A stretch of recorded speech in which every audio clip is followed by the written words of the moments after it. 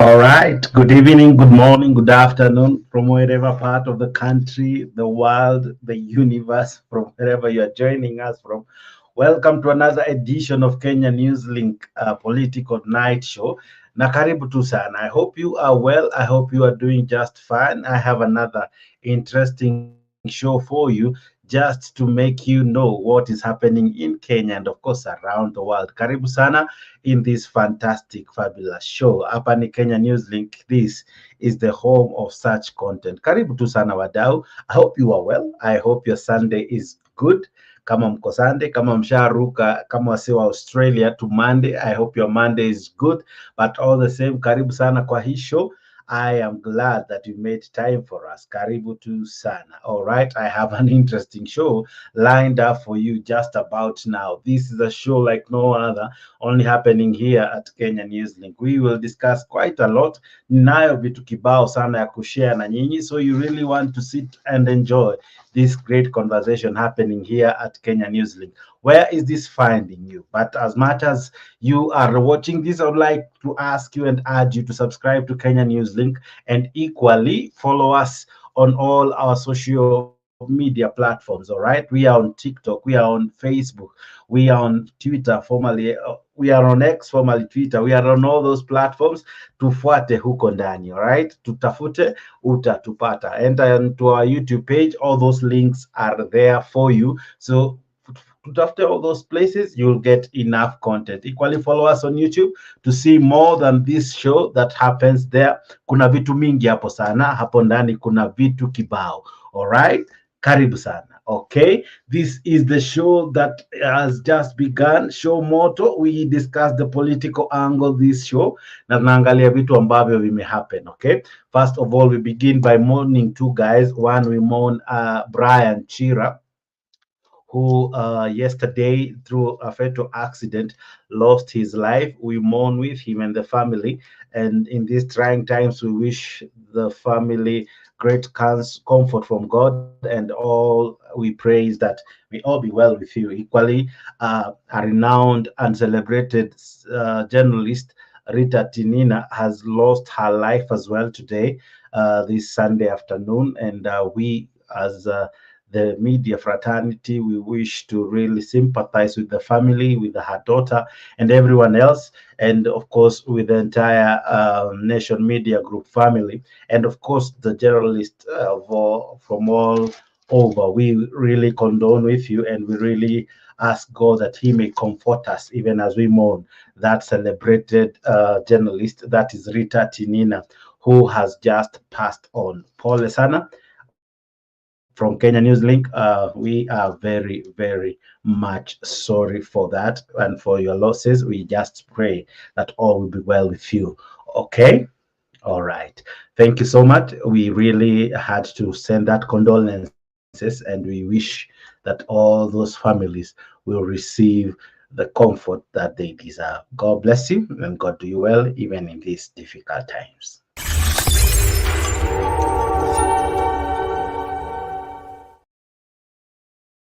All right. Now, in what appears to be a trend, in what appears to be a trajectory of how things are becoming uh, tough in UDA, another interesting thing is happening. You know, for quite some time, they thought Raila Odinga is their rival. For quite some time, they thought that they have no one to oppose them.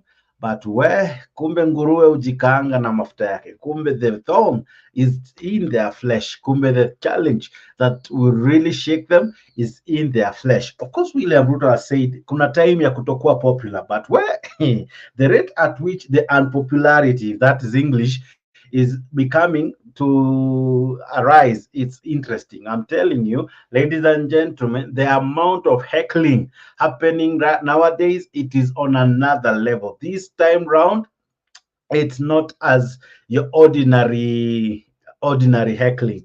We have seen heckling in Meru. We discussed that in this show.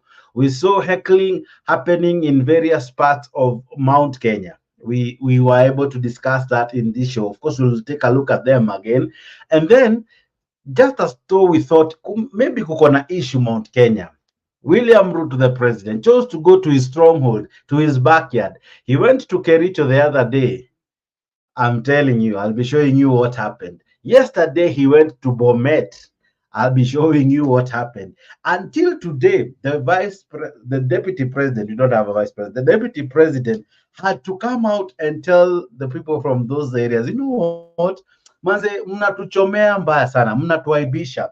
I'll be telling you about that in this particular show. But equally, let me know where this is finding you, and also allow us to really engage with you through the comment section. And equally, if you wish to join us in studio, the links to join us in studio are appearing on your comment section.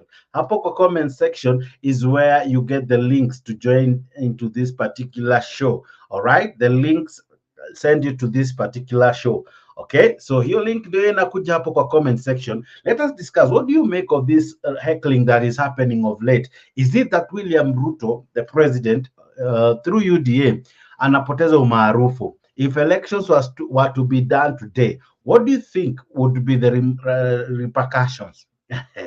All right. The other thing is, it has been interesting given that of late, even the story UDA elections, which we were all anticipating that will happen in March, zimeenda chini. That conversation is not happening. So what is happening? What is cooking? Could it mean that probably all is not well in UDA? Could it mean that all is not well in the ruling party? Is all well with the president? Maybe we thought by sending one Raila Odinga to AUC, we have eliminated competition. But I think the time is ripe for anyone who has all that it takes to really take up the challenge. Because if there was a time that an opponent had everything going for them, it is now. Okay, let's speak up from this, and then we will continue. Of course, I invite you to join us here in studio. The links to this conversation are appearing there at the comment section. Equally, feel free to participate hapo kwa comment section. Maoni yako ni yapi? Yeah, what do you take of the issues that are bedeviling the president when he goes to places perceived to be his stronghold? Bomet is a region that voted to the man for one William Samoei Ruto. Kericho is a region that voted to the man for one William Ruto when it was time for the presidential election. If you remember, this is a place that almost everyone is from UDA, all the MPs, all the senator, the governor, everyone from this region is from UDA. So it is a place we can rightfully say it is a stronghold. It's the bedroom. It is where William Ruto enjoys massive support from people who live there, from people who vote from there. So it is rightful to say that William Ruto is receiving very interesting challenge in his own backyard. All right, we'll be looking at that and we'll try to see what that means. But before even I bring in the panelists, allow us to listen to this. I'll be playing equally how it all went down yesterday, uko maeneo ya Bomet na Kericho. But let's begin with how today began, by the statement by one deputy president, Bwana Mr. Rigiji, the truthful man. This is what he had. Rigathi Gachagua has called Rift Valley leaders to order, asking them to stop embarrassing the president by engaging in what he termed as unnecessary supremacy wars. Well, in reference to the rising cases of heckling and hooliganism witnessed in presidential functions, as was the case in Kericho and Bomet, Gachagua told the leaders to respect the presidency and stop political squabbles. Two incidents in Kericho and Bomet have now left the head of state and his deputy furious.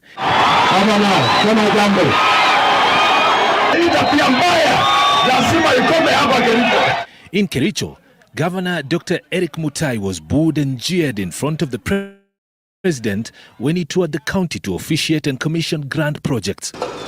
And in Bomet yesterday, when the president made several stopovers to address the crowds, another governor was on the receiving end. This time it was Bomet Governor Hilary Barchok who felt the wrath of the crowds. They booed him as the president watched pensively. The two incidents have angered not just the president, but his deputy too. Rigathi Gachagua has read the Riot Act to the local leaders and residents who he says are embarrassing the president in his public meetings. You people from Rift Valley, I want to appeal to you, don't take the presidency for granted. Mimi naona mnaanza kuchezea hii kiti yenu. Na msichezee. Kama rais amekuja kwa county nyumbani na ni rais wa Jamhuri ya Kenya, amekuja kuzidua mipango ya maendeleo, kupanga maendeleo. Mnatoa rais kwa mamlaka yake na cheo chake. Kazi yake ni kuzuia vita. Wewe hapa unapiga kelele na wewe nyamaza, mnaulizana nini? Sasa hiyo kazi gani tunafanya? Gachagua wants both the local leaders and residents to square out their squabbles once the president leaves his functions. Sasa mkileta siasa duni ya ugomvi na kupigania viti, uchaguzi uko mbali. Wewe unakomboa vijana kupiga kelele, mwingine anakitua vijana kupiga kelele. Rais amekaa pale. Ile ulimlete haongei, mkutano hawezi endelea. I'm going to call our leaders from this area, from our counties here in North and South Rift, niketi chini na hawa, so that they can explain to me what is the problem and why they want to embarrass our president at home. During yesterday's turn of events, President Ruto told off the local leaders and the residents for playing cheap politics in his presence. Mimi nataka niwaambie hivi, mambo hii, kulete mambo hii kwa mkutano mimi sitaki. Wawase biju? Wakaso. Speaking at separate functions, Rift Valley leaders also urged their political counterparts to be tolerant whenever the president is in their midst. Hiyo maneno ni aibu kubwa sana, na waomba wakaaji wa bonde la Ufa, tafadhali tuweze kuvumiliana, haswa mambo ya kisiasa. Hakuna haja, hatuna siasa wakati huu, hatuna kura inapigwa kesho. Leo ni siku ya maendeleo. Yale tuliweza kuona kwa Kericho ama sehemu hizo zingine ambaye rais wetu alienda, hiyo sio tabia na kimila ya Kikalenjin. Na naomba kwamba wale wanasiasa wasitumie mikutano ya rais kujionyesha katika mamlaka yao na network yao ya kisiasa. Ngojeni mpaka 2027. Last month, services in Bomet town were paralyzed momentarily after residents staged demonstration demanding the resignation of Governor Barchok. The angry residents lit bonfires along the Bomet highway, rendering the busy stretch, which connects Bomet to Kericho and Nakuru counties, impassable. In their protest, the residents accused the governor of mismanagement of county funds, thus demanding his immediate ouster. Nimro Tabu, Citizen TV. All right, I couldn't have put it even much better than Nimrol Tabul did, and we'll be looking at that among many other things. What do you see happening across Ruto's stronghold? He was in Kericho yesterday, or the day before yesterday, I think on Friday, and there the governor Mutai was unable to speak, because the residents there couldn't even allow him. He was booed to the ground. And as if that was not enough, the president tried to calm the crowd, but the crowd couldn't have any of it. You know, it's becoming interesting that this is the region that would sing bottom up. This is the region that would praise William Ruto. They would even help him finish his sentences. When he would say bottom, then they would say up, you know, where he came out so strong, and they showed him that we are ready to support you. And for real, to their word, they showed him support. They came out to the man to vote for him. He received enough support from the region of Bomet, from the region of Kericho. These are regions perceived to be strongholds for William Ruto. If there is a storm in William Ruto's backyard, where is it safe for him? All right, those are the things we'll be trying to answer here in this particular show. What do you make of what is happening? There are people who are opining that probably watu washachoka, watu wamechoka, watu are tired, in the sense that they really placed their hopes and trust in this regime. They really had all their eggs in this one basket called UDA. Unfortunately, it was not good or rather, it has not been for them.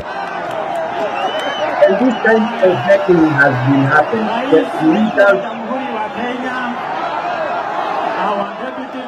The leaders are unable to speak. They are heckled down. Ruto Mato, Bomet, he tried to address the crowd. He tried to speak. He tried to speak. He raised his voice. The crowd could not have any of it. You know, they spoke and shouted, you know.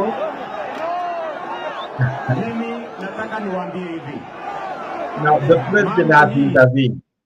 The president had to intervene. Of course, some may be asking, why is it that now the president has Hajai Shukagari in terms of he has always been on rooftops, you know, the campaign mood always. Alishuka tu kidogo tu after swearing in, but he's all there.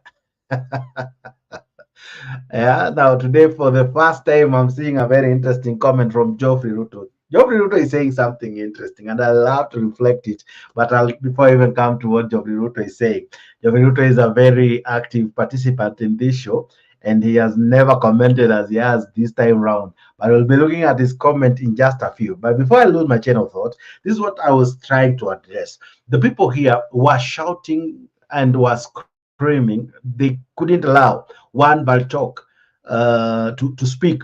He tried. The president had to intervene. He even had to speak their language. He had to bring the temperatures down. But even so, that couldn't help. This is the whole governor. This is the one who replaced Laboso when she passed on. This is his, I don't know if it could be counted as his second term, but he was unable to speak. The crowd couldn't have any of it. They toned him down. They dressed him down. And just few centimeters, if not meters, away from him, the hand you're seeing there, the man trying to talk there, is the president. All these hands waving, I don't know, I wish I could have a point on screen. All these hands waving, trying to shout, trying to scream, are standing next to the president. In fact, the president, if he stretches his arms correctly, he might touch their heads. This happened immediately after Bachok was invited. Let's listen in kidogo before I even begin the conversations.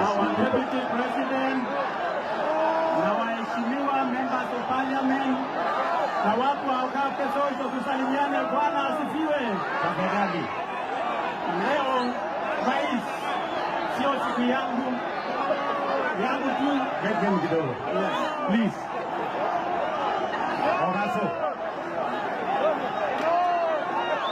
Mimi nataka niwaambie hivi, mambo hii, kulete mambo hii kwa mkutano mimi sitaki. Ose biju? Ogaso. Okwe pichokwe viongozi iju.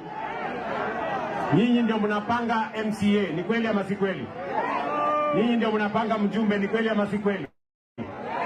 Nyinyi ndio mnapanga senator, ni kweli ama si kweli?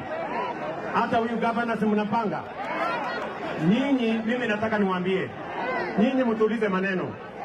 Mkuwe ni watu wa kusoma barua ikiwa ndani ya bahasha.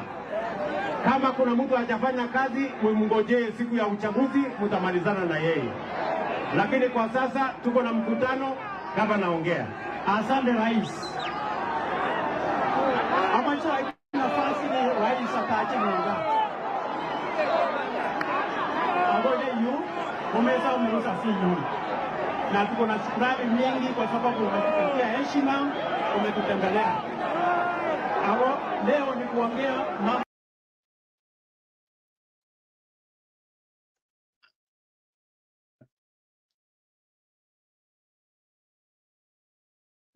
At the same time,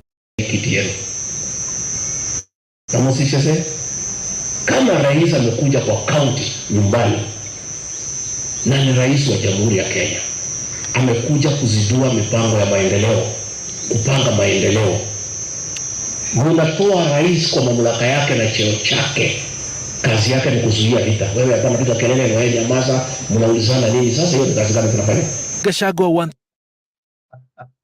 Wewe wadau. Sasa hiyo ni kazi gani mnafanya? Kazi ya rais sasa imekuwa ni wewe wacha kupigana, wewe wacha kupiga kelele. Mr. G, good evening. I don't know if you are there with me, but karibu sana kwa hii show. Equally, you can join us, link ndo hiyo hapo kwa comment section. It's becoming hot for one President William Ruto. We thought the heat was coming from Raila. Where? You can imagine when you are being burnt by your own fuel. Am I making sense? Kujichoma na mafuta yako unajikaanga na mafuta yako.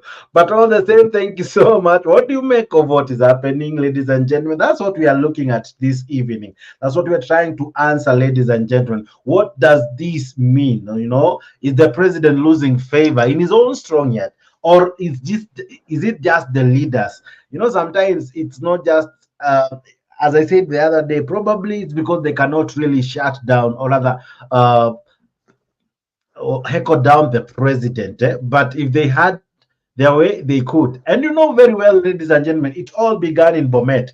The first kind of heckling happened in Bomet. You remember, ladies and gentlemen, when one CS for energy, one Mr. Churchill tried to speak in a church function. Even there, ladies and gentlemen, the people couldn't allow him in a church service. Yani wasewa Bomet wataki jokes hadi kwa church service. This was Kericho. Before I now talk to Mr. G, this was Kericho the other day. This was on Friday. Kericho is not far from Bomet. Their counties neighboring each other.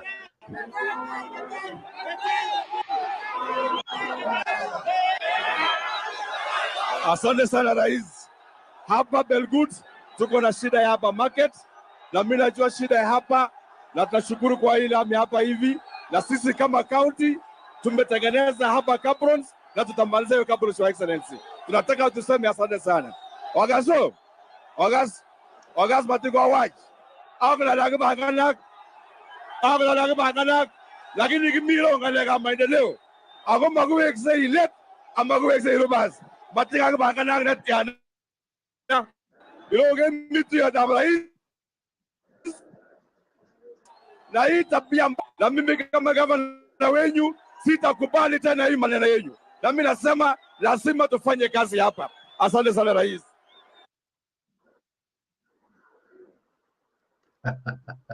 Hii tabia mbaya lazima iachwe. Yani Mr. G, what is happening? What could be happening?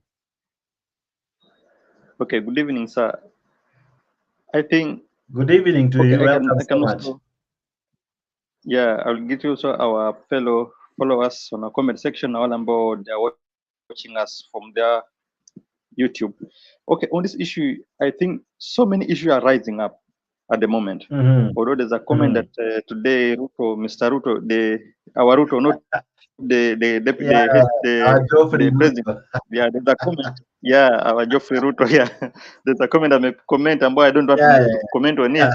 But let me just try to share what I'm getting on this issue. You know, Mr. Jakes, there is a law. When you read the book of that book, the 48 books of the 48 laws of power. Yeah, I like that book. You know, when you go to that law number 19, the law number 19 says that do not offend the wrong people.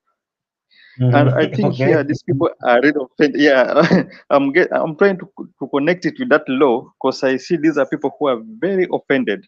But also, before I continue, there's also an allegation. I don't know if you heard of it. There's an allegation ambazo this guy anaitwa Sudi. There's some allegations some few weeks ago ali air out, and I think if you have not heard, maybe I can share to you the clip umskize because they may be also be connected to this. Yeah, because he was trying to, there's some sensitive things he was trying to share. I think I can also connect with it, but I will share to it right now. You listen to the clip. I'll have to share to this guy here, because I'm seeing something being connected. Because at the moment, vitu kama hizo zikianza kuhappen before the president, I remember this is the stronghold. This is the president, Ruto's stronghold. Yeah, bedroom. Go on. I'm just projecting.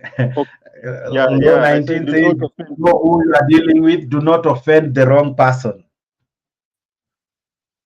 Exactly. You know, when these people, first of all, these people had a lot of these people. The people from Nandi, the people from Kalenjin had a lot of expectation from this president because alikuwa promise, alikuwa promise vitu vingi, and they really knew that wakati wanachagua this guy ambaye ni president watakuwa wako save. You know, always people change leaders believing that it better their lives. So you choose a leader hoping that this leader is coming to change your life. He's coming to change things ambazo zitakuwa of benefit to you. But I think from the moment the things zimekuwa zikierupt kila wakati zikija, imekuwa a lot of disappointments and a lot of disappointments zikiendelea. So I think people pia wamechoka, but still before talking about this thing about watu wamechoka, I think it is better if we can listen to that clip. Let me share you that clip ambao Sudi aliongea, because I think that clip makes a lot of sense. Yeah, let me share to you the clip, because I think that clip, it makes a lot of sense than talking about maybe these people are only discouraged. Yeah, let me just share it to you before we continue. You can share to it Simbaya, because it is Sudi alikuwa anaongea na Sudi ni mtu wao. Yeah, yeye alikuwa anaongea. Let me just share it and then we can continue from there. As you're sharing with me, equally, ladies and gentlemen, Nikumoto huku nje sika kamsimama ameingia, na kabla kamsimama ama hata nipate clip ambayo nimetumia na Mr. G. Wewe pia unaweza jiunga nasi, link ndio hiyo nimekutumia hapo kwa comment section. Lakini kuna story hapa nataka tujiulize. Wakati ili happen in Meru, this is what the president had to say, because this is not the first time when it happened in Meru. Ladies and gentlemen, this is what the president said. I don't know if you remember. Asante sana gavana wetu. Haya, nyinyi wangwana, tulizeni maneno. Saa hizi ni saa ya kazi. Hatutaki saa hizi kupigana vita. Tunataka kufanya kazi. Si namna hiyo? Nyinyi wananchi wa Meru, si nyinyi ndio mtatusahihisha? Mjumbe afanye kazi yake, senator afanye yake, mama county afanye yake, gavana afanye yake, mimi na Riginyi tufanye yetu. Si nyinyi ndio mtabitisha mtihani? Mtu akizembea kazini tunaenda nyumbani. Basi sasa hakuna haja ya kuharakisha mtu. Nyinyi relax. Si namna hiyo? Kila mtu afanye kazi bwana. Ama namna gani? Mimi nataka niwaulize watu wa Meru. Siasa hatutaki ya vita. Tunataka siasa ya maendeleo. Hatutaki siasa ya ugomvi. Tunataka siasa ya kuunganisha. Hatutaki kutenganisha watu Meru hii. Na mimi nataka niwaambie, vijana, nataka mnisikie. Nataka mnisikize. Hatutaki fujo. Naelewana? Fujo ni ya watu wa kitendawili. Fujo ni ya watu wa Azimio. Mikutano yao ndio iko fujo. Sisi ni watu wa amani na kazi. Ama namna gani? Tunaelewana watu wa Mekendori? Tunaelewana? Alright, sisi ni watu wa kazi, sisi si watu wa fujo. Watu wa fujo ni watu wa Azimio, lakini Nikumoto wadau, Nikumoto wapendwa.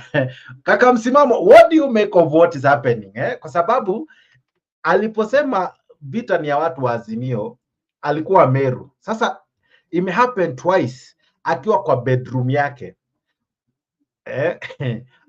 Sasa atacomplainia nani this time round? Raila Odinga has not been having a meeting in those areas hata kitambo tangu aende Bomet ama aende Kericho. So who is to blame saizi ambapo anakuwa heckled kwake nyumbani? Asante sana ndugu yangu hapo Sajex, Masaji na wengine wote ambao pengine maybe wanatufuatilia hapa. Hili jambo kaka Jex, mimi naona ni mwiba wa kujidunga waga uumizi. Na kwa nini niseme hivyo? Jex, unakumbuka hakuna jambo ambalo ni nzuri kama vile mtu ambaye ana tajriba ya uongozi, ana tajriba ya kazi na ana uwezo kupewa mamlaka ya kuweza kujinafasi, kuweza kutenda kile ambacho anakielewa. Sasa kibaya zaidi kinarudi pale kwamba sauti inakuwa moja, kwamba wewe ndio kila kitu upange. Unajua pia unalemaza na masuala mengine, kwa sababu Mimi natofautisha baina ya magavana wa Azimio na magavana wa KK. So ile kwamba mzee amesema ndio haya mambo tunayaona athari yake, kwamba wao wanangoja, wanaona kila kitu kitatengenezwa huko juu. Sasa yeye pia mwenyewe anajikaanga na mafuta yake, kwa sababu utakuta ambao wanakuwa heckled zaidi. Mimi sijaona mkutano wa watu wa Azimio tukiona viongozi wa mfululizo kama hivi tunavyoshuhudia wakiwa heckled. So na tukiangalia track record ya magovernors wa Azimio na hawa wengine wa KK, tunakuta kuna tofauti. Huku kwingine sherehe na huku kwingine ni vitimbi. Sasa unajua, ukiona hata rais anaingilia kati kuweza kuzima ghasia ni kubaya. So for real, hii yote ni kujipatia mwenyewe, kwa sababu yeye aliamini kila mtu ataweza kumkunga kwa vile ambavyo anaamini kwamba sauti ikiwa yake basi mambo atakuwa mazuri, na haya ndio athari yake. So usilaumu Jax ukasema nini. Sauti moja kwamba iwe inamiliki kila pande ndio makosa yake na majibu yake ndio haya machoni kwetu kama wananchi. Kwa hivyo tutegemee wengi watakuwa heckled, kwa sababu hawezi kuwa heckled ana kwa ana. Watu wananchi watatafuta mbinu, lakini mwisho wa siku waimaibishe aswa machoni, jambo ambalo linajua linamuuma na anatafakari ni wapi nimeharibikiwa, na si pengine ni pale kwa kutaka kushika kila mahali wewe mtu mmoja. Badala ya ufanye kazi yako kama kiongozi mahali husika. Kila siku tunashuhudia kama si kwa Thanksgiving basi ni kwa launch ya barabara ama launch ya kitu fulani. Hivi vitu ndio vinamwacha anachiwa waibu katika ngome zake, na yote ni kwa sababu hawa watu wametia kiganjani. Na mfano hai Jax, kama utani ya radhi, parliament yetu venye haswa wabunge wa KK venye wametiwa kiganjani. Ushaona yani jinsi wanavyopitisha miswada kiholela bila kuifikiria athari yake kwa ajili ya leo. So for real Jax, mimi kwa haraka ni kwamba hili halinishangazi na bado nalitegemea zaidi na tena na zaidi, kwa sababu mwananchi ufanya yote lakini usicheze na tumbo ya mwananchi. Fanya yote lakini usicheze na tumbo ya mwananchi. Kwa hivyo tutegemee hizi hackles kuwa nyingi zaidi, kwa sababu hapo ndipo mwananchi sasa anashangaa baina ya ahadi na matendo, baina ya maneno na matendo. Sasa hizi false promise mwisho wa siku ndio zinatulekeza hapa. Kwa hiyo jamani, tutegemee mengi zaidi, na wote ambao wamekuwa katika huu mrengo samahani wamelemazwa kwa kutaka kusikiza mtu mmoja. Mzee amesema ama anasemaje boss. Sasa unashindwa na kujinafasi kufanya ile kazi ambayo inakupasa ufanye, kwa sababu wananchi wamekuchagua kwayo. Kwa unakwenda umetoka huku, tumekupa umetulalamikia na sisi tumekupa malalamishi yetu, tumekubaliana unaenda bungeni tufanyie hili, but ukienda katika nafasi husika badala ya utufanyie unafanya kazi ya mtu mwingine ambaye ni kidogo zaidi. Maana kwa tamaa ambayo ndio imetumaliza kama Wakenya. So mimi nitakwamia pale kidogo lakini nategemea mengi zaidi kaka yangu Jax. Kwa hivyo kaka, msimamo unasema kwamba tamaa ndio imesababisha haya yote, na of course pia kuna wengine wanasema ama madai ya kwamba kuna uwezekano ya kwamba ni ahadi ambazo hazijatimika, ama mfano watu wanahisi kana kwamba wamechezewa shere ama wamedanganywa na ahadi ambazo hazitimii. So aidha wanatoa frustrations zao kwa viongozi. Jax, hapa si ahadi, hapa ni gavana amekuwa heckled. Sasa kama ni utepetevu ni wa gavana ndiye ambaye ni mzembe, kwa sababu yeye ameshikilia msimamo mpaka nielezwe na bosi wangu, nisije nikafanya lingine ambalo bosi wangu nitamchukiza. Kwa badala afanyie wananchi kazi, anakuta ametiwa, sijui kama unanielewa hiyo point. Maana tofauti ipo. Tofauti unakuta magavana wa Azimio they are totally capable, they are doing their job, a recommendable job. For instance, huyu gavana Gladys Wanga, what she did, the whole country ilikuwa tunatazamia macho yote wanaangalia Homa Bay. Kwani wako Kenya ipi baina ya gavana wa Meru na huyu mwingine wa juzi wa Bomet na kina Wanga na kina huyu wa Kisii na kina Sharifu huku Mombasa wako wapi? Kenya ipi? Nini kinafanya hawa wanafanyia wananchi wao kazi na hawa wengine wanabaki katika sauti? So madhara ya kutaka uhuru Kenya kwa kutumia sauti moja kama tulivyokuwa awali, hapa ndipo ambapo tunashuhudia. Na nikimalizia akakaje, kuna utofauti wa sasa na juzi. Maana pale juzi vyombo vya habari havikuwa na uhuru, hakukuwa paruanja, hakukuwa naombea kama huu ulioletwa hewani siku hizi. Wewe jamba leo tu, kesho saa hiyo tu nusu saa lishatokea kwa mitandao. So hapa ndo kuna tofauti. So ukitaka kurejesha back to where we used to be inakuwa ngumu, kwa sababu wananchi ashakuwa mwerevu zaidi. Kwa hiyo nitachapa yangu Julia ameingia. Alright, Julia Kondani, asante sana Julia, lakini naja kwako Julia sahizi, lakini kuna point ambayo Mr. G alisema ataiongelea. Niambie ukweli leo. Hii video. Huyu kuti mmoja na Mandago na DK yule Asoi waliibia kura Bitoko. Hawa. Waliibia kura Bitoko. Lakini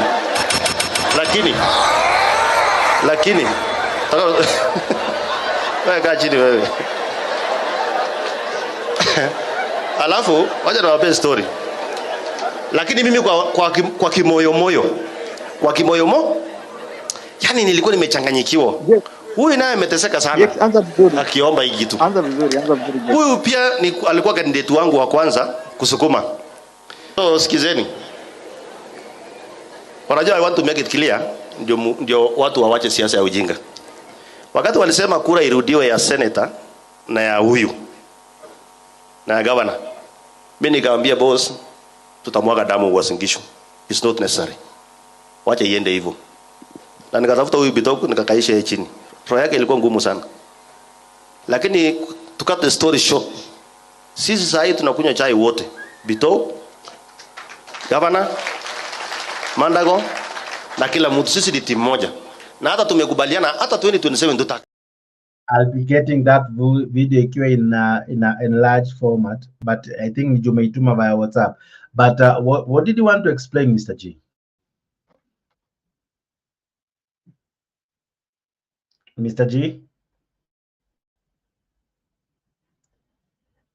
Mr. G, can you hear me?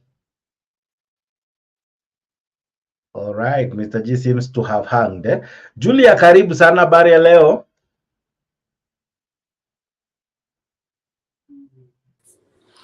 Mzuri je, habari zenu?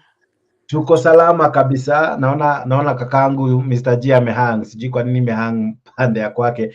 But sijui kama umefuatilia mjadala tulipoanza. Tunaangalia jinsi president amefanywa mambo kule maeneo bunge ya ama eneo la Bomet na Kericho.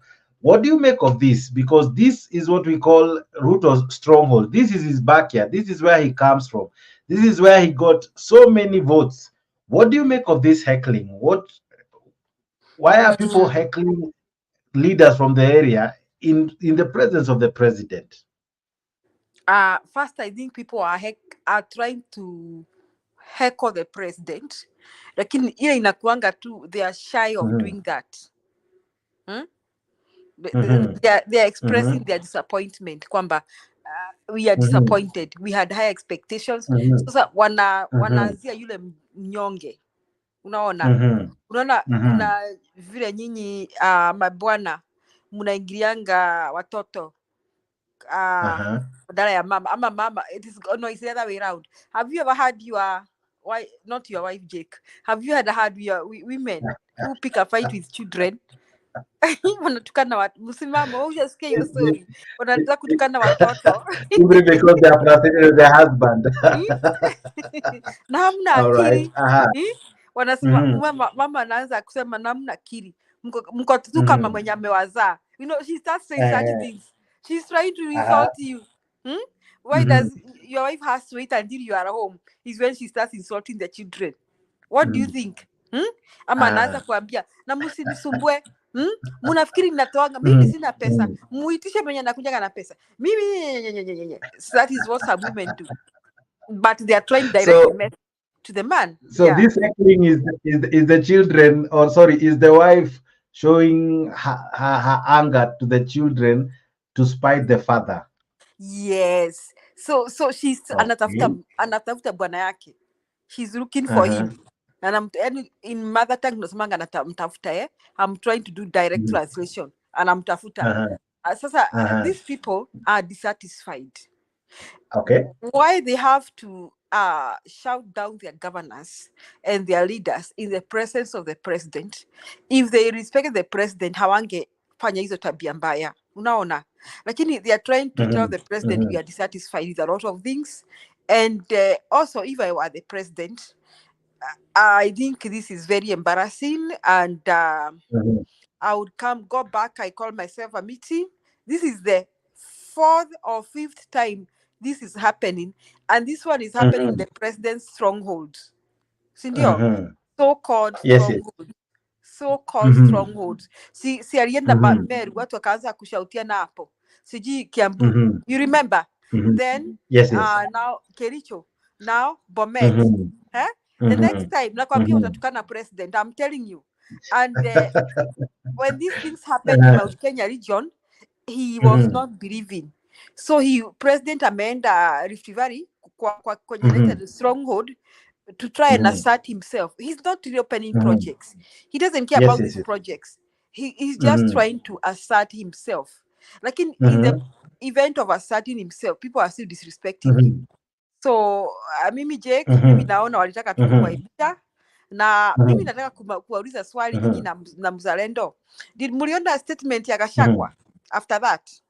Ni msimamo, I'm sorry, si mzalendo. Msimamo. Sorry, msimamo si mzalendo. Msimamo. Muliona statement ya Gachagua?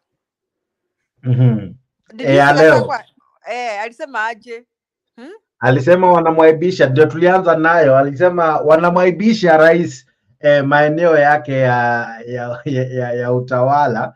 So according to Rigiji, ni aibu wanaleta, wanamwaibisha president. Badala ya president afanye kazi ya kutulizisha watu, kazi yake ni ni kuambia wewe wacha vita hapo, wewe fanya hivi. So president badala alete kazi, president anafanya sasa kazi ya kutulizisha ama kurejesha amani. Did you see Gachagua was saying, sasa nyinyi mumeona magazeti, mumeona TV, nini ilikuwa kwa TV, president alienda kufungua maendeleo, lakini badala ya kazi yenye president alifanya, nini ilikuwa kwa TV, ni vile mliaibisha president, ni vile mimi sitakubali mwaibishe rais wangu, nini, alafu akasema ati mumepewa kiti na hii kiti hamu appreciate. So me am asking myself, Jake, na msimamo. Jina ni mwingine ameingia. Ni kiti gani anajiita maendeleo ya bure? Tuseme mimi nimetoka Mount Kenya. Mniambie tu kweli kama mimi kuna kiti nimepewa na Ruto. Ama mniambie tu kweli tofauti yangu na nyinyi kwa hii viti. Mimi nafikiri mimi na nyinyi zote tuko hustlers. Kama kuna watoto tutalipa, mimi Julia msimamo akilipa Julia atalipa. Bei ya kilo ya sukari yenye msimamo ananunua mimi ndio nanunua. Hakuna vile kutasemekana ati mmepewa kiti ya deputy president sasa bei ya sukari ya Julia iangushe chini. Will there be something like that? No. So I'm asking myself, what is this nonsense Gachagua is always saying? What is wrong? I seriously told somebody today I give up with Gachagua and his brain. Kwa sababu gani? For 2 reasons. First, you cannot force respect. If your wife does not respect you, msimamo, she will never respect you. She cannot change. Huko kwetu tunasimanga mti hawezi rekebishwa kama umeshakoma. Unaona? Kama bibi yako the day she entered, if she didn't respect you, she's not gonna change. Ati umepeleka mbuzi kwao na ng'ombe, she's not gonna change. So respect cannot be forced. Respect is earned. So Gachagua was saying, mimi nisisikie mkiambia president. Mimi tutakushana na nini? Who was he lecturing? Are those school children? Who the H does Gachagua think he was? Who was he lecturing? Are those school children? Haya. And then he saying, umepewa kiti. hii kiti mtakana muappreciate. Nani amepewa kiti? Yeye na bibi yake anaitwa nani? Bibi yake Gachagua anaitwa nani? Dorcas. Yeye na Dorcas ndio wamepewa kiti na watoto wao. Na Ruto na Rachel ndio wamepewa kiti na Sugoi. Sasa mimi Gachagua asitulete. Hakuna mtu amepewa kiti. Yeye na Dorcas ndio wamepewa kiti na Ruto na Rachel ndio wamepewa kiti. Sasa mwenye watu wamekataa kumheshimu aende akaulize hao watu wakini hawamheshimu wasitulete. Asanteni sana. All right. Julia, asante sana kwa maoni yako. Najua umewasha moto kibao. Takuja kwako tu saizi. Naona na mgeni leo anaitwa Charles Keter. Karibu sana Charles Keter. Mr. G amerejea. Naona msimamo anainua mkono. Msimamo dakika chache tu nieleze.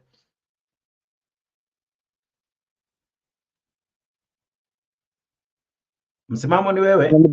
Asha sawa, asante. Unajua na wasiwasi mbona naweza nikatemwa nje. Nimsaidie kidogo kwa msemo dadangu Julia kwamba pale aliposema yani unapiga jibwa unamtafuta mwenye unapiga mbwa unamtafuta mwenye mbwa ama unagonga gogo kusikiza mlio sasa. Hiyo ya kwanza ndio ya kupiga mbwa unatafuta mwenye mbwa. Hiyo ndio inaingia sana. So our hecklers wanapiga mbwa wakitafuta mwenye mbwa. Alafu nimsaidie pia. Usishangae Julia kwa haraka naweza nikatemwa nje ndio maana na wasiwasi hapa. Lakini pia nitakuwa nimechangia. So mtanisamee ndugu yangu Mr. na brother hapo kidogo tu sitachukua muda. So ni VJX.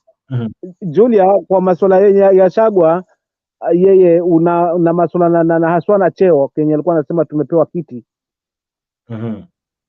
Usisahau kauli yake ya kampuni ya shareholders. Maana shareholders ya Gachagua ilikuwa inamaanisha ni vyeo tutapewa. Sisi tutapewa na kina nani? Hebu tugawane hizo. Kwa hiyo baada labda hivyo vyeo wananchi ndivyo ambavyo watafuatia kwa sababu watakaa kwamba tuna makamu wa rais. Kwa hata kama tunapata tabu lakini tuko na makamu wa rais of which anayefaidi ni makamu wa rais, si mimi msimamo ambaye niko mlimba huko mbali huko. Alafu msimamo kabla hujaenda. Alafu nitatemwa Julia, nitatemwa. Usitemwe, niko na neno la kukuambia. Hebu kumbuka. Msimamo uliyoiona ndugu ya Kibaki. Nyinyi watu mliona historia ya ndugu ya Kibaki na madugu zake? Ile hali ya maisha walikuwa naishi. Mliona hiyo story? Na Kibaki alikuwa rais wa wapi? Wa Kenya. Na ndugu wake na kaka zake walikuwa bado wanasumbuka na maisha. This thing ni ya mtu na bibi yake, mtu asituletee. Ni ya mtu na mtu wake. Alright, maoni kali. Hata nije kwake jamaa anajiita Charles Keter. Charles Keter, habari ya saizi, natumai uko mzima. Charles Keter. Charles. Alright, kabla Charles nilikuwa nimemuona sijui amejificha nyuma ya hiyo mwangaza, lakini Mr. G ulikuwa una submit ukapotea. Nieleze. Wanasema ya kwamba inaweza kuwa ni wananchi wana demonstrate frustration zao kupitia wale ambao ni chini ya Ruto, lakini hasira yao ama ghadhabu yao sana hasa inaelekezwa kwa rais. Maoni yako ni yapi? Sorry, nimekuwa na challenge but I think nilisikia msimamo akiongea. Madam Julia ndio sikumsikia. Network ilinitupa nje ikabidi nizime simu kwanza. But nawasalimia nyote. I think nitamsikia tena. Okay. On that point nilikuwa nataka kusikia there's something ambayo nani alisema. There's something ambayo Sudi alisema. That's why I wanted you to play the clip but uli play ukaanzia katikati. But the message ilikuwa ile ya first kabisa, the first point ambayo alimake. Ndio nilikuwa nataka kugusia that point. Sijui kama unaweza rudia tu the first point kidogo tu, that first point ya kwanza. Alafu make that submission. Mali anasema walimuibia. Yeah, pale mali anasema ndani wa kweli leo. Huyu koti mmoja na Mandago na DK yule Asoi waliibia kura Bitok. Hawa. Waliibia kura Bitok. Lakini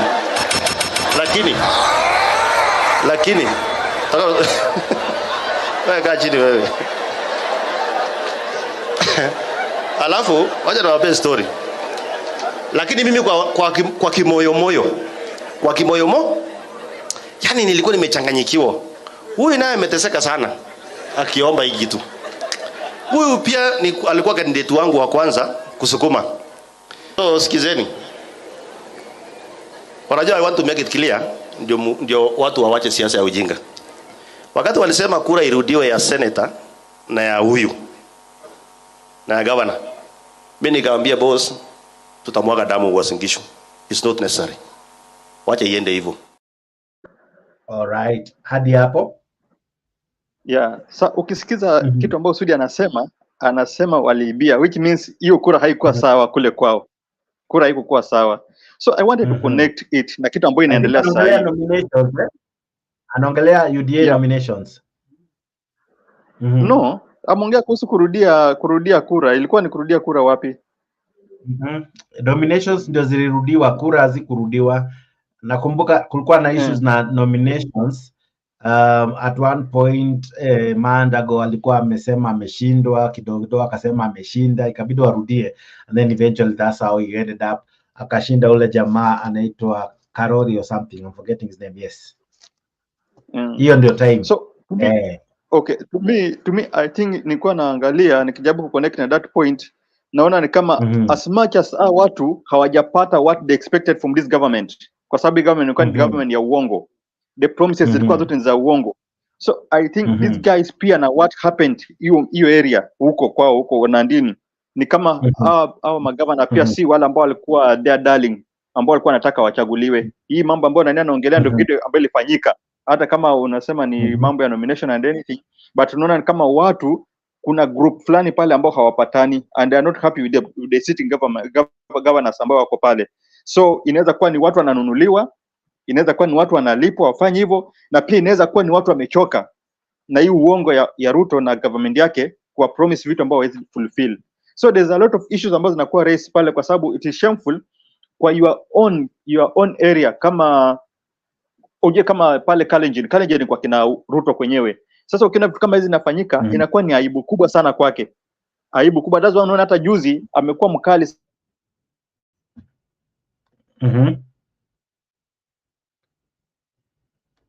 sana akiwa anataka kupatia mtu kiti.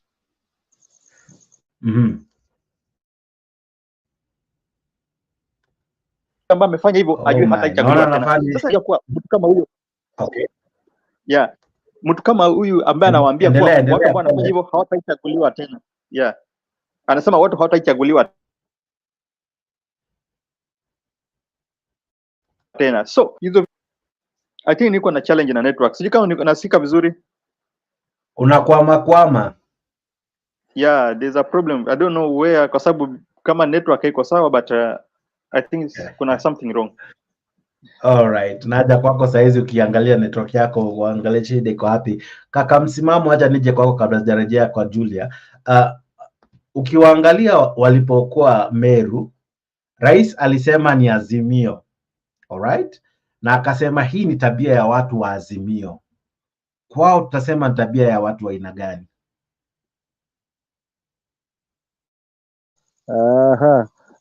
Ndugu yangu, Azimio ilikuwepo Rift Valley, hiyo ndio wazi. Azimio ilikuwepo Central, that's the truth. Unajua siku zote haki haizami, kaka yangu Jex, huwa inaolea. Yaani mpaka ukaisukuma ndani ya maji, hata kama ni ya bahari, haki bado itaolea, itaonekana. Sasa ni wakati ambao ndo tunatofautisha hizi siasa, kwamba hiki kikifanywa ni watu ndio wanaofanya hivi. Nao unataka nijiuliza kama hilo swali unaniuliza wewe haswa, ushanielewa? Kuna watu wa kung'oa reli, mbona wana Heckle? Yote ni kwa sababu wananchi walifanya uamuzi wao, mwisho wa siku maamuzi waliotegemea sio yaliyokuwepo. Ndio na maana unakuta Gachagua na nadi hizo cheo kwao kwamba lazima muheshimu kwa sababu ya hiki kiti. Lengo na madhumuni kwamba akisha drop huyu naye lazima atachukua ya kwake 10. Ndio lililobaki katikati yake. Mwisho wa siku tutafikia hayo agreement kule kwamba tulikubaliana ni hivi.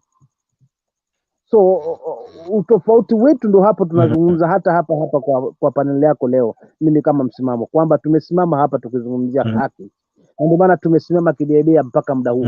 Dadangu Julia, kakangu MG, wewe Jack, kwa sababu tumeona umuhimu ni taifa hapa, hakuna lingine. Muhimu ni taifa, wala si mirengo, wala si vyama, wala si ngoma, kwa sababu taifa likielekea kusiko, wa kulaumiwa ni mimi mwananchi, wala si mwingine, maana hakuna wa Uganda atakuja hapa kulaumiwa. So kama tutanadi kabila, tutanadi dini, tutanadi nini, we are in for it.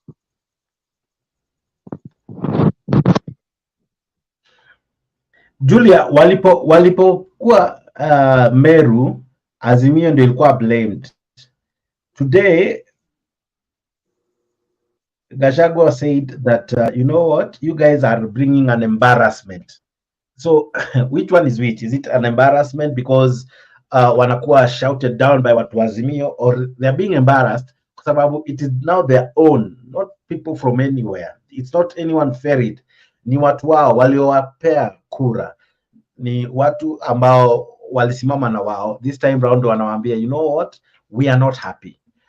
From where you sit, as you have rightfully said, this could be the people responding to the leaders, showing with the higher chair. Then the question is, are the leaders themselves, are they able to see that this maybe frustration sio ya hawa wadogo, ni yangu mimi? Do you think the president is able to see that? Yes, of course he is. Lakini sasa in the public Gachagua hawezi sema hivyo. Sasa lazima pick a fight na those. Sasa did you see the faces of whoever he was telling hapo? Hao watu walikuwa wanamwangalia wanashanga, unatuambia nini kwa, why are you telling us this nonsense? Did you see us doing those things? So Gachagua must displace his aggression on those people that he was talking to today. But Gachagua na Ruto wanajua tu for people to be, you know, let me ask you, has anybody in Nyanza and Western ever disrespected Baba? Ama ata Uhuru? Even when Gachagua and Shungwas and others were saying that Uhuru is unpopular in Mount Kenya region, did you see? Did you ever see anybody try to do that to Uhuru? Did you ever see such exchanges? No, I didn't. No, I did not. The common man knew. Hata kama we don't like something Uhuru is doing, we still respect him as our president. Unaona? So what I'm trying to say that Ruto and Gachagua know, they can feel it. They can. Do you remember kuna huyu MP wa Meru amesema kwamba it has been so hard to sell the government to the people right now.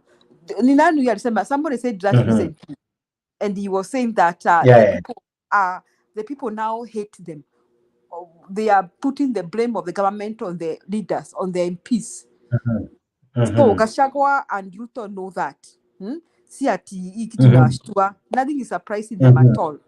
It's just that now they have to say something in public to just console themselves. But I think maybe what we should ask ourselves, what next? Will this disrespect continue, or what next are the people going to do? What do you think?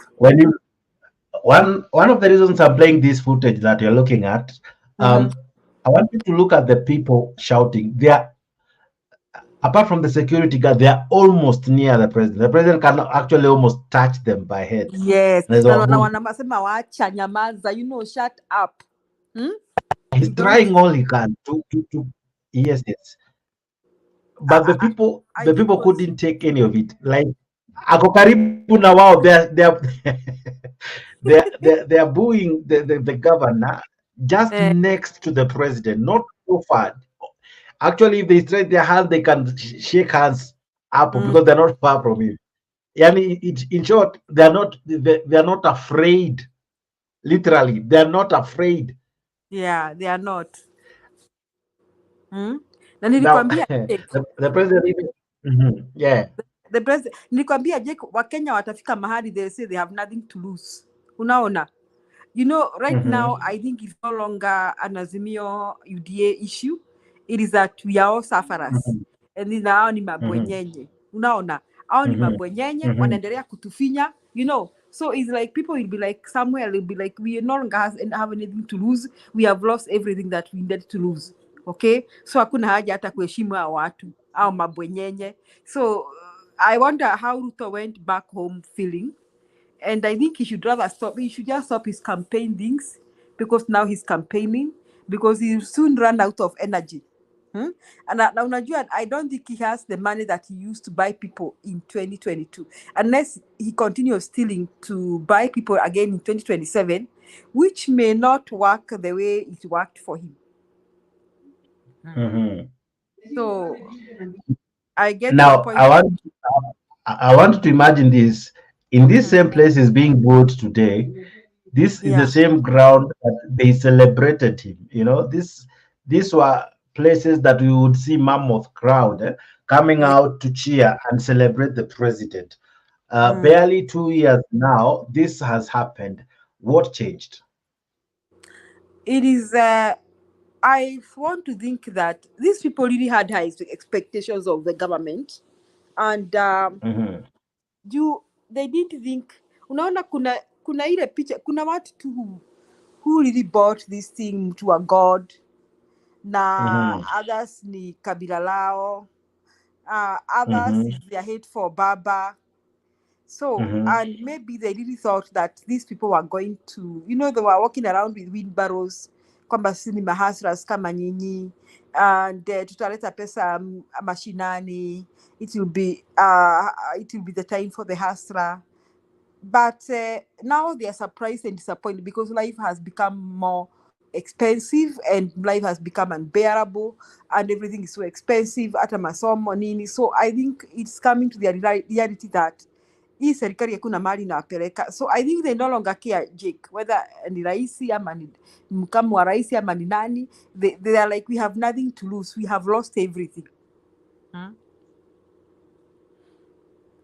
And you see, when you look at the footage now, the president almost became angry, where even his tone changed. He became angry because I don't think this is what he anticipated. And this was just in Bomet. In Kericho, just a day before, it equally happened. Some may say it's just wanakemea governors, but these governors, some of them are in their second term, some of them as much as their first term. They're only 2 years in office, all right? So really, as you rightfully say, is it that because the governors are not performing, or we can rightfully say it's probably the frustration is the government that has failed to deliver, and maybe the promises were made was from here to where, but they haven't seen any. So they are kind of showcasing that we don't want any more promises. We want you guys to deliver. What do you think could be the message they're trying to send? It is like, just shut up. Kama una cha kusema, just shut up. Stop lying to us. After, even when he was telling them, even with the president himself, ati nimefungua sijui digital hub, he still say nothing. Bonyeza computer, dola inatoka. Bonyeza computer. Does he ever listen to himself when he goes back to the house and watches himself speaking? Does Ruto ever listen to himself? And he looks at what he was saying to the people. These people know whatever these people are saying is not reality. Is hot air. So they can no longer take that. But I also always ask myself, wanaendanga kwa hiyo mkutano kufanya nini? Why they can't stay at home? Unajua kuna siku za Moi, kuna wakati ilifika Moi had very small crowds. Yeah. So what do these people got to now do? When you look at there's an interesting thing that I think I have noted in these meetings. Initially, we used to think that you cannot boo a president. You cannot, the president is someone Atokim Karibia. The amount of police who will bring you down, there are so many. But these are guys who come close to the president without any form of fear, and they are ready to pass their message. Maybe kuna time sasa we should anticipate that, as you have rightfully said, someone will tell him hapo tu akiwa hapo president, this what you're saying is not true. Can we look forward to those days? Atamwambia shut up.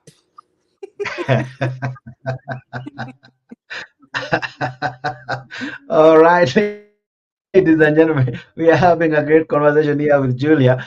kujiunga nasi kupitia hiyo link ambayo nimekutumia hapo kwa comment section. We are looking at what? We are looking at how the president was having a challenge while he was in Bomet today, and equally what happened in Kericho. But to even bring you up to speed, allow us to listen into the entire bulletin, and we'll be coming back with Julia, and you as well can join us as we engage further. What could this have meant? All right, let's go on as we try to see what happened today.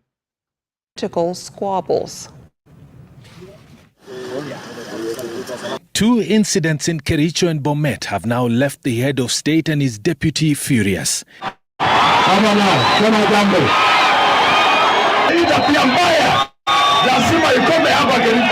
In Kericho, Governor Dr. Eric Mutai was booed and jeered in front of the president when he toured the county to officiate and commission grant projects.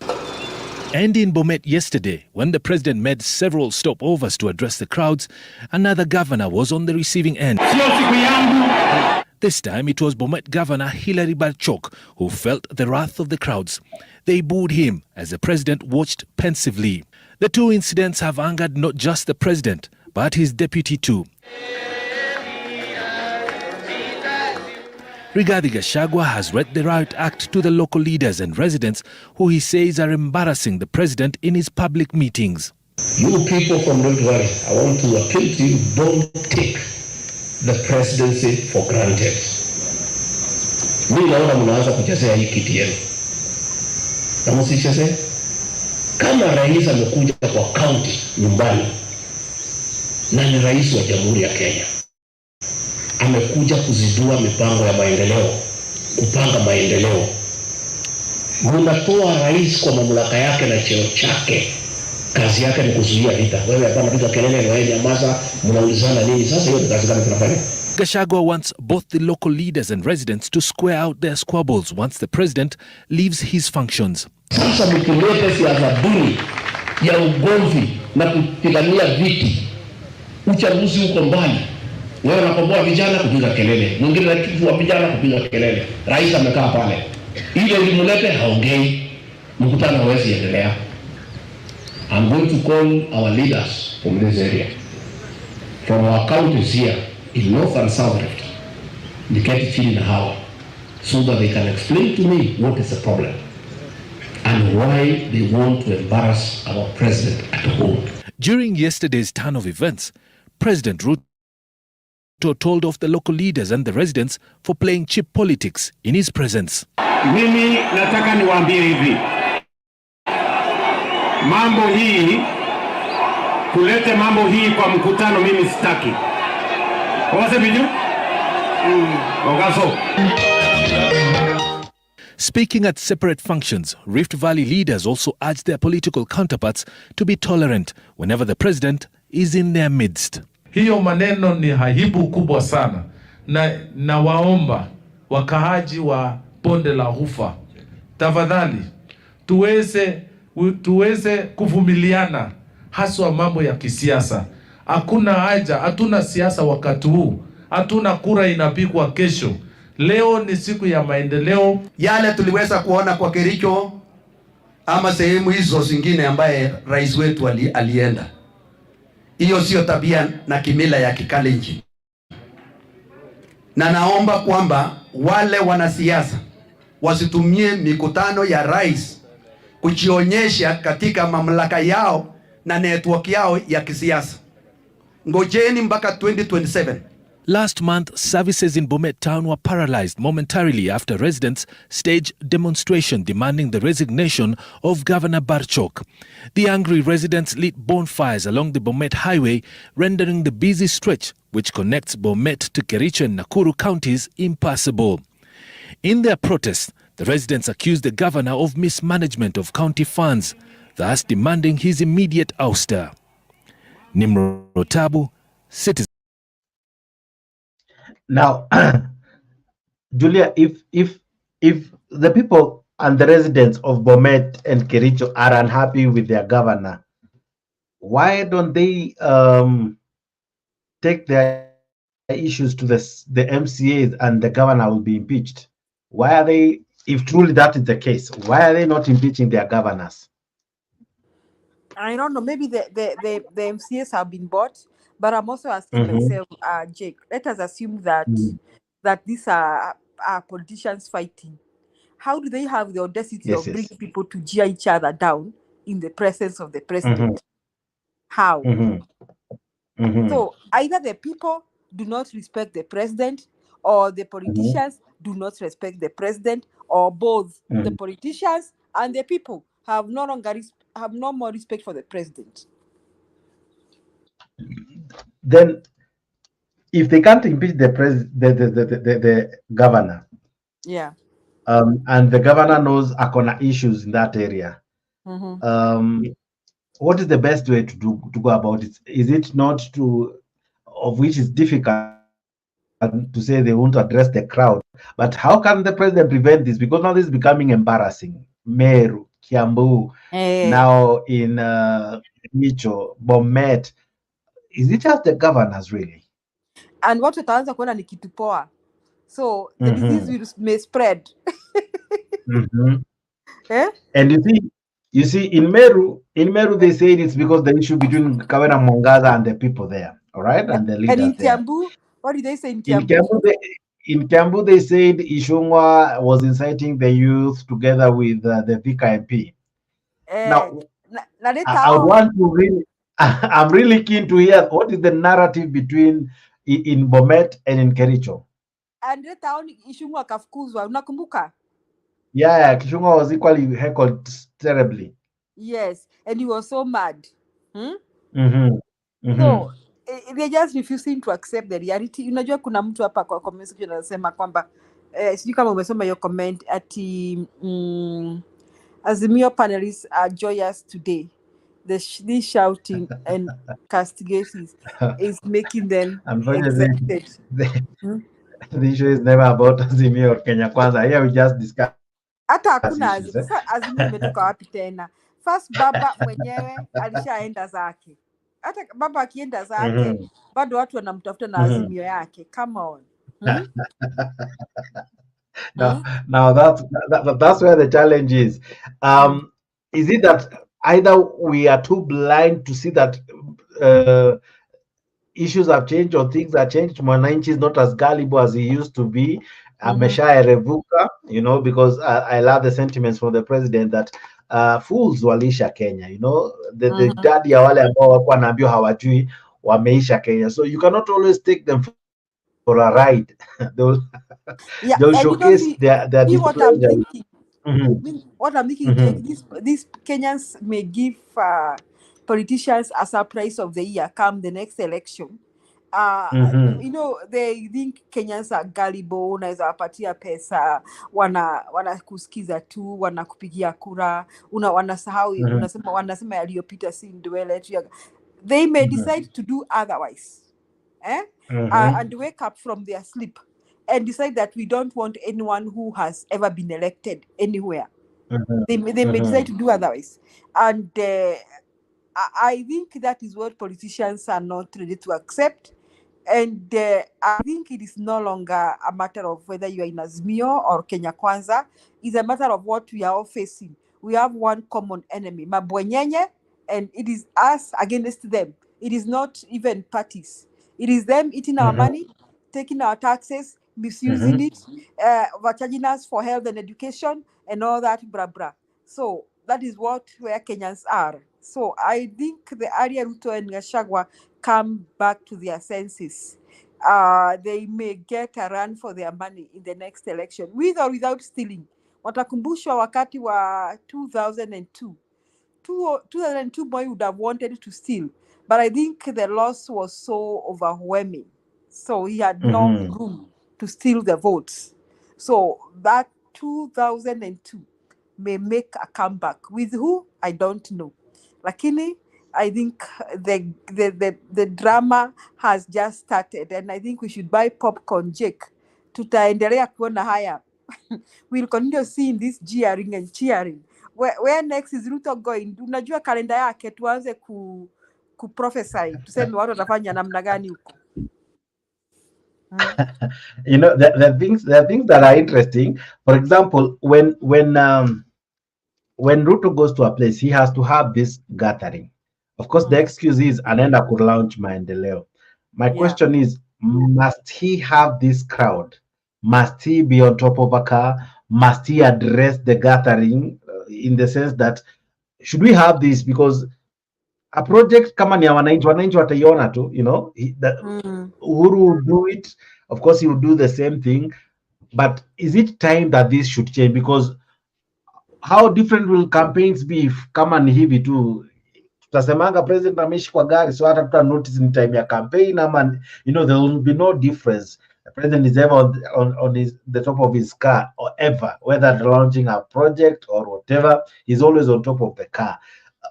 Is it possible that some of these projects hata ziachwe ziwe launch na MCA na the area MP, a governor can do the launching?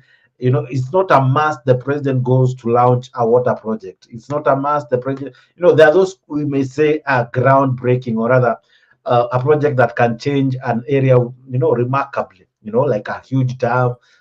But launching a borehole, what do you think? Alafu borehole inatoka maji chafu pale Kirinyaga. Not that I'm undermining the president, but I'm just saying, should he launch everything? Even launching things that are not from the government, like launching a classroom built by Safaricom Foundation. Imagine, huyu president, mimi nafikiria tu, sometimes I try to understand him. Akona stress mingi sana. State House akukaliki.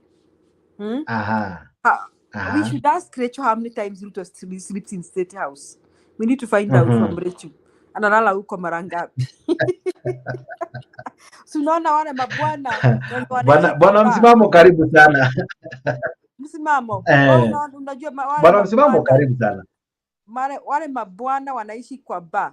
Wako na mdomo kubwa na wanajifanyanga hao ndio wasemaji kule kwa bar. Ni kwa sababu nyumbani ya kukaliki. Unaona huyu jamaa ni State House akukaliki. Hebu uliza msimamo anafikiria. Mfano rais Julia, unakumbuka sijui kama umeona watu kama hao hata huwa hawaendi kwa bar. Hawa ni wale wanaenda kwa hoteli, and how they order their waiters, you may think kwao yeye they're almost immaculate. Wait hata achelewe na dakika mbili tu kuleta maybe an order, how they behave, you know. How they shout down the waiter mpaka waiter karibu hata seme hata wasavu. Msimamo karibu. Yule hapa ananibamba. Asante sana ndugu yangu hapo na dadangu hapo Julia. Mwalimu wangu huyo hapa. So nilikuwa namalizia kitu saa zile alafu nikatemwa nje. Nirudi malizia kwa haraka. Unajua ni mwaka wa pili unaelekea sasa hivi. Bado watu wananadi hii serikali machoni mwa wananchi. Angalau ikubalike machoni mwa wananchi. Ndipo tunakuta hawa mabana kila siku wako hizo launch za barrage, launch sio za nini, yote ni kwa sababu ya kutaka kuinadi na kuisafisha ionekane swafi, ikubalike machoni mwa wananchi. Kwamba walipita kihalali, maana hata semi zao zinaambatana hivyo. Tumepita kihalali, tumechaguliwa, na si wakati huu wa kuweza kuwafurusha hawa wala kuwabugudhi. Ni tungoje wakati mwafaka unakuja ndio tutaweza kuwatema nje. Yani haya yote mimi nikiyachanganya vitu hivi vyote ni kujaribu kuinadi ikubalike, maana haikuwa imekubalika tangia awali. Laiti hii serikali ingekuwa imekubalika tangia awali, hatungekuwa tunashuhudia haya. Kwa maana hiyo mimi kaka Jeff nasema kizuri huwa kinajiuza na kibaya siku zote kinajitembeza kaka yangu. Kwa maana hiyo tushuhudie haya, kwa sababu nikisikia Gachagua akisema mimi ni mlinzi wa rais na nikiona kuna mambo na haiendi, niko na mitego kila mahali, na shangaa sasa hii mitego iko wapi sielewi. Na hizi kweli ni kana kwamba ni tunajaribiwa si wananchi kufumbwa macho, na ambapo sasa mwananchi yeye anatazama tu vitendo. Je, nafaidika ama sifaidiki? La mwisho Jackson ambalo pia nataka nizungumze, kwa sababu Mimi bwana naipenda nchi yangu. Taifa langu nalipenda zaidi. Maana sina mali kwingine. Kokote nitakakokwenda nitaambiwa wewe ni Mkenya tu. Kwa kuwa kwa sababu nalipenda taifa langu, lazima nijiulize, je, mimi kama mwananchi kosa langu liko wapi? Okay. Na kosa ni moja tu. Kosa langu ni moja tu mimi kama mwananchi, haswa mwananchi wa Kenya. Haswa tunapokuwa viongozi, tukiwa na viongozi haswa wengi, haswa mfano jamii yangu iko na viongozi wengi katika serikali. Hilo kwangu mimi nakuta ni sawa, hata nikilala njaa, hata nikiwa ninakosa matibabu hospitali, hata nikiwa ninapata tabu kuweza kumpeleka mwanangu na kumsomesha, haijalishi, sioni, kwa sababu tayari nakuta serikali ni yangu, mwanamtu wangu ndio yuko pale. So hii hali imeweza kutuathiri pakubwa, na tunatumiwa na hao wajanja ambao ni viongozi wetu haswa, wao kuweza kufaidi na sisi kuondokea kwa umaarufu tu kwamba tumekuwa kwa ndani ya serikali. Lakini ukiangalia wenye wanafaidi ni wale ambao wako ndani, na ndio hao ambao tunawafagilia. Sisi tulikuwa tunanyonywa mfukoni, sasa hivi mfukoni tax. So kwa kweli Mkenya hapa ndiye ambaye ana hatima ya kuweza kulikomboa hili taifa katika hali ya usawa, ili kuweza kubadilisha mfumo mzima wa viongozi. Okay. Uongozi unajali mwananchi. Yes. Kaka Msimamo, ukiangalia uongozi wa William Ruto unaweza uitazama na njia gani? Kwa sababu huu ni jamaa ambaye wengi husema hajaipoteza kiti chochote. Ameshinda viti tangu alipoanza kuwania viti, ama alipoanza kuwania kiti chochote hajaishinda. Je, wakati huu anaweza kuwa ana hali ngumu kuliko wakati mwingine wowote ule ambaye tafuta kiti? Hapana. Unajua shule kuna mwanafunzi anaweza pita kupitia akili yake yeye mwenyewe, na kuna gomba pia. Sisi tunaita gomba lile, na mwanafunzi akapita. Kwa kupita kwa William Ruto hakumaanishi ni kupita either kwa akili yake ama kwa masomo yake, kwa jitihada zake. Hata gomba lipo. Na maanisha gomba ni sio kama naeleweka. Hapo watoto wa siku hizi hao wa shule ndio wananipa hiyo misemo. Yaani yeye anasubiri gomba na atapita mtihani. Kwa hivyo asome asisome atapita mtihani. So katika hali kama hiyo tusijaribu kujisahau tukasema labda Ruto hataweza kupita kwa sababu anakuwa Heckled. Maana yeye hayupo kwenu. Japo kikauli anainadi kwenu, aonekane yupo kwenu. Kwa masuala mazima ya kupita, aidha mtake msitake, kwa hivi vitimbi tunavyonavyo kama Wakenya, hata kutakuwa na maamuzi. Kaka Jex, usishangae 2027 ndio huyo amerudi. Na kwa kawaida wengi husema ilionekana kana kwamba kiongozi wa Azimio ndio alikuwa mpinzani mkubwa wake William Ruto. Jinsi mambo yanapotokea, je, upinzani itakuwa kweli Raila Odinga ama upinzani itatoka kwake nyumbani? Unajua upinzani mkubwa ulio hapo ni mwananchi sasa. Maana ashagundua sasa siri ya urembo. Okay. Unajua ukila na kipofu siku zote usimguse mkono. Maana yake ni yapi? Maana ukimgusa mkono tu kosa, atajua huyu jamaa anawania zaidi, hapo hapatachimbika tu. Kwa itabidi ukimwacha kwanza okote, na wewe uokote kitamba kichangaa, sasa ndio hilo limeisha. Lakini ukishamgusa mkono tu ashakumbuka kwamba huyu jamaa hapa kila ilivyo anawania kivyovyote. Kwa hivyo nisipochunga na mimi, basi huenda nikaondokea patupu. Na ndio hali ilivyo. Mkenya sasa hivi kitu kibaya ambacho lazima achunge nacho ni Mkenya. Maana kama hata mkataa kikamilifu, hata kuwe na gomba la namna gani, itakuwa ngumu kuweza kumficha. Maana safari hii aliweza kuficha, maana youth walikuwa wanaongozwa na historia, yani hawana haja na historia. Wao wanaangalia tu yale ambao wameahidiwa. Nao youth wale ndio ambao sasa hivi ndio ambao wako mstari wa mbele kuweza kugundua njama nzima, hasa na mpango mzima wa Bwana Ruto. So hata kukiwa na gomba kama ambavyo tunajua kwamba gomba lipo, na goma limetumika siku nyingi katika chaguzi zetu kuweza kuleta viongozi, si kule ya mwananchi. But this time around usishangaa 2027 kaka Jex, kura ya mwananchi ikathaminika zaidi, kwa sababu watu wamechoka. Okay. Na sijui kama watu hawatatujitokeza kikamilifu itatoa picha gani, na kama watajitokeza kikamilifu waseme sisi hatukutaki maana hatuja kuchagua kutokana na madhila yako na uongo wako na vitimbi vyako, sio itakuwaje? Kwa hiyo mimi nachukulia kali kama ile kaka yangu Jex, mimi kama msimamo kwamba sasa hivi ni mwananchi achunge na mwananchi. Ndio maana nimekutanguza nikakwambia usijawahi kama kiongozi, usiwahi kama rais ama kama kiongozi, usiwahi cheza na tumbo ya mwananchi. Moi ameweza kuturule for 24 years lakini hakukubali kucheza na tumbo ya mwananchi. Yani hakutaka agundulike nyendo zake na mwananchi maochoni peupe. Hii ya leo ni mambo yako waziwazi, kwa sababu unapotandika sipo unapolala, unapolala sipo unapotandika. Hali hii itamlemea kivyote, na ukifanya mchezo kama hakutakuwa na mabadiliko ama katonge kamkononi kakuweza kumzubaisha mwananchi, mambo huenda akawa mabaya. Tunaweza tusifika hata 2027 2027 tunaweza tusifika tukaona mambo yamechacha, kwa sababu mwananchi amechoka. Asante.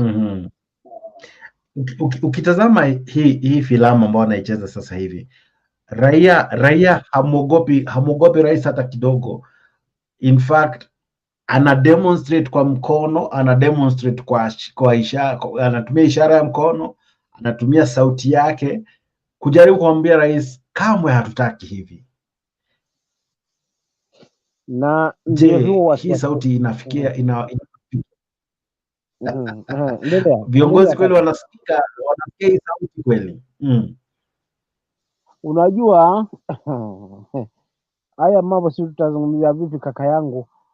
Kwa kweli mimi nilichunguza katika huu mkutano, kulikuwa na pande mbili ambazo kwa zinampinga gavana. Ukitazama upande wa nyuma kuna wengine ambao walikuwa wanamsupport, ukitazama upande ule mwingine kuna walikuwa wanamhakola, lakini wengi walikuwa ni wale wenye wanamhakola. Kwa mfano hii hapa pa kwanza hapa ni Kericho. Ukitazama, sorry kidogo tu nikuonyeshe. Hii picha ya kwanza mikono imeenea, acha uone. Unaona hadi kule mbali watu wanamkashifu gavana. Hii ilikuwa Ijumaa. Hii ni Kericho. Unaona ni karibu kila mtu. Sasa hapa ni Bomet. Bomet ilikuwa tu hapo karibu na hapa bado ni Kericho. Ilikuwa ni karibu watu wengi, lakini Bomet ilikuwa watu kadhaa waliokuwa wamemkaribia rais.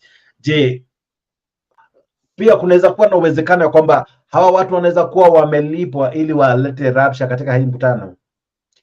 Kwa mfano kama mimi msimamo na najua lazima utapewa nafasi ya kuongea na rais, na hakikisha nina vijana wangu kadha wa kadha, nawaambia msimame play strategic, ili wakati msimamo ataitwa tu hivi muhakikishe mnapiga nduru na mnakuwa wazimu yenyu yote. Je, hiyo pia inaweza kuwa ni a possibility?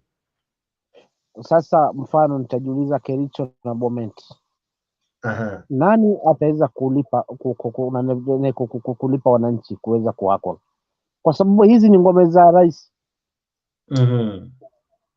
Kwa jambo zima kwamba wamekuwa wamelipa ndio maana wanafanya hivi, kwangu haliniingia akilini. Kile kinaniingia akilini ni hivi: wananchi kwa kweli wanateseka, wanajaribu kuonyesha hisia zao ili kuweza kufikia rais, maana huwezi mfikia tayari ukamfanya kitendo kama hiki, itakuwa balaa.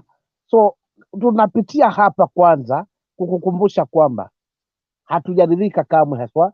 Mimi nadhani huu ndio ujumbe ambao upo kwa wananchi. Hakuna venye ambavyo kuna mtu ana sponsor kulipa watu kwa sababu kuzomea gavana kwa sababu ya nini? Na hizi ni ngome zake, na hakukuwa na watu huku, hakukuwa kusema upinzani huku. Mimi kwangu haliniingia akilini hapo. Maana leo alikuwa Narok, kwani kuna watu walifanya hivyo? Na naona kuna watu nani kwa kufanya hivyo? Kwani ngome ya nani? So mimi sioni kama Jex hapa kuna hongo inatembea. Hii ni mawazo ya wananchi, wamechoka kwa kweli. Ukitaka kujua amechoka, tazama nyuso za Gachagua hapo wakati akizungumza haya mambo yake. Tazama tu hata wao viongozi wenye wamemzunguka, jinsi nyuso zao zinaashiria nini. So for real, hawa watu wamekosa mwelekeo na hawakuwa na uongozi, hawakujua maana ya hii uongozi. Walikuta tu, unajua, ukiwa ni wakati nikicheza draft nikiwa nje huo mchezo, huwa naona kwa nini jamaa hangekula hizi tatu, hangekula mbili, na mtego ni kwa wazi. Lakini pindi ninapoingia katika hiyo mchezo sasa, najikuta mpaka kufika kingi siwezi kufika Jex. Sawa sawa na watu ambao wanatazama mpira, yani wenye kulaumu ni mashabiki zaidi. So wakati mwenzake akiwa katika uongozi, pia alikuwa shabiki, alikuwa naona mianya kabisa. Alipokabidhiwa uongozi, ndio ameona sasa kumbe hii kazi ni ngumu, vile nilitegemea sivyo ilivyo kwa sasa. Kwa hivyo hapa watu we are lacking as Kenyans, it is just total leadership, na tuonekane huyu ni mtu wetu, tubadilishe uongozi. Asante. Swali lingine maybe ndakuuliza ni rais ni maendeleo amewapelekea, alright, hajaenda raha, hajaenda kupiga tu udaku, amewapelekea maendeleo ama ameenda kufanya kazi according to jinsi anavyosema. Mbona mwananchi afurahi ya kwamba barabara ndio inaona inatengenezwa, hospitali ndio hiyo imekuja kufunguliwa, ndio hiyo shule imefunguliwa? Mbona mwananchi afurahi ili ya kwamba tofauti zake na kiongozi ambaye hawamtaki aifunike kwa saa hiyo kwanza, rais amalize kazi yenye anafanya, alafu waendelee na vita za baadaye hapo mwisho? Maoni yako ni yapi? Mbona mwananchi hajafurahishwa na kile ambacho amekuja kuletewa? Kaka, unajua kama kiongozi kuna vitu viwili. Mimi msimamo, siwezi nikafukuza nyani walio kwenye miti nikaacha ambao wanakula mahindi shambani. Nipate vizuri na nitarejelea tena. Mimi kama msimamo, siwezi fukuza nyani walio kwenye miti nikaacha walio shambani wanaokula mahindi yangu. Sharti nianze na wanakula mahindi kwanza, ndipo nifukuze wale walio kwenye miti. Na hapa ndo kwenye tofauti kubwa. Kunipelekea maendeleo, kuniletea barabara ni sawa, niletee barabara, lakini je, gharama yangu ya maisha? Je, pesa yangu ya ushuru inanitengenezea nini? Je, hospitali dawa zipo? Maana hapo ndipo ambapo ni kwa kukimbilia. Je, elimu ni rahisi? Hapo ndipo kwa kukimbilia. So before niletee barabara, kuna vitu ambavyo ni basic. Vyakula, je, vimeshuka bei? Je, sarafu yangu iko sawa? So kuna vitu ambavyo alikuwa anafaa kuvishughulikia kwanza kabla kujitokeza sasa machoni kwa wananchi kwenda kudadisi wale viongozi amewapa macontract na hawajafanya hizo kazi. Si kwenda kulonji, ni kwenda kudadisi na kwenda kuangalia miradi ambayo ameagiza, kwa sababu yeye hafanyi kazi peke yake.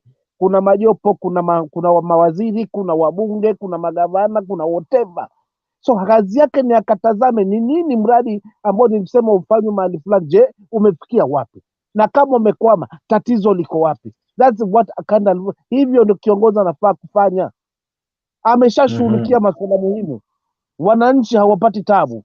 Gharama maisha imeshuka. Umenielewa vizuri hapo Jex? Then after hapo nenda sasa ukatazame miradi ambayo sasa umeweza kuimplement. Hata ukisema leo na launch, hakuna mwananchi ataweza kuwa wako. La, kama unanilochea barabara wakati mfuko wangu unanimaliza kabisa mwisho, yani huna imani na mimi kwenye mfuko wangu, unanitoza ushuru pasipo na sawa, unanitoza ushuru, lakini ni uone unanifanyia nini? So kaka Jex, hapa ni kwamba wananchi wamechoka. Heshima inaenda ikipungua, na baada ya kuisha hiyo heshima sijui itakuwaje tunakoelekea, maana imebakia pinyu tu. Huku kutumia nguvu, polisi kutumia polisi kwa nguvu ama kutumia wajeshi kwa nguvu kuweza kuwanaandama wananchi, pia hili ni kosa kubwa. Wakati wananchi watakapogeuka na kutaka kurevenge, sijui tutaelekea wapi. So tuna mchezo hapa na vitimbi, kaka yangu Jex. Ndio maana mimi nina uchungu na nchi yangu kaka, lakini hiyo ndio hali ilivyo. Ukitazama hali ilikuwa hivi siku kadha tu, hali ilikuwa tete sana wakati ambapo raia walijitokeza, na hapa ni Bomet, na wakati mmoja raia walikuwa wakirushiana mawe ama wakirushia hadi polisi mawe. Gasi zilikuwa zimekita kasi sana, na ukitazama ni kana kwamba malalama zao ni kwa gavana wao Birchok, na hata wakilalamika hivi, je, hakuna njia mbadala ya kumtoa mamlakani? Kaka Jex, hata kiondolewa huyu gavana haijamaanisha haijatatua shida. Maana shida iliyopo ni kwamba ni kiongozi alopendekezwa awepo kwa mrengo, kwa manufaa ya mtu, na hata akitolewa huyu atakaye kuja lazima kwanza athibitishwe juu, je ni wetu ama ataenda akateleta azimio katika ngome yangu, ataenda kuleta janja zingine na kunizidi akili. Unajua hapo ndo kwenye shida. Mimi silaumu huyu gavana kwa nini hafanyi kazi, maana si gavana huyu peke yake ambaye hafanyi kazi katika KK. Shida yangu ni ile sauti inayowafanya hawa watu wasifanye kazi yao kisawa sawa na uhuru. Kwa hivyo hawa hata kama wana complain gavana hafanyi, before laumu gavana, ni nini aliyomshikilia gavana? Kwa sababu gavana kuwa kuna sauti imemshikilia, hawezi jinasua kwa sababu anaweza enda visivyo kinyume na matarajio ya mdosi wake. Na ndio hapo kwenye shida nilikuwa nimezungumzia awali Jex, kwamba kuna haja ya mwananchi, sawa, kuna haja kiongozi haswa kuheshimu mwananchi. Akishatumwa kwenye kazi afanye kazi ile ambayo mwananchi amemtuma, lakini kama katikati kutatokezea mwenyewe naanza kumiliki na kubadilisha uongozi, haya ndo matokeo yake tunayoyaona. Kwa hivyo hawa hata wakitoa huu gavana wamtoe leo, lakini kama gavana atakayekuja atasimama na kutaka kusema ukweli, muona pesa hazijaambia wananchi ukweli, kuna tatizo, azungumzo kweli, kinyume na aliyopo madarakani, na hii ni ngome yake. Hapo ndugu yangu ni kuandika sufuri na kufuta kuandika zero.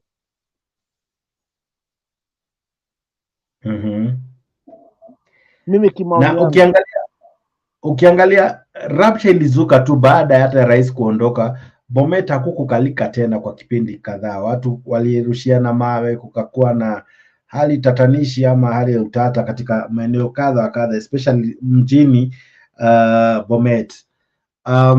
Je, ilifaa ifike umbali huu wote?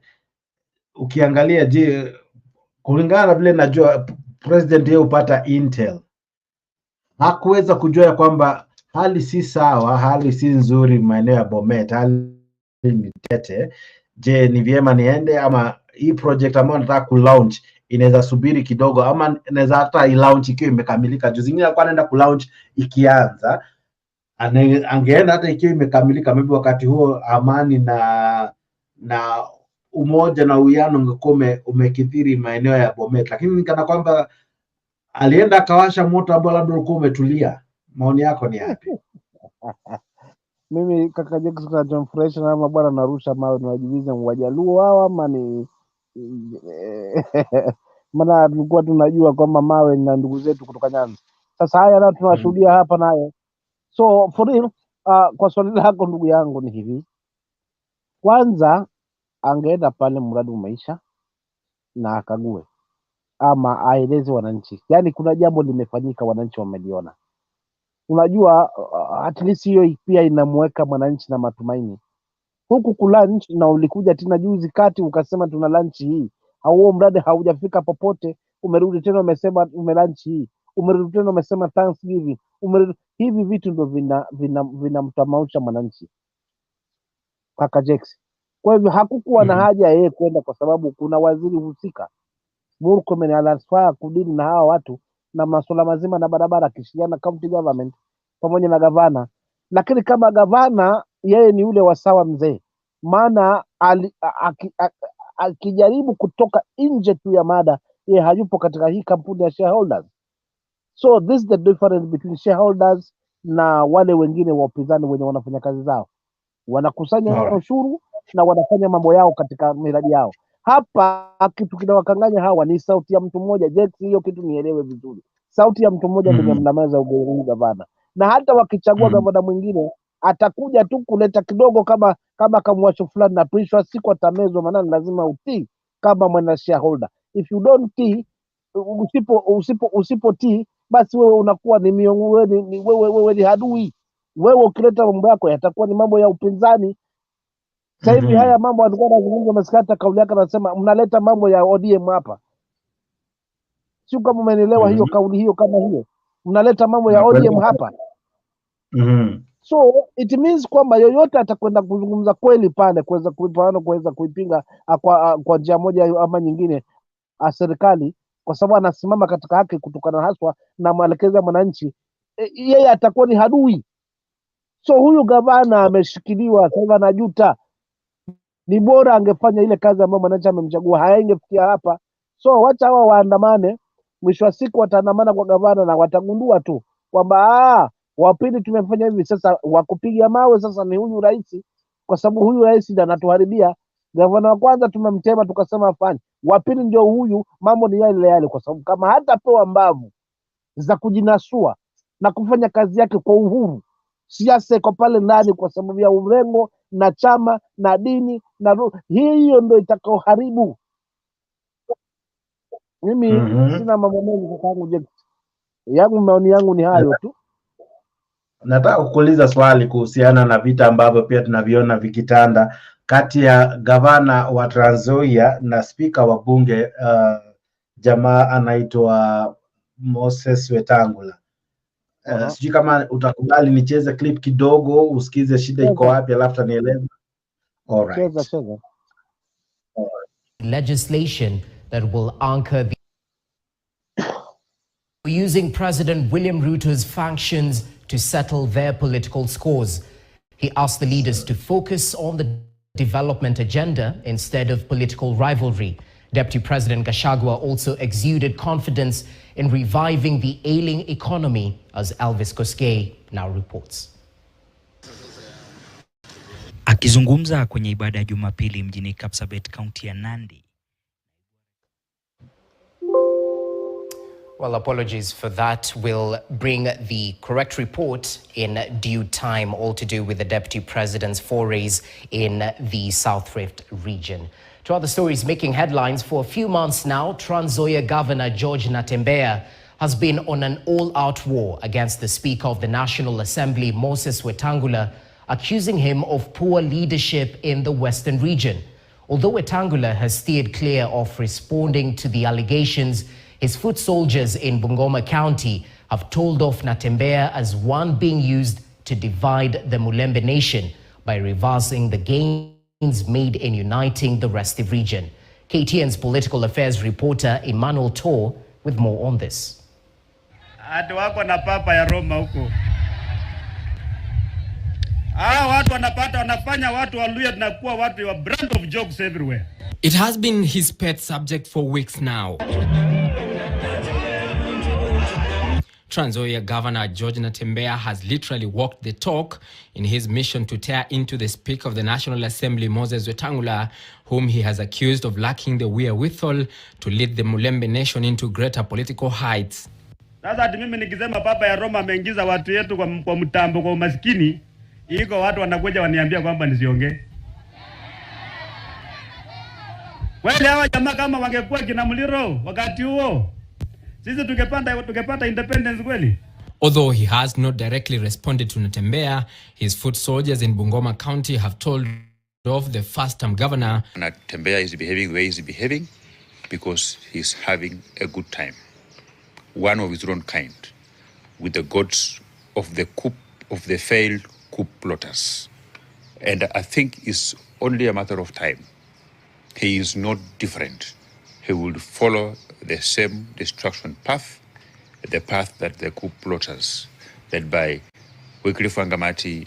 Mambo ya kutukana party leader, mambo ya kutukana chama cha Ford Kenya, ikome kuanzia leo. Ikome kuanzia leo. Kama ujue, utapata cha mtema kuni.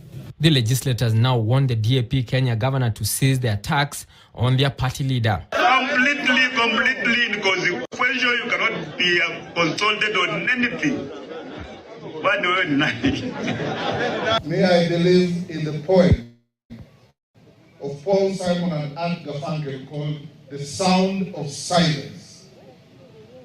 I will believe in the sound of silence. Na leo pia nimeeleza ndugu yangu Bwana Natembea ya kwamba hatungependa kuona siasa ya kupigana na siasa ya matusi. The latest developments now threaten the unity of the region, with reports indicating Wetangula and the Prime Cabinet Secretary and CS for Foreign and Diaspora Affairs Musalia Mudavadi are jostling to be the region's kingpin. Badala sisi kupigana sisi kwa sisi, tupigania watu wetu. And that is the brand of politics, the late Wamaga Kijana practice, and the late Mathira practice. Wetangula was elected Speaker of the National Assembly a few years ago. And for us to crystallize, or rather evaluate, how he has used that position to benefit the people from our backyard, is that we will do it by 2027. Wetangula is said to have... All right. Msimamo, Spika wa bunge ndiye aliyekuwa chairperson ama kiongozi wa Ford Kenya, na sasa yeye ndio spika wa bunge, ndiye kiranja mkuu wa bunge, spika wa bunge, sorry, si kiranja. Kiranja ni prefect. Ukiangalia shida yake na jamaa anaitwa Natembea. Shida iko wapi? Sijaelewa hii vita vizuri, lakini inaelekea ni kana kwamba ni vita ambayo itakuja kuwa moto hivi karibuni.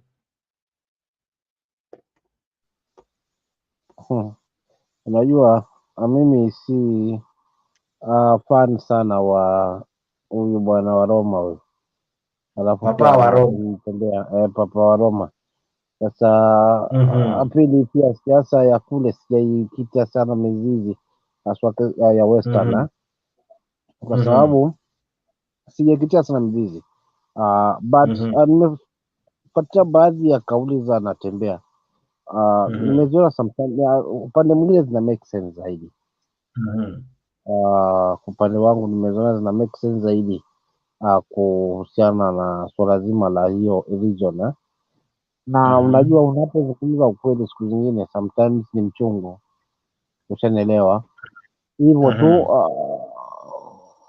hapa kuna moto unakuja. Mimi nakubaliana na wewe 100% kwamba kuna moto unakuja, lakini bifu zao kindani binafsi kwa kweli siwezi jua kwa sababu sijakita zaidi mizizi. Ingawaje tu naamini baadhi ya maneno anazungumza Natembea. All right. Now, kuna hii swali moja tu naweza kukuuliza. Je, hii vita Natembea na Wetangula, uone kama inahatarisha ile yenye wanaitanga Luhya unity umoja wa Kiluhya? Ni kweli, lakini unajua ndio inagawa. Maana hata nimeona Wamalwa naye pia akizungumzia hilo. Nimeona mmoja anasema mimi mambo yangu kimya tu, Natembea naye ndio hivyo. Wale wengine wa chama Ford Kenya ndio hakuna, kama wataendelea hivi siasa nzima ya Western itakuwa imeharibika, kwa sababu kila mtu pale ana wafuasi wake. Kuna wafuasi wa Eugene, kuna wafuasi wa Natembea, kuna wafuasi wa Papa wa Roma, lakini la msingi hapa ni kauli. Nani anazungumzia vitu ambavyo vina hit masikioni kwa wananchi? Kwa haijalishi hata kama ni mwanasiasa mchanga, lakini anazungumza vitu ambavyo kwa kweli vinamtouch mwananchi. So hapa ni kutafutana umaarufu. Vita viko hapa ni kutafuta umaarufu wa hii ngome. Nani ataweza kukomboa ngome yake kwa style yake? Maana kama na kina Wetangula tumewaona michezo yao since before. Hakuna jipya. Kama na kina Dismas Badada tunawaelewa tayari. Kina Eugene tumewaona wakiwa mawaziri. But mimi wana focus zaidi na Natembea ni misimamo yenye yuko nayo. Ni maneno anayozungumza mazito yenye mashiko. ndio unakuta nasimama na yeye. But mimi all vita hivi ni kila mtu ni utafutaji wa umaarufu katika kingpin. Nani atashikilia kingpin wa Luhya. Ukizingatia Natembea anasema hawa jamaa walikuwa hapa lakini bado kimtazamo wangu mimi naweza badilisha, pengine kimtazamo wangu haswa kama mimi kwamba Natembea anaweza badilisha haswa na kuunganisha hii Luhya nation kwa pamoja zaidi. So hapa ni kutafutana umaarufu, nani kigogo nani si kigogo. So, kauli yangu ya mwisho kabla tujamaliza show, kwa sababu naona kuna masaa pia inatukimbisha, nataka kuuliza swali ambao imegonga vichwa vya habari leo, na hiyo ni kuhusiana na swala la huyu mwanadada na mwanamsheria mkubwa na aliyekuwa pia mgombea mwenza wake Raila Odinga. Wanasema ni wakati wake sasa. Wacha tusikize kauli hii alafu turejee. Drive with hopes of clinching the top seat come 2027. Now Kenya leaders say it's Martha Karua's turn to clinch the top seat and take Raila's position as he eyes the AUC leadership. Beldin Waliaula reports.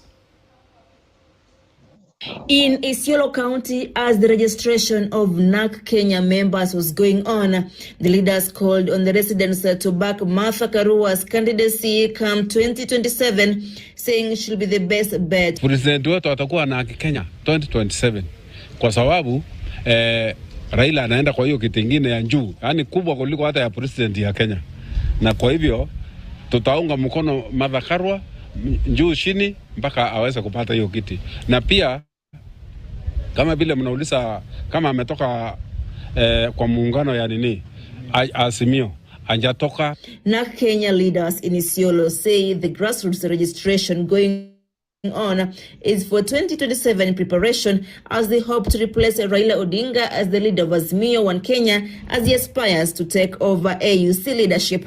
Patia rasilimali ya kutosha kila mtu, lakini ile kitu ambayo imekosa ni uongozi bora. Tumeanza safari ya hiyo ya kutafuta uongozi bora ambao tunafikiria kilele yake itakuwa mwaka wa 2027.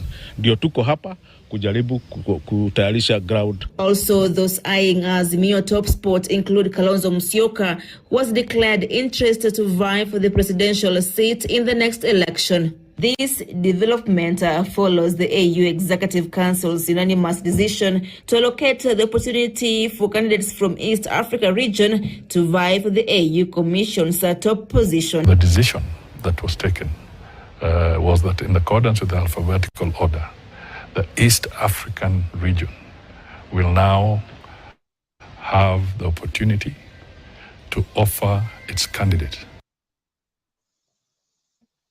All right. Kaka Msimamo, je, ni wakati wa Martha Karua?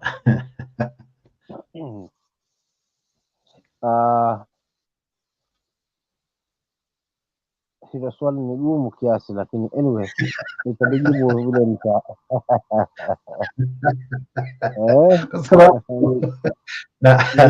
ni gumu upande wangu kiasi, kwa sababu wamesema hao wana NAC Kenya. Wana NAC Kenya wanasema hivi ya kwamba huyu ni mwanasheria ambaye amesimama na atakayekuwa ama anayewania kiti cha AUC bwana Raila Odinga. Amesimama naye, lakini I think amesimama naye mara moja tu. Hiyo imetosha yeye kuachiwa nafasi ya kuwa ndiye atakuwa kinara mkuu ama atakayekuwa flag bearer wa Azimio ama wa ile chama ambao wataunda. Je, unaona kama hiyo wakati imefika na mbona saa hizi ndio hizo stories zimeanza kushika kasi? Unajua acha nikwambie kweli. Katika safari ya Mamba Kenge pia wapo. Safari ya Mamba Kenge wapo. Umenielewa? Sasa nani sasa hapa ndio sio Mamba. So mimi wakati ule nilipoona Azimio at first mimi piko hapa, mimi raketi inaendelea hapa kidogo tu, nataka ningije kwa point yako nikaelewa fika itafikia wakati kila mtu atashika njia yake hapa. Haya mapenzi yapo, lakini kila mtu mwisho wa siku atashika njia yake. So tukaona na Kalonzo na Eugene kidogo kidogo watu wanasema hatujatoka tumo. Leo Karua naye na watu wake ndio hivyo. So haya tunategemea. Lakini all mimi naamini kwamba hawa ni wanasiasa wasichezea akili. Tuweza shuhudia hapa tuanza kujilia wagawa mwisho wa siku tukaona wamerudi tena wamepanga mbinu mpya. Wao tena. Unaona? So mimi kiupande wangu na imani kwamba anatosha Martha Karua kwa sababu ya msimamo yake, kwa sababu ya rekodi yake, hana masuala na ufisadi, hajajilimbikizia mali, na pia akisimama katika sehemu yake amesimama. Unajua tungekuwa na msimamo wa Martha Karua sasa hivi tungekuwa tunazungumzia mengine. Haya mambo na bipartisan talks ya wengine mwisho wa siku ndio ametufikisha mahali tupo, wakifurahia wakisema huyu jamaa tumemsupport lakini hana wale hajaenda, so ni wakati wetu na sisi tuunge mkono. Hiyo ndio ilikuwa plan ya kwanza na sasa hivi imefail. Unaona? So kama ni huyu mama anasema yuko tayari, hata mimi kumpa kura yangu nitampa. Maana nampa kiongozi ambaye najua na misimamo. So ni wakati uko sawa, ana haki wa kufanya hivyo, sheria inamruhusu, umri unamruhusu, rekodi yake inamruhusu, wacha ajaribu. Kalonzo naye ajaribu kivyake, Joho naye ajaribu kivyake, ushaona? Lakini najua mwisho wa siku hao wengine wakijipanga, si ajabu kaja kuona tena wamerudi drawing board, wakasimamisha mtu huyu mmoja. So ni early to judge kwa sababu bado safari ni ndefu. Wacha waimarishe vyama vyao mashinani. They are doing a good thing. Na appreciate hiyo kuimarisha vyama vyao mashinani. Lakini kwa sala ya Karua, kaka hata mimi nasimama na yeye. Kaka nikuulize, Martha Karua alijaribu kuwania mwaka wa 2013.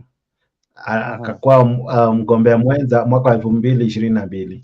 Sasa je, kipindi hicho amekomaa, amekuwa, amegrow, amechange? Ni nini ambacho anahisi sasa nimekipata ambacho sikuwa nacho 2013 ambacho sasa ninaweza kuwa niko nacho na kinaweza nifanya niweze kuwania na pia niweze kumpiku Rais William Ruto, ama kama atasimama 2027 ama kama atasimama 2032, itategemea yule atasimama wakati huo. Je, unaona kama ametosha? Karua nilishakutangulia kuambia mapema awali kwamba Karua anatosha. Kiupande wangu anatosha. Haijalishi alisimama mara ngapi. Lakini bado yuko na track record yake nzuri.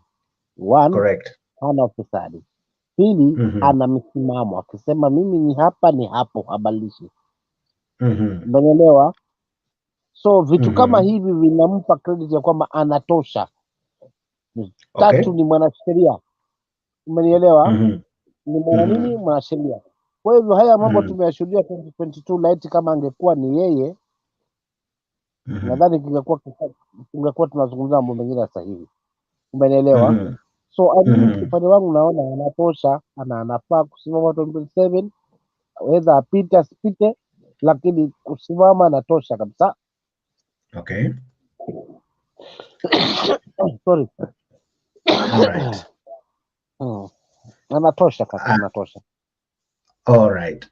Je, mvutano sasa kati yake na Kalonzo unapozungumzia, je, unaona kama yeye kuonyesha ari yake ya kutaka kuwa rais, na Kalonzo pia amejitokeza kuwa anataka kuwa pia yeye rais, na lazima wote wawili wabishanie hichi kiti? Je, wote wawili wakijitokeza, huoni kama watagawanya kura ambazo zinge fanya mmoja wao aweze kumpiku rais aliye mamlakani? Kwanza mimi nafurahikia kwamba hii muungano ife. Mimi mtazamo wangu ife, maana asioni tija. Wacha chama kisimamishe mgombeaji wake, akipita mpite. So Wiper wana uhuru wa kufanya hivyo. Umeelewa? Lakini cha msingi ambacho unakuta unasema kama kuna mgawanyiko upo, kwa sababu Kalonzo hajasupport wenzake kikamilifu. Acha nikwambie. Kimtazamo wangu sikumuona kwamba alikuwa ni aswafi kwamba tuna haja hao watu ni wasimamie, na kisha kwamba wamepata kile ambacho wanapigania nacho, kenye wamekipigania na wameweza kunyang'anya. Alikuwa yumo kiguu ndani kiguu nje. Ndio maana nilikuwa nakwambia safari ya mamba Kenya wapo, umenielewa? So huyu Matakarua alikuwa anapendekeza tofauti na vile alikuwa anapendekeza Kalonzo. Haya mambo alikuwa anafichwa, lakini kimtazamo wangu Karua hakuwa na interest na bipartisan talks. Ile basi tu ni kile budi hutendwa. Lakini kama ingekuwa Karua hatungeenda kwa njia ya bipartisan talks. Kalonzo aliprefer hii bipartisan talks kuhakikisha kwamba aonekana ameweza kuleta amani, ameleta hawa watu pamoja kiasi kwamba ataweza kupita katikati yao. Karua haijamfurahisha mno. Maana sisi tumeshinda kwenye hii njia tuweze kupata ushindi wetu, kisha baadaye tutakupa naye Kalonzo alikuwa anajua kama atapata ushindi wakati huu, hawa watu wengine katika mamlaka, nafasi yao wagombea 2027 haitakuwepo. 2027 haitakuwepo. So kulikuwa tayari ndani lazima kuna mvutano. Kwa hiyo kaka, usistaajabu Karua, wacha asimame kivyake, wacha Kalonzo naye asimame kivyake, tuone ni nani mwenye kidume ambaye ataweza kumpick Raila Odinga kuweza kumobilize watu. La sivyo kuna majembe ya watu wa ODM ndio ambao huenda yakaja yakapita katikati ya hawa watu wawili. Hivyo basi wewe unasema kila mmoja asimame kivyake kabisa. Sasa ukikumbuka hapo awali, kama kwa mfano mwaka wa 1997 aliyekuwa Rais Moi wakati wa uchaguzi aliweza kuwashinda wapinzani wake kwa sababu ya wao kutokuwa na umoja. Naye aliyekuwa mgombeaji wa urais katika chama cha kinaitwaje, Masaya Ngilo, I'm forgetting her party. Masaya Ngilo akasema chanzo cha wao kutoshinda ilikuwa ni kwa sababu walikuwa na migawanyiko, lakini akasema walipoungana mwaka wa 2002 ndipo walipoweza kumshinda Moi pamoja na Uhuru ambaye ndiye alikuwa kiongozi aliyetaka kumrithi rais mstaafu Moi. Je, ukisema turejee katika hiyo aina ya uchaguzi ambapo kila mtu anasimama kivyake, auoni kama hiyo ndio itakuwa njia rahisi sana ya William Ruto kushinda? Sababu hamtakuwa mmeweza kugawa maeneo ambayo akona uzito, kwa mfano kwenye anakotoka yeye mwenyewe, that is bonde la Ufa, uje katika pia mlima Kenya, kuna bado na usemi kiasi. Je, watagawaje hizi kura, na kati ya hawa viongozi wengi hawatoki mahali ambapo kuna idadi ama kura nyingi? Kwa mfano Karua, yes, anatoka mlimani Kenya, lakini hana uzito mlimani. Ni kweli ndilo nalolizungumza kaka, lakini hakuna haja ya kwamba tunasimama katika umoja kaka yangu, na tunapokuwa tunakuta tunaelekea katika kutafuta ushindi, tumesimama katika hali ya umoja. Yaani unajua sioni ukinielekezea kuliko kuzuri upande wangu, yaani kiguu kimo ndani kiguu hakipo. Hii jambo ndio ambalo limeaffect hii miungano, ndio maana unakuta ni sinya. Maana mfano kama hili swala la juzi la uchaguzi, sawa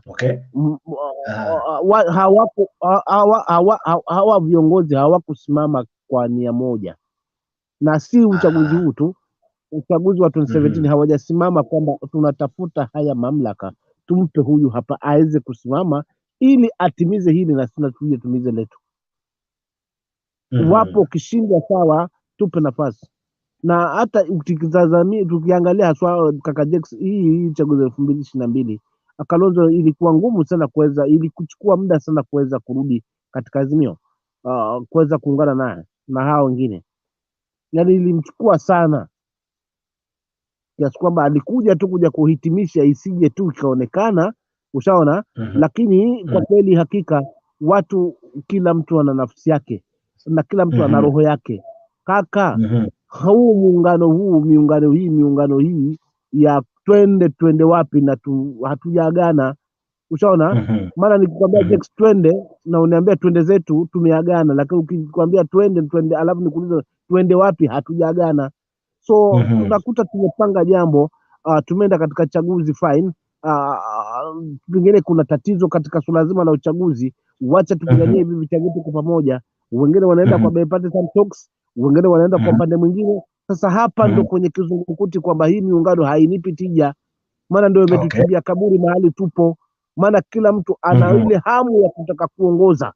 Kwa hivyo kifeli, mimi nina kisingizio tu Jack kwamba nimekusaidia, ni wakati wako na wewe nisaidie, jambo ambalo halina tija. Kwa hiyo miungano haina maana yoyote. Kwanza hizi chaguzi zote sijaiona ikiwa na maana. Wacha kila mtu asimame kivyake bana. Alright. Naona kakangu na rafiki Stone PK amejaja. Stone, hujambo? Sinjambo bro Jake, habari bana. Na habari msimamo? Salama sana, karibu Polo. Umekuta Kiswahili kimeshika, lakini we can always shift anytime. Kiswahili ndio lugha yetu hiyo. Kujidai vizungu that's hiyo ndio tuko slaves mpaka wa leo. Kizungu sisi wengine wetu tunazungumza kwa sababu tu lazima tufanye kazi na kizungu, but it's ni nonsense. Kiswahili ndio kabisa. Yes. Karibu sana kaka. Pole, nimekuwa kuna mtu amenitumia link. I remember ulikuwa umenipatia siku nyingine nini, sijawahi pata time ya kuchungulia hapa nione panaendanga aje. Wakanga saa zingine vibaya sana, lakini karibu. Asante, lakini nimekuta kumbe mchezo ni ule mshawekwa box na Ruto kabisa. Box tofauti. Ni sawa najua, lakini game ni ile tu. Unajua watu sasa lazima akikuweza aliye na nguvu mpishe. Sasa tumempisha Ruto, ikawa sasa lazima tufanye tete a tete. Kupitisha wakati, kuzungumza kama sasa yale ninasikia yakizungumzwa. For me I think total sum ni 0. Sorry, I'm always I always go very hard. Mimi yote ambayo Kenya inaendelea because nimeona tu miaka nimeona chaguzi za Kenya nyingi. Nimeona Kenya namna imetransform because once you are over 50 years going 55 56, wewe ni mtu umekomaa na una authority ya kusema kitu. Manake kama mimi huwa sibahatishi, unaona, ingawa ni opinion yangu, na yote yale mimi huwa naona nasema kwa kweli anapita, anaenda. Sasa kama umeona Kenyatta kidogo ingawa sasa hizo ndio tulikuwa sisi tukiwa formative, umeona Moi kabisa miaka 24, ukiwa mtu mimi si kunywa maziwa ya Nyayo, kwa hivyo nilikuwa mtu na meno yangu na nilikuwa nilikuwa nasoma gazeti. Unaona, kwa hivyo na nasikiza redio, namuona rais tukimuita Baba Moi, tukimuita the Prince of Peace, tukimuita hayo yote nimeona miaka 20. Mtukufu rais, kila news ilikuwa inaanza mtukufu rais Moi, na picha yake kwanza lazima. Sasa hiyo tumeona na tumeona wale wakali wakiwa wanapambana na Moi kisiasa. Mtu ambaye vile ameanza kuzungumza asubuhi ndiye atazungumza mpaka umwekee kisu shingoni, amesimama pale pale. Yani unaona msimamo kamili kama jina la ndugu yangu. So we have seen that, and now we have seen that has been washed away. So now kile kiko saa hii ni watu tu kujaribu kupass time. In Kenya mtu anasema unaweza pigana kisiasa, hamna. Alright, now kuja kwa topic yako, kwa mfano tulianza Ruto must go, hiyo yote imekwisha Jake, that's gone. Yani we have surrendered in short form. Tumekubali rais ni Ruto, na sasa tukubali atutie anavyotaka, na anatuweka kabisa. Sasa ametuweka mpaka sasa tunakaa chini kwenye sebule tunazungumza mambo ya wajua sasa tukijipanga vizuri 2027, ndoto kubwa mno. Ndoto kubwa mno baba. Mtu anakuibia mchana pale Bomet kama alituibia. Unajua mbeleni tulikuwa tumeambiwa tumeibiwa. Inaonekana hakukuibiwa. Hiyo imechange. So inaonekana kweli Ruto alishinda kura. Alright? Sasa kama Ruto alishinda kura na sisi wote tumeimba, tumekubali, sasa Ruto ndio rais. Haya. Itakuwaje Ruto utajipanga utamshinda kivipi? Okay. Swali langu ni hilo. Swali la pili.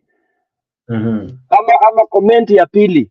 It's very nice. Angalia sasa hivi kila mtu anasema anataka kusimama. Kila mtu anataka. Ni kweli na hapo nitamuunga msimamo.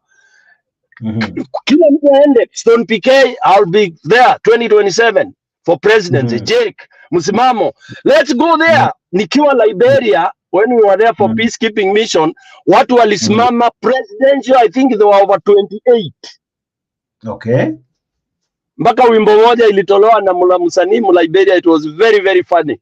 Ilikuwa nitaitafuta siku moja nikuchezee ama nikutumie kwa simu yako.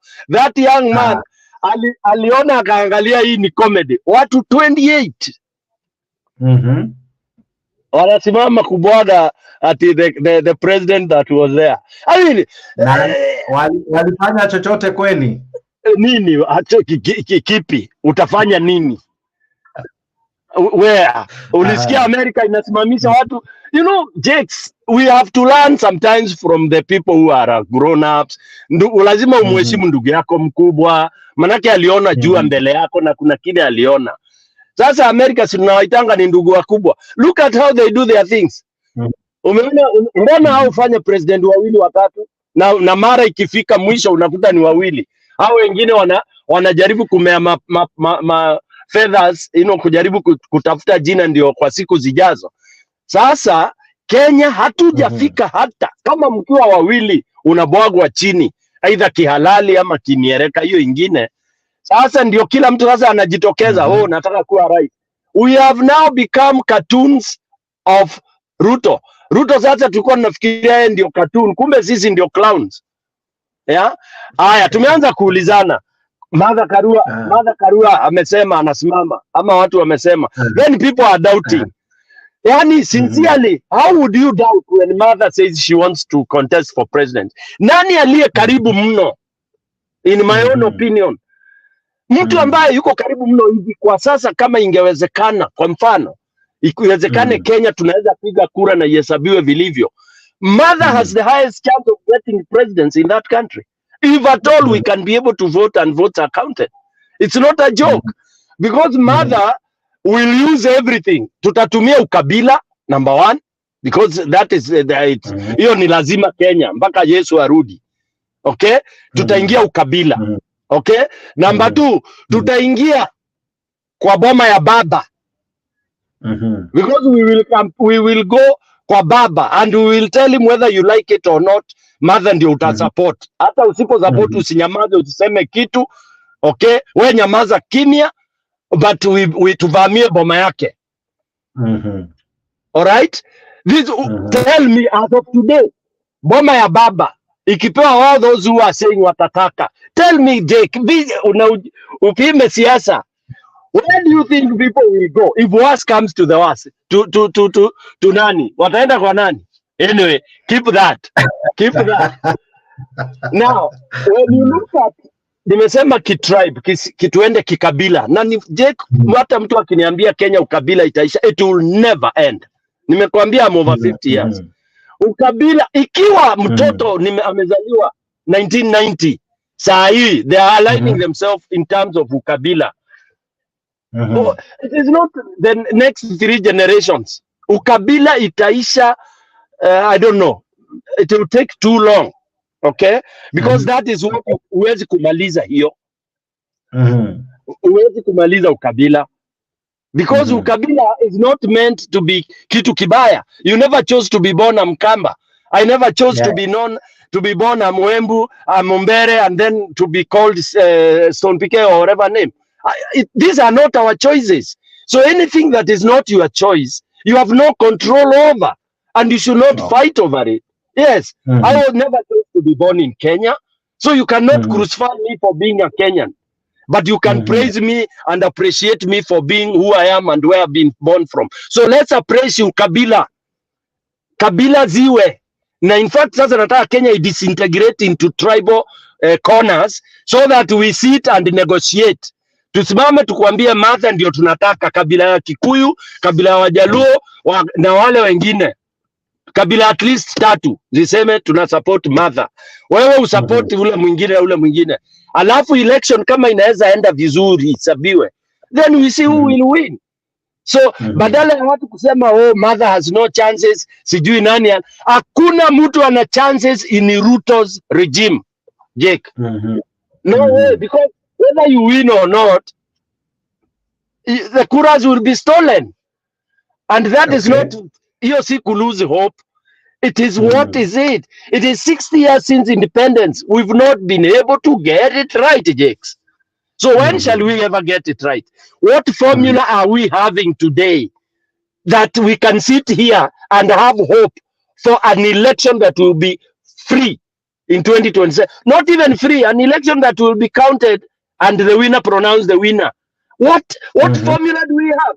Formula ni tunaambiwa sijui NADCO sijui nini, garbage. We have many reports. We have new reports. We have, so what is this, Jakes? I know you guys are younger. We've had, enda uangalie kwa Google how many reports and commissions Kenya has. Some are damning. Nobody, I mean, we just set them, oh, akina wako wataongea. You will get nothing from these guys, unfortunately. Conclusion yangu, Jakes, we only have to go through Haiti way. Sorry, if you don't like this. Tutaenda either Haiti way ama kila mtu akae kwake, then Jakes utaniita uniambie why you want us to be Kenyans. Now, I want to ask you several questions. One of the things I want to ask is this. When Raila Odinga goes to AU, if he endorses anyone, wenye hawatakuwa endorsed, hawata feel disgruntled, and then eventually they might even end up supporting William Ruto just to spite Raila. That's okay. That's good. And by the way, what I'm saying, I'm not saying Raila to endorse anybody. Hakuna watoto. Kila mtu ana meno zake 32 wengine zimengoka. All right? Why do you need endorsement? What is this nonsense of being endorsed? Si Kalonzo aingie kwa kiwanja as Kalonzo Musyoka. Stevo. Why do you need to be, by the way, ni ujinga, sijawahi sikia duniani mahali watu wanasema wawe endorsed. Endorsement. It is garbage. It is nonsense. But you see, even in US where you are, I see akina Obama wakisupport akina Biden. You know, it's never a bad thing to, you know, offer a helping hand, or rather equally show your support to a candidate.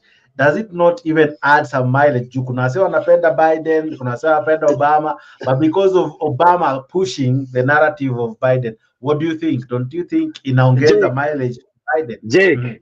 Jake, we sometimes we misinterpret things. You see, you know, in Kenya, we are still too young politically. There is nothing wrong. By Raila will have atakuwa na mtu wa kusupport. Si ni Mkenya. It is us who become so glorified. We start thinking, oh, like Baba has supported. Are we idiots that Baba must support somebody in the You see, when you talk of America, Obama has to be with the person who was his running mate. Of course. And because by the way, they were together because of their principles, their belief, and all this kind of a thing. Okay? And it's no big deal. Then somebody else will support the other one. And all. It's only in Kenya where it becomes so huge. And for those who feel bad that Baba will have to align with one person or another, and he will vote anyway, then you go your way. Get disgruntled and go to Ruto. Because either way, as I say, if elections and if it's not very well designed, if with the corruption that there is, we will never have people who are elected to be pronounced. That's my belief. We've never had not transparent. Elections are transparent, but the stealing is so easy. It's so easy when you have Kamangos coming to mess your systems and all that. So we can't have a proper election in Kenya unless something very drastic happens. And for me, what I believe happens is we disintegrate to reintegrate. We go back to our cocoons. Then I arm myself both with my head and physically. And when you call me on the table, we are discussing why you want me to be partner with you. That has never been discussed. Why do Luos need Kikuyus? Why do Kambas need, why do we need 47 tribes to be one country called Kenya? That has never been addressed. What has been addressed is Stone PK becomes president, then is our time to eat. And that's where that's the big elephant in the house. I become president for my tribe and my peers to benefit without caring about other 46, 7 tribes.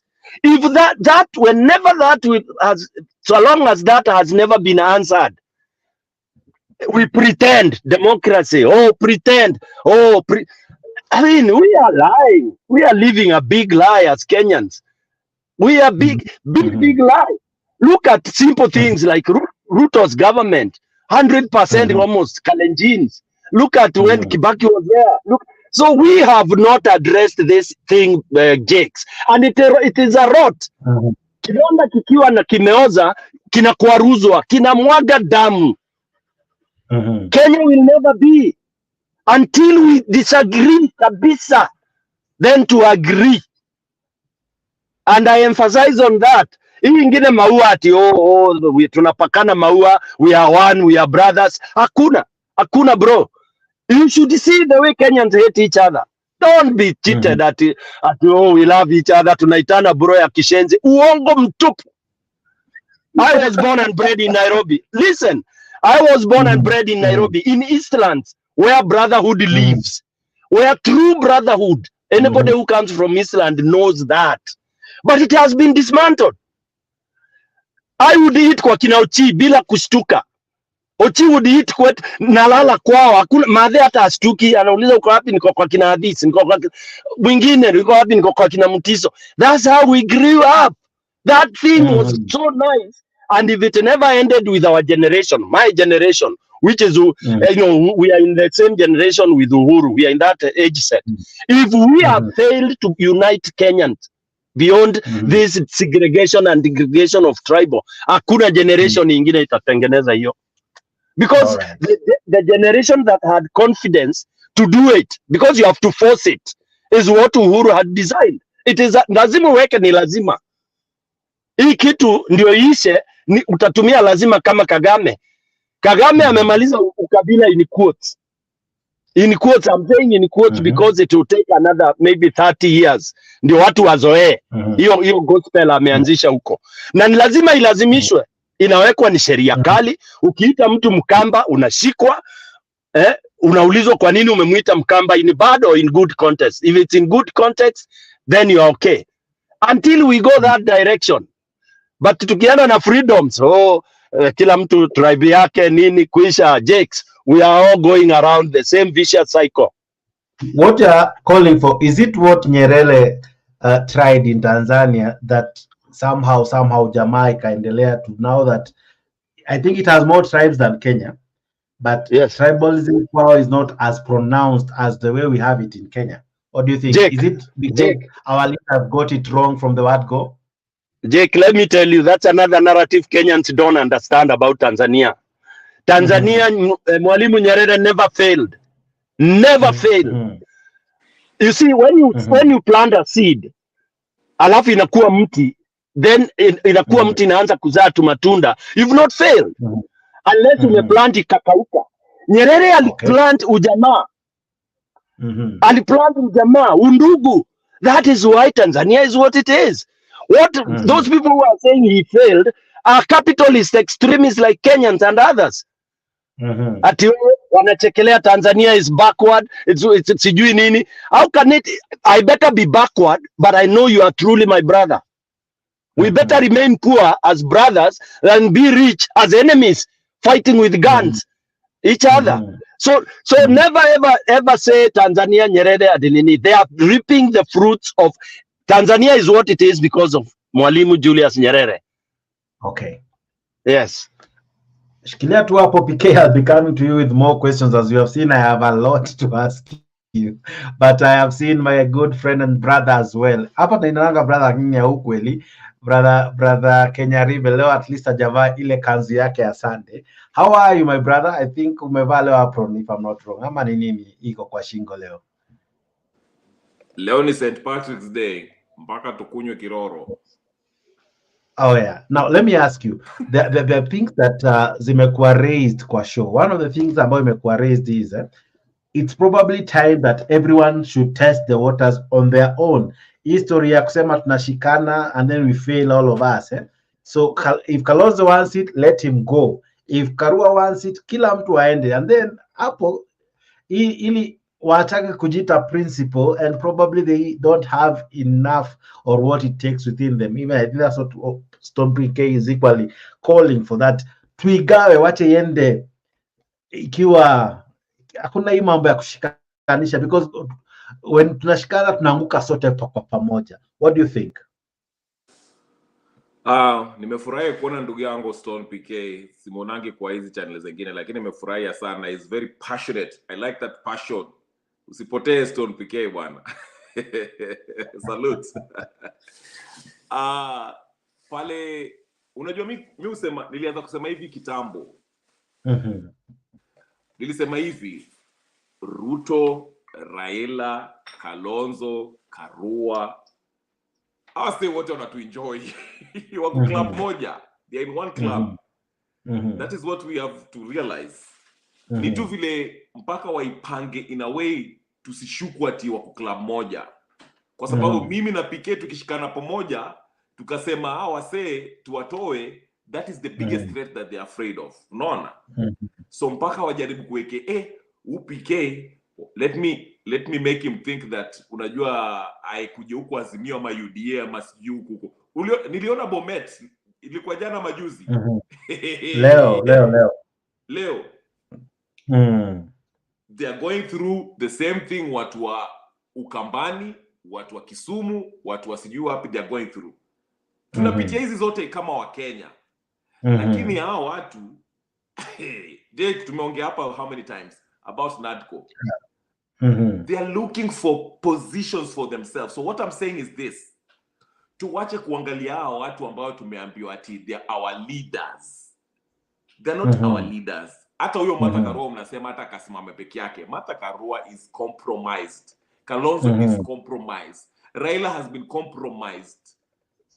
Ruto ndio huyo ako compromised ndio huyo. So check ni sisi tukujitegemea kama mimi na wewe tuanze yetu. Unasikia? Unasikia? And that was I've been advocating for a long time. Lakini mimi nilikuwa nasema hivyo, watu wananichapa.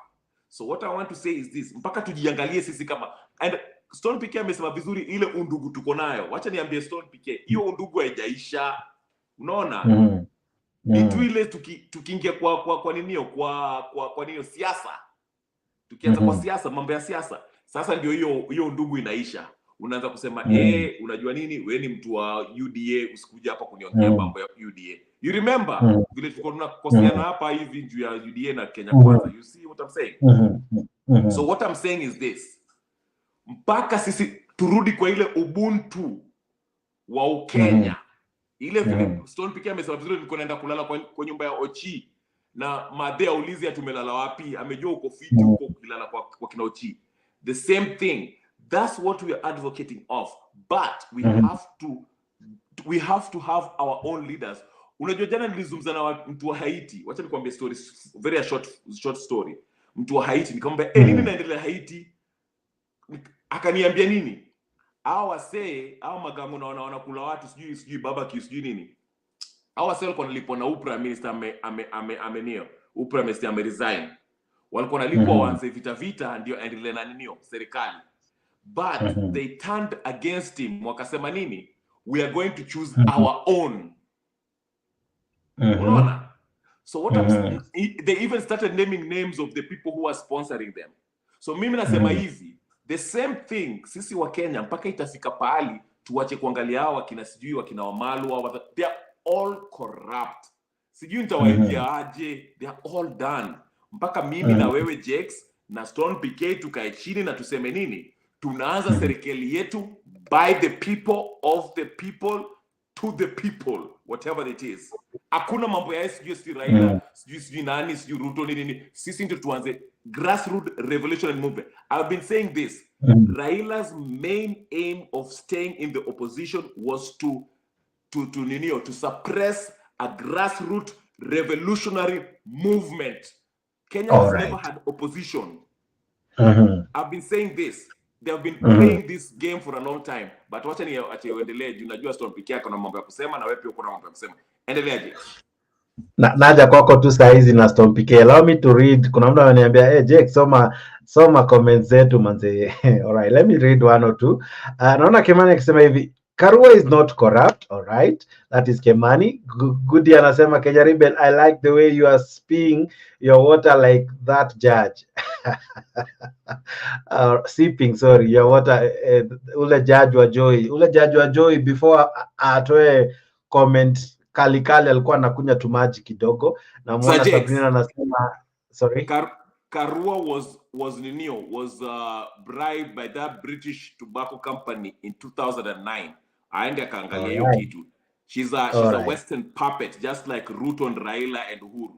Go ahead. All right. Namuona Ndungu anasema, mention your tribe, stop coming here and mentioning other people's tribes. We know that tribe issues in Somalia, and you people call us Jarel.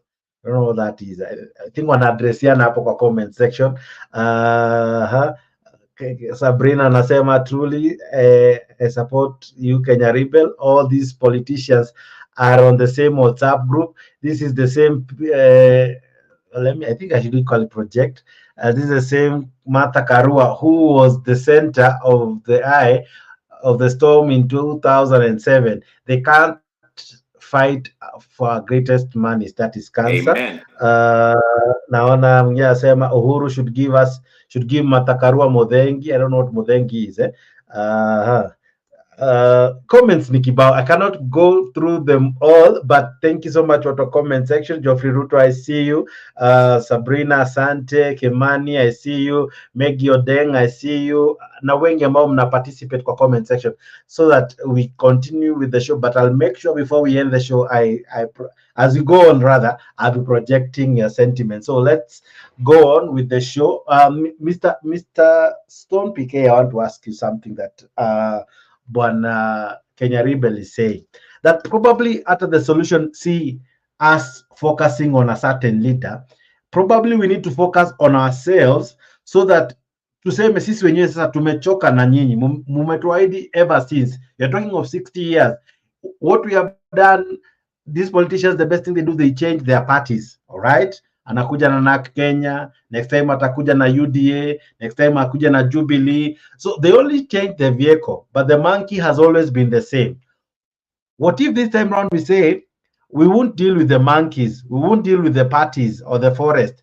We, as the people who have suffered all this while, we are going to relook at how we vote, relook at who we elect, and maybe probably sponsor one of our own. Tuseme kwa mfano, tuseme Omtata for example, hana chama chake kwa mfano, hajaisimama urais, lakini the people wenyewe waseme, we want you to, for example, to be the president. Can that one work? 1 pound. Jake, Kenya Rebel brother, thank you. Habari gani masiku mingi? Nilitoka kwa hizi channel kwa sababu nilikuta tuna msemo ya Kikwetu kwa mbele. Ile kinu huwa inatumika kwa kukongoa mahindi, kutenga mtama nini, you know that, you all know that. Lakini sasa Kikwetu huwa tunasema ukianza kuweka maji upige kwa kinu, you get nothing. Kwa Kikwetu tunasema ukima manje na andere. Yani unakima maji na hiyo kitu una expect msosi. Maji unapiga inamwagika. So I realized tumeingia hiyo league. Sasa we are not actually, we lost it. You know the way mnatakiwa kufunga goli pande ile, mnaanza kuzunguka. Unaweza zunguka, unacheza carpet nzuri, but the end of the day lazima uscore. Hiyo tumeshindwa. Hivyo Jeka nauliza, you've just indicated hii sasa mahali imefika, hakuna cha wale ati leaders wale wa zamani ama nini, na hakuna kungojea ati sijui watatuonyesha. Naona comment zingine hapa ati Uhuru apatiane Muthige. Muthige ni Kikuyu, ni ile stick, ati sasa aseme huyu. Tutoke huko. What we need to do sahi, tunataka sprouting of rebels. I'll use that strong term. Wale rebel ni ukikataa na ujinga. Tutokeleze, mimi nitoke na grupu yangu wherever it will be. Kenya rebel utoke, Jeku utoke. Hivyo Haiti imefanya, they are on the right path by the way. Ukiongea na Haitians watakwambia wako on the right path. Juu ikifika sasa ulikuwa mfuazi wangu, urudi uniambie pote mbali, unanionyesha ujinga. It means nimechoka na upuzi.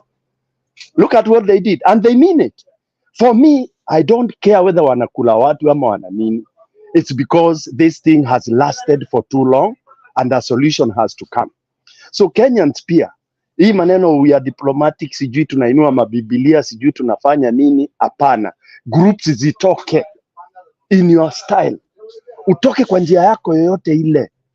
Organize your small group, hata kama ni watu 10. Start your thing. Let's uprise from all corners of that country. It will take us long, it may take us short, but uprise. Organize your small group vile unaweza na ukatae. Nisikiange Jeka kwa sijui ya Jeka anatoka wapi. Huko nisikie Jeka huko amevuma na ana watu wake 50. Ametoka Burubusiti. Whatever it is. Na uko na watu wako 50 unasema hatutaki ujinga. Stone naye, Kenya rebel naye. Kona pembe zote tuache moto. That is the only way. That is the only way. Alafu hao wanataka kusimama, you don't even bother about them because wanatuingiza box tu. Don't bother. Yes. Wakisimama wakijidai president tunawatoa. Hata afadhali tukae bila president. Yes. Nimeuliza hii swali for the last so many years. What benefit is it of us having a president called a president of Kenya for the Kenyans? Ni faida gani? Tunajidai ati we are law binding, sijui tuko nini. What benefit? Jake. It should take stock. Yes. Take stock. Bado ni Ruto sasa 24 years Kalenjin ndio wali benefit. Ruto Kibaki akakuja. We will continue in that vicious cycle, which is so terrible. The best is we disintegrate. Kila mtu akue kwake. Yeah. The issue of, for instance, changing the presidency, and maybe here I'll ask you in this format. At times we blame a whole community, yet it is the individual who is rotten. You see, like for example, how, for instance, there's this deputy governor who was just impeached the other day. It is him who was brought to task, who we were shown that this person is wrong. These are his mistakes. Don't you think equally, at times when we are looking at these people, the president, the MP, the MCA, when they come to us, if amekosea kama yeye, tunadili na yeye in the sense that yeye ndo hapewi kiti, we don't bastardize a whole community because of someone's rottenness. Because as Julia had said in this show earlier, who is in power now is that man and his wife. They're the one getting the benefits. We are not getting it as much as they say ni mtu wetu. We don't get it in any way. So when we look at the rottenness of either Moi, of either Kibaki, or either Ruto, how can we remove the community from that blame, given that these people, when they mess, when they steal, they don't bring it to the community? Otherwise, Kikuyus wangekuwa mahali pazuri sana. Kalenjins wangekuwa mahali pazuri sana. Today, as Kenya Rebel has said, watu wa Bomet wana protest, yet they may say wako kwa serikali. Watu wa Kericho wana protest, yet they say wako kwa serikali, because they are feeling the pain. Just like mse mwenye yuko kwa serikali, anaweza sema anafeel, mse mwenye ako Nyanza, mse mwenye ako Northeastern, whatever they are feeling, it is It is the entire nation. It's not a given region. And we're not benefiting simply because someone is a president or a certain tribe is a president. It is that individual who benefits, him and his family. That's why you hear the first daughter, the daughter of the president. But I cannot be called the son of the president. I cannot. I don't benefit from him being the president. So my question to you is this, Bwana PK. As much as we are talking, we need to solve his story. What do you call this? Ukabila. Can we equally solve hii story ya semanga mtu fulani akitoka kwa jamii fulani, iwe jamii imekuwa na urais? Jake, hiyo again, hiyo ni watu who create hiyo narrative, na hiyo narrative iwezi isha, iwezi just you see when you are spraying for mosquito kwa nyumba, uziambiangi ati zikae kando nini, you kill every other insect in that house with the insecticide you spray, okay? So kujileta kuanza ati kutoanisha ati president atoki kwa kina Stone PK, hiyo si narrative, sijisumbue na hiyo. Ule atakuja asavu watu vizuri ndiye atamaliza hiyo narrative, and I told you earlier, Uhuru was trying to do that, okay? Alijaribu when he said president anaweza toka popote Kenya, alijaribu, but he didn't know how to pursue it. He did not know how to really do it, because he messed it when at all he decided to give presidency to somebody who he thought or he said was a thief, and if it is true, he stole. So he messed all his good thinking. Yeah. So hiyo hatuwezi separate. Ule atakuja na atasabu watu vizuri, Wakenya wata appreciate irrespective of which tribe he comes from. All right. Number two, hiyo tusijisumbue na hiyo, tujisumbue na hii. Huyu individual amekuja, then what happens? What is the picture we see? Tunaona nini kikiendelea? Tunaona appointment zikienda vipi? You cannot stop when people see 10 out of 20. No. 8 out of 10 are from the same tribe. You will not stop people from blanketing the entire tribe. That is normal. Not only in Kenya, it's anywhere else. But it's a leader who is supposed to mitigate that. The leader is supposed to mitigate that by making sure that you as an individual, you are the one who provides leadership and guidance to the people. People don't lead themselves. This is where people go wrong. Hata hii tunasema rebel nini, tuamuke nini, hakuna, ni mtu atatokelezea hivi. Kama huyo unaona huyo anaitwa barbecue, huyo ana group yake, huyo mwingine na group yake.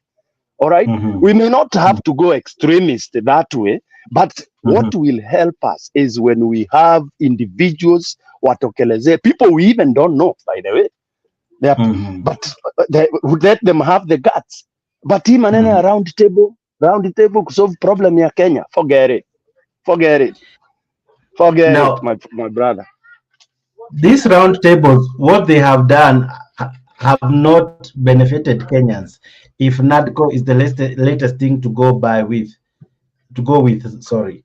You look at it, it only gave us more positions, meaning more people in those prestigious positions, and nothing to do with Mwananchi. So is our problem the leadership, or is our problem, do we lack leadership or good governance? What do we truly lack? We lack everything. We are docile. You are being led into the ditch, but you go. And your eyes are not folded. You can see that's the ditch. Then you end up there. Yeah. We are told, we believe elections were stolen.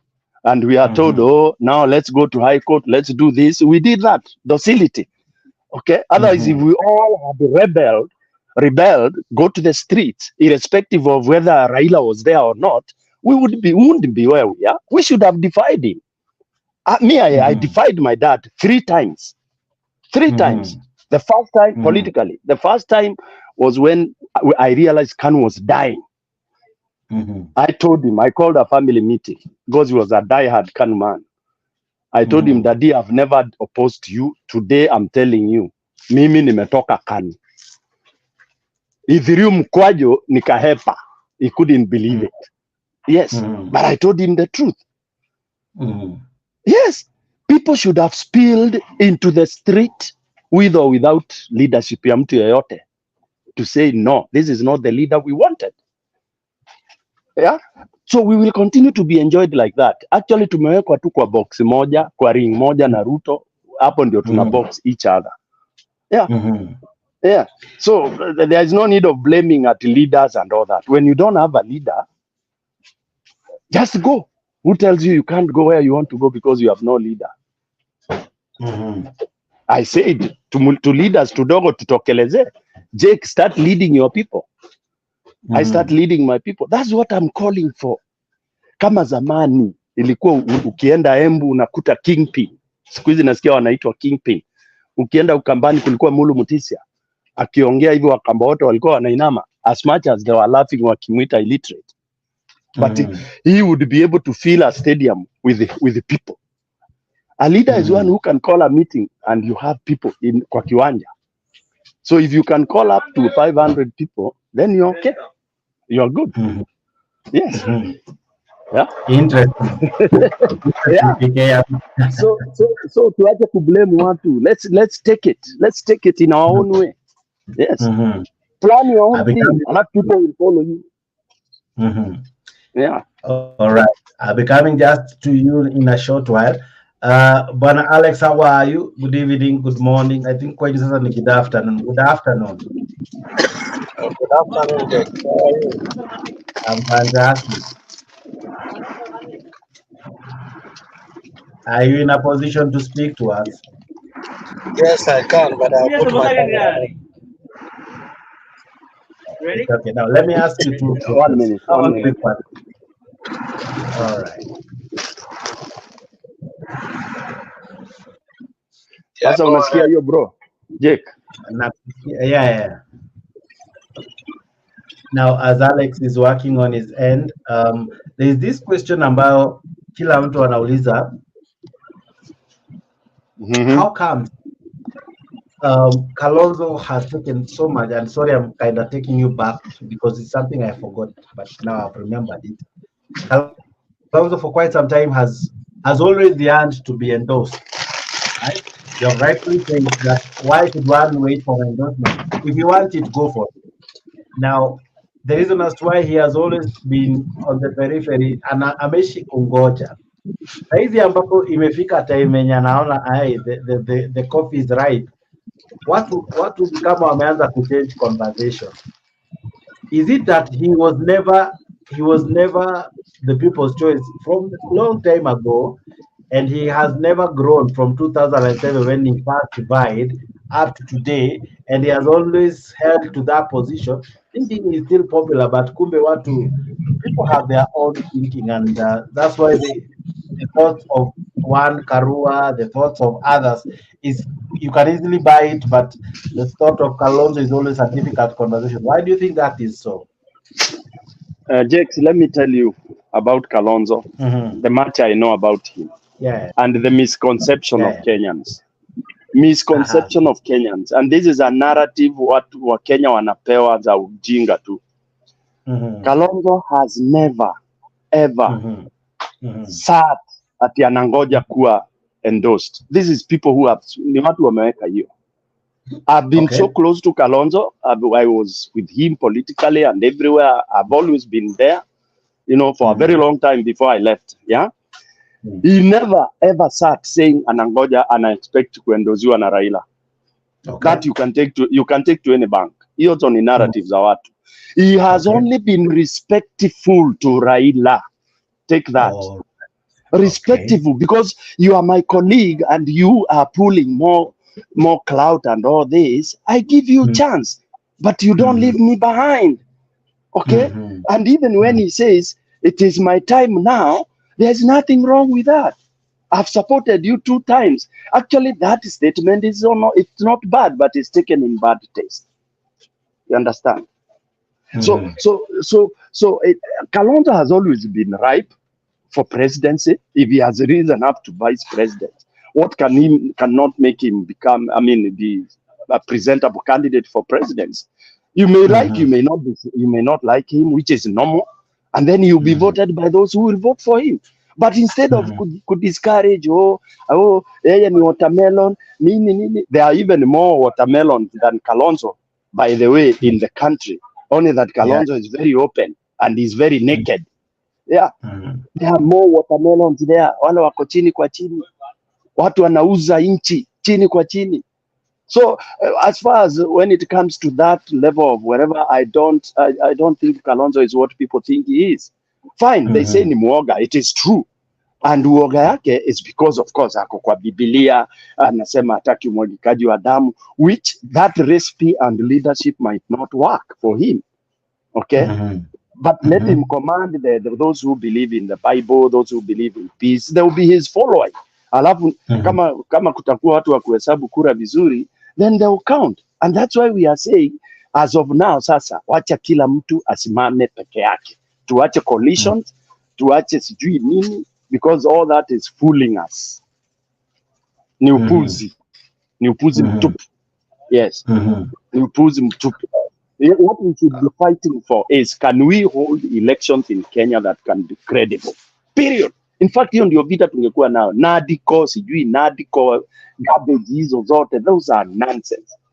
Nimekuambia kulikuwa na kina master of all reports, Ndungu report. Kulikuwa,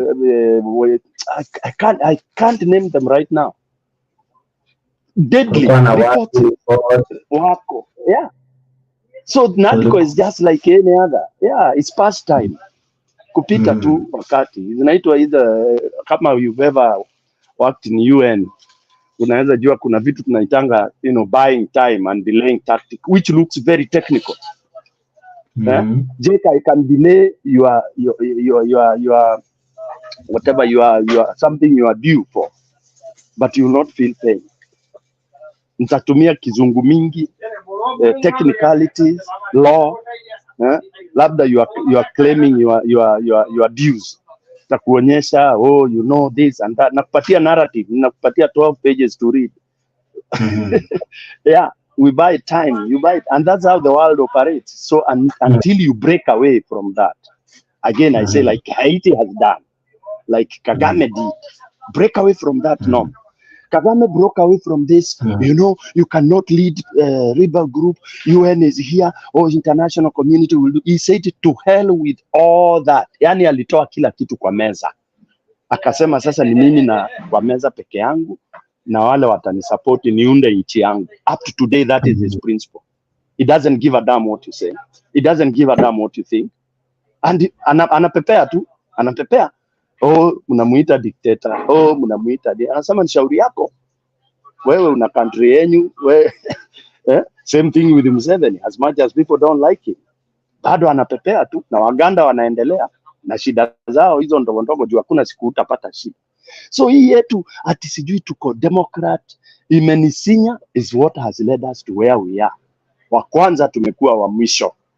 Jake, and I keep saying, our formula ya Kenya is not a winning formula. Hatuwezi win. Yes. Hatuwezi win. Poverty will continue. Corruption will continue. Elections will never be right. Because ile pin yenyewe hatutaki kuispin. That's the truth. You can have all commissions on earth. You can have wako. Sasa wako atakusaidia na nini? Wako. Sahi, today. Atakusaidia na nini je? Mr. Alex, I don't know if you are able to hear me.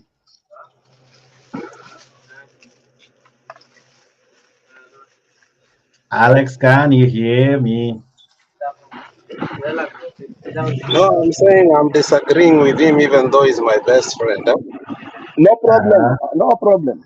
Yeah, because when you say that he doesn't require endorsement, that is pure baloney. Because I have seen 3 times something of the sort of kind of an endorsement, which is not fully. He has been running and towing it around. Remember, there was a time in Siaya, Raila insinuated that maybe he will be the candidate. And wakina Orengo na kila mtu spoke about it. Then it went down. The other day was in Makueni or something of the sort. again, when Mutula made some sentiment that upende msipende wakati huu. So to manage the crowd, Baba had to do what? Say hata yeye anaweza. Then the guy was so happy, he started going to rallies in Meru, Embu, so on and so forth. I mean, the truth and the reality is a man that is a very good man, and is a man I really respect.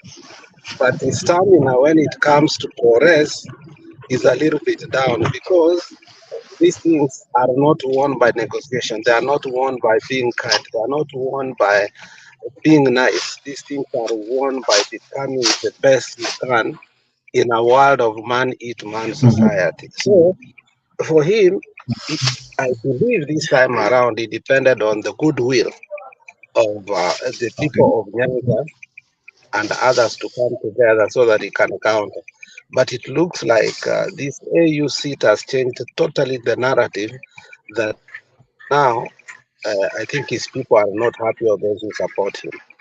But to say that he doesn't want an endorsement, I think any politician will want, an endorsement. So you can't say completely that he's a man who has never wanted to be endorsed. Now, what are his chances, given that Karua today with her NAK Kenya party, wamesema she's the person, and of course someone is asking me to ask you, is it even time we now begin to ask ourselves, is Kenya ripe for a female president? Maybe hizi shida zote zitaisha if you were to do a suluhu in Kenya. I lost my network. I didn't know what you asked. I'm asking you, the talks for Martha Karua have now begun, and her party today said it will begin grassroots recruitment and everything. And now my question to you is this: is it time that probably we tried a female president? Maybe that might be the solution to our issue, given that for the last 6 years we have only tried men, and the men kama wamekuwa a letdown. What do you think? I wish that could happen, but in the environment we live today, that's a pipeline that cannot work. You remember the narrative for the politics of Kenya changed in 2007 when the Pentagon was created and we started having a very expensive campaigns, and that necessitated us that the people of means must bankroll their own campaign. I think she's a good person, she's honest, however, she lacks money to bankroll. Remember, you have to field candidates all over. You cannot be president and then you don't have a majority there. It cannot work, and it will never work. Had she had a base within her own people to support her, then I could have agreed with you. Our own people have rejected her several times from governorship, which she won akaibiwa. Somebody cannot think of presidency when her own people are not thinking about it. I think it is sad. It is sad thing for me. Thank you. That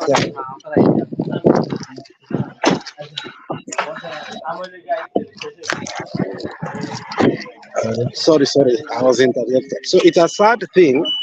If you look at how the politics of Kenya works right now, you have a base. You must have seats that you are clearly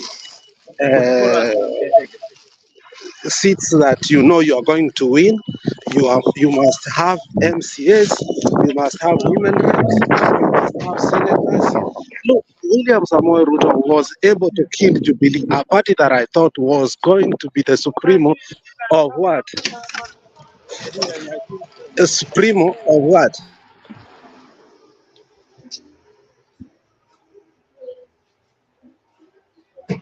Oh, sorry. we may drop. But same question to you, PK. Could our issues probably be solved by changing gender? Because for 60 years, as you rightfully said, we have been ruled by male-dominated politics. We have been ruled by only male presidents, and we have never even had the opportunity to have a female deputy president. With changing of gender, or the gender narrative now being pushed, do you see it as a win-win for Kenyans? Jake, again, Kenyans they are being diverted into non-issue.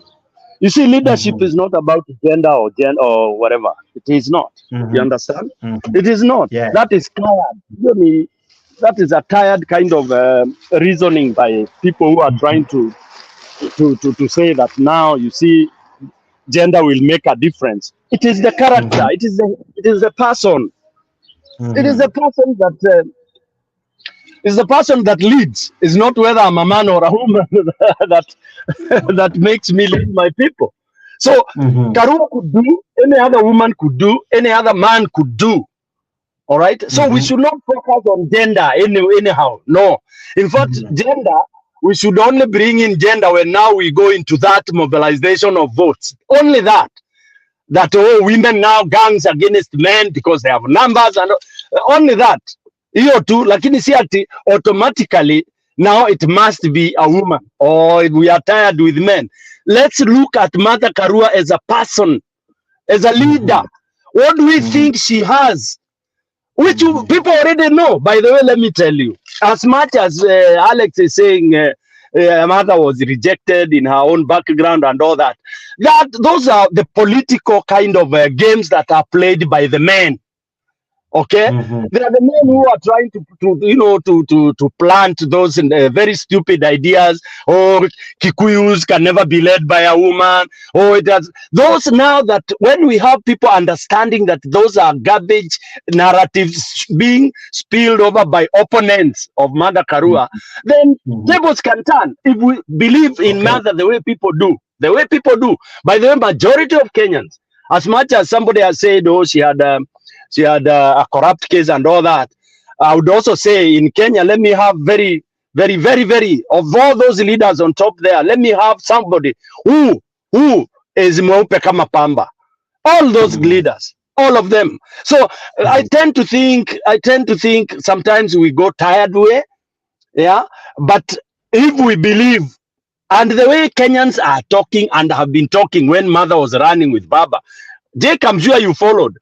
People are like, yeah, she will make the best DP because in case of anything, she will prosper. She will put forward what Baba has been fighting for. Why were we saying that then? What has changed? What has changed, Jake? I mean, hata sisi pia lazima tujue kuna watu wanajaribu kudrive hii siasa. Okay? Mwananchi, I can assure you, mwananchi ana faith, ana believe in warriorship of Mother Kalonzo. I mean Mother Karua. Mwananchi wa kawaida anajua Mother what she can fight for. But the fellow politicians, they know how lethal she is to them. That is it. That's the thing. That's the secret. She is no nonsense to any politician in the country, including Baba. Yes. Yes. Including Baba. She can tell him off if he's off the cuff. That is now what you need for this country to transit. Somebody who can come very close to Baba's beliefs and prosper. Because Baba believes in fairness, believes in justice, believes in... who else does that? Who else does that? So Kenya, we have to really hit hard. We have to call it as it is. What is naked is naked. Let's fix that situation that we can hold elections in Kenya. That if we have not fixed that, leave it, forget it. Forget it. If we have not fixed elections, tuache maneno mingi. Whether Karua, whether Kalonzo, whether Stone PK, whether Nani, we will not make it. But can we fix it? And how do we fix it?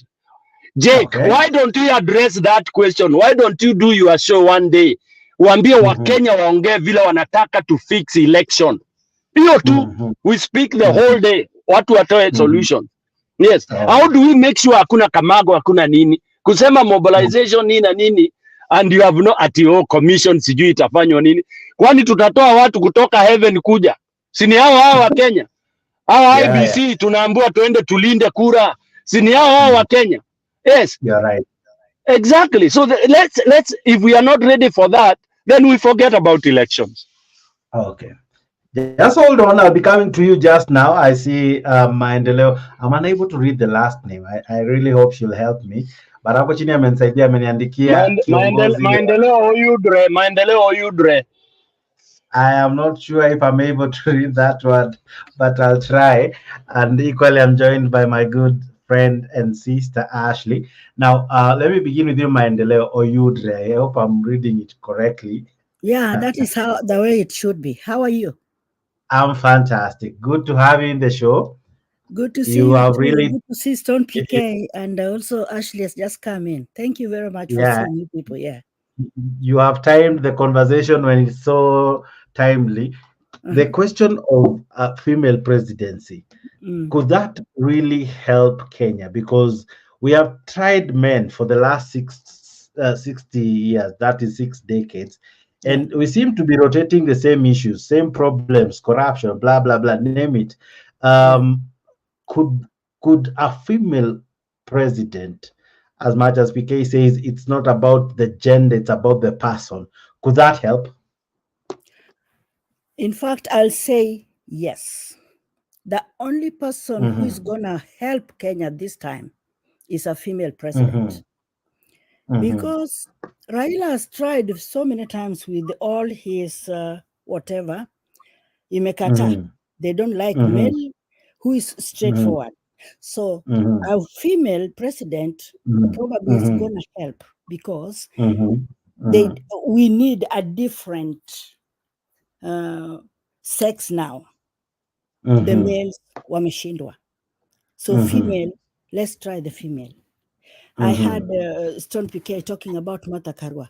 That is the best option we have right now in Kenya. Because with Mathira, Kenya will be where we want it to be. She is a no-nonsense person. Hata wakiweka whatever, wakiweka maneno gani ati ye nini. Corruption ya Mathira ni wapi? Where on earth have you had Mathira ameiba shamba la mtu? Mathira amechukua hata nini la mtu? Yeye mambo zake all the time is hakika, hakika na ukweli. The first female, the first woman to walk out of office because of her no-nonsense attitude. Uniambia hata hao wanawake wako hapo saizi, wakisikia tu ati Ruto anataka kuwafukuza, watalia na waende wa kneel down. But with Mathira, she would take any nonsense. She will leave you that office because she knows what she wants, and she wants to be a straightforward person. The only person who is going to occur Kenya right now is a female president, and me, I will propose Mathira to be our leader. Anyway, hakuna cha kusema sijui nini Mathira nini Mathira nini. Please, the men wameshindwa. Because hata ukiangalia all the men, hata wenyewe sasa wanapigana, ninasikia Joho anataka kuwa president, Oparanya na nini. Those people are so weak. Look at them. They are very, very weak actually.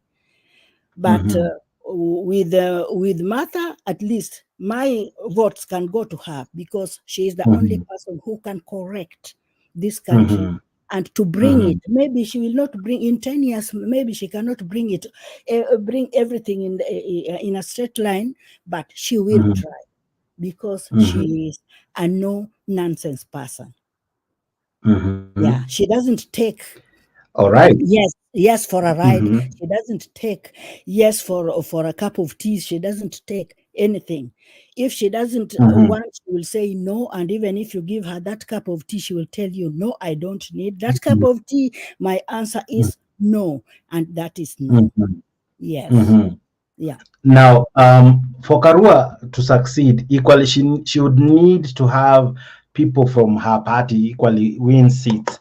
How would she go about that, given that at the moment she has been ridiculed and mocked severally because of her not having any person from her party? What can she do? Rebranding, changing the party? What are some of the ways she can look into that may help her cause going forward? Because I think her having members of parliament and even counties and even governors from her party would equally be of benefit to her. What do you think? What can Martha do to improve her chances? I don't actually go for the parties or things like that. What Kenyans should look at is a person and his or her personality. Because what is a party? Look at the party you are calling Kenya Kwanza. What is happening there? Yeah. What speciality do they have as those people who have been elected and they are the majority or the things like that? Who are they? Yeah. Let's not just take somebody there because she has a whatever. If she can win that seat of being a president, that's enough. Me, I don't go for things like those things you want to go for at a party. What is a party? If we can find a way to back up Martha go there, win that seat of presidency. She's the one who is going to operate by herself, and she knows whom to put here and whom to put here and whom to put here. Because I don't think looking at a party is anything. And those parties, our wanaume waizi, they are really trying so hard kufanya nini, kusuppress wanawake so that they don't get anywhere. And that is what is happening for Martha even right now. Don't think that she doesn't hawana watu wanaweza kuwin. Ni vile tu hao wanaume wanamsuppress mpaka she can't even breathe. But we hope one day, one time, she's gonna breathe. And she's gonna get it. So, hii mambo ya party, she doesn't have MPs in the nini, she will get. Let that thing ring in Kenyan people minds. Let it be that this time we want Martha. She was gonna be the running mate ya nani walishindwa, right? But why don't we try her? Me, instead of Raila looking for wakina Kalonzo, wakina siji Joho, what? Why not Martha? And Martha is yeye ndiye alichagua Martha. Apweke Martha, tupigie Martha debe na nini Martha atujaribie, so that hata this time iwe tupate mwanamke ya kulaumiwa. Look at it, yeah, because hii mambo ya sijui wanaume all the time. Sasa unaona hao ndio wako frontline, sijui mimi nimetosha, ni mimi hawatoshi. We want those sober-minded people wenye hawajauza drugs, wenye hawajafanya nini, wenye hawajakuwa na hii matepeli lineage in their lives. Please, we want a new Kenya this time. Yes. Yeah. All right. I still think I need a more name from a lady. Allow me to ask Ashley this. I'll be coming back to you, Maendeleo. Just hold on, kidogo. Allow me to equally get the same sentiments, or rather different, or I don't know how to look at it, from Ashley. Ashley, how are you? Hope you're well. I'm doing good. Fantastic. Now, my question to you this evening is the same question that I had asked Maendeleo earlier. We have had male-dominated politics, or rather presidents since 1963. Are we ripe for a female president, and could that equally maybe change what we have been going through under the hands of men? Because we have seen some leaders who are female, once they get these dockets, they have done exceptionally well. Like Gladys Wanga has really tried to transform Homa Bay in the few short days she has been a governor in Homa Bay. What do you think, from where you sit as a lady, could our issues probably need a woman's touch and that can maybe probably solve our issues here in Kenya? I'm going to answer it, but a little differently. I don't think that it is male leadership that is failing, because at other places in the world that are successful, they also have male leadership. So it's leadership in general that we have or are choosing the wrong leader. Because I don't know why we won't give someone like Okia Omtata a chance. He's a man, but I wish we would give him someone a chance, because he has proved to be unwavering of the constitution. He's not like Raila, who sways cold and warm and lukewarm, depending on who he's up or what time of the day it is. So I don't really think it's the male leadership that's the problem. It is that the males that we are choosing are the problem. It's not the men. It's the kind of quality of leadership that we're choosing. I have a problem with Mother Karua. She knows so many of these leaders have personal relationship with them. And what we have in our is that there's a lot of corruption. And when she gets there, she might become conflicted or compromised by some of her who are leaders. So personally, I would ask that we give someone fresh, like Okia Omtata, a chance. Someone absolutely who has shown that they can. For you would be calling for a fresh start. And also, in the interest of cohesion, we've had few presidents. I don't believe in tribe, but at the same time, you don't want to appear that it's every time we do that. Now you've tried 3 men. Now you just for the sake of cohesion, for the sake of pain. I think trying someone else who has shown promise would be a good step. So I would actually suggest someone like Okia Omtata, and if he is so green, then I would put Mother Karua as his vice president, so that she can guide him and let her prove herself in that position. If she can, she's good enough. Yeah, but I think for the sake of cohesion, for the sake of fairness, just like they are doing in the AU, we should give another tribe a chance. Not because I don't believe in this thing about tribe, but that is something that will be used against a Mother Karua presidency, against the Kikuyu. And the Kikuyu are the most victimized people, because it is not the Kikuyu who have been in president. It is particular families. It is particular individuals. When they choose, if they come to power and they choose all Kikuyu leaders, or they appoint Kikuyus, those Kikuyus don't come and share that money with the people who are suffering on the ground. They don't bring development to their ground, because if they did, how comes even up to Kikuyus who are still drinking water from the stream, from the river, dirty water? We shouldn't. Good question. So then I would say we have benefited, but they haven't.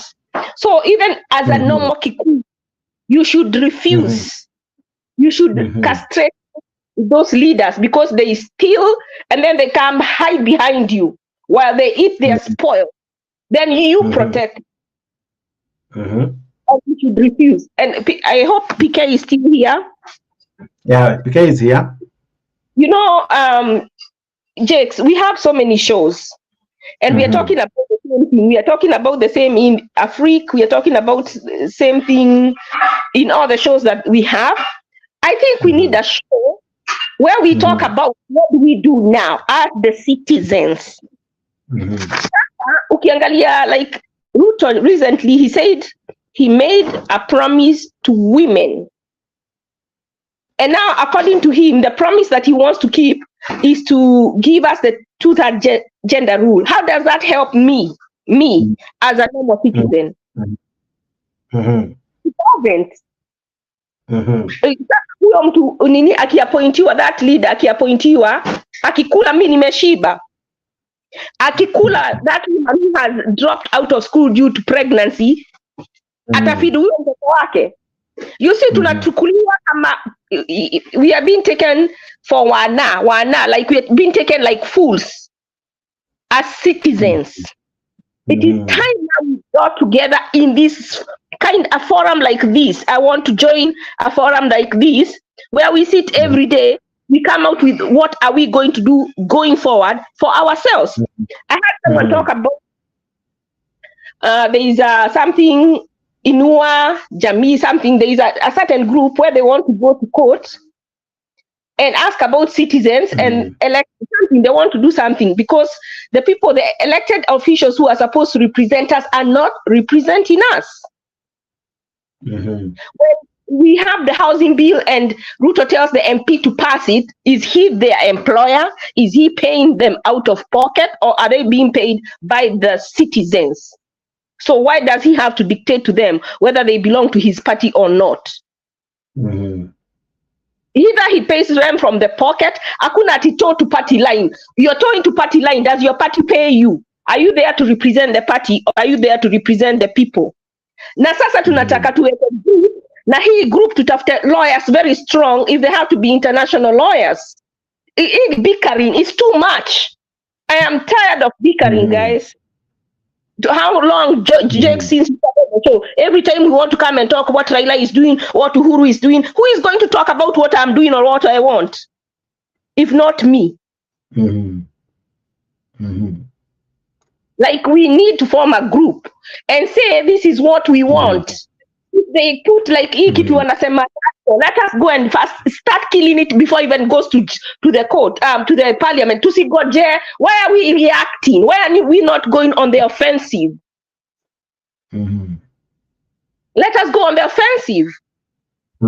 Like, badala ya kuweka hizi pesa zote zitatumiwa kwa, already we have enough leaders, and then you want to add more so that you can say women are represented. Yani, we count women that are given this position, is going to prove life of God care. Okay. Why don't you take that money and do projects more like of people who are downtrodden? Because our tunapewa position, they can start their own NGO if they care so much about women. They don't need to be under government payroll. Why don't we take that and put it to the ground? Kuna nimekutumia ya Gachagua. Please, I want you to play it. All right, let me see it. All right. Okay. Yeah, I'm downloading it now. I don't know if you're through, because I wanted to ask. I'm not through. Let me finish, and I won't take. I will let someone else talk as much. Gachagua was asked. He was talking about something in that clip, and he said we are not discussing positions because positions are not the problem. We want to discuss economic matters. When they went to Nyeri, when they were doing the contract with Ruto, they said other presidents. That right now we have a president and we are suffering. It was Uhuru who was in power, and they said so. The fact that we have a president who is from our tribe doesn't mean we don't suffer. That's what I'm talking about. So these people are not foolish. You think we said someone should tell them they are being misadvised? How come Sikuizo alikuwa so coherent? And suddenly he's out of touch. It's not selective amnesia. All right, I have the video for you now. Can I play it? Sure. All right, Maendeleo, Honorable Alex and Ashley, allow us to play this one, and then we'll be back after this footage. Where the UDA party is holding a consultative forum with traders from different economic sectors to gather their ideas and priorities to be included in the bottom-up economic model. Leaders allied to DP Ruto in the region are also in attendance. Melita Olitengas joins us live with an update from Nyeri. Melita, what's the mood like on the ground? Well, Julians, the mood is that thousands of traders have gathered here at the Brookridge, and you can see the anticipation here, just waiting for the Deputy President, William Ruto, to make his way here. Remember, this meeting concerns traders from Nyeri County, different economic sectors gathered here for a consultative meeting with a UDA economic team that is led by Professor David Ndi, who is already here. But just to actually put this into context, I'd like to speak to Mathira Member of Parliament, Rigathi Gachagua, who is here with me on set. Thank you so much, Mheshimiwa, for joining us. Perhaps just shed light on this particular forum vis-a-vis the social politics that we've had, development politics. Why are we now introducing the economic type of politics? Thank you very much. We are having an economic forum for Nyeri County for the purposes of collating views from our farmers on what they would want the next government to do for them. The views that we collect today will be used to prepare an economic charter for the people of Nyeri County to sign with Dr. William Ruto as a contract for 5 years. That Dr. William Ruto, if we elect you as president, we want you to do the following: the issue of guaranteed minimum return for our coffee, for our tea, for our milk, biashara fund for our traders, not evicting our people and all that. Once we have agreed on what we need to do, we'll prepare an economic charter that will be signed with the Dr. William Ruto at Rorengo Stadium before the people of Nyeri. And that will form the basis of a social contract between the people of this area and our presidential candidate. Why we are doing this is because we elected our president and we have suffered.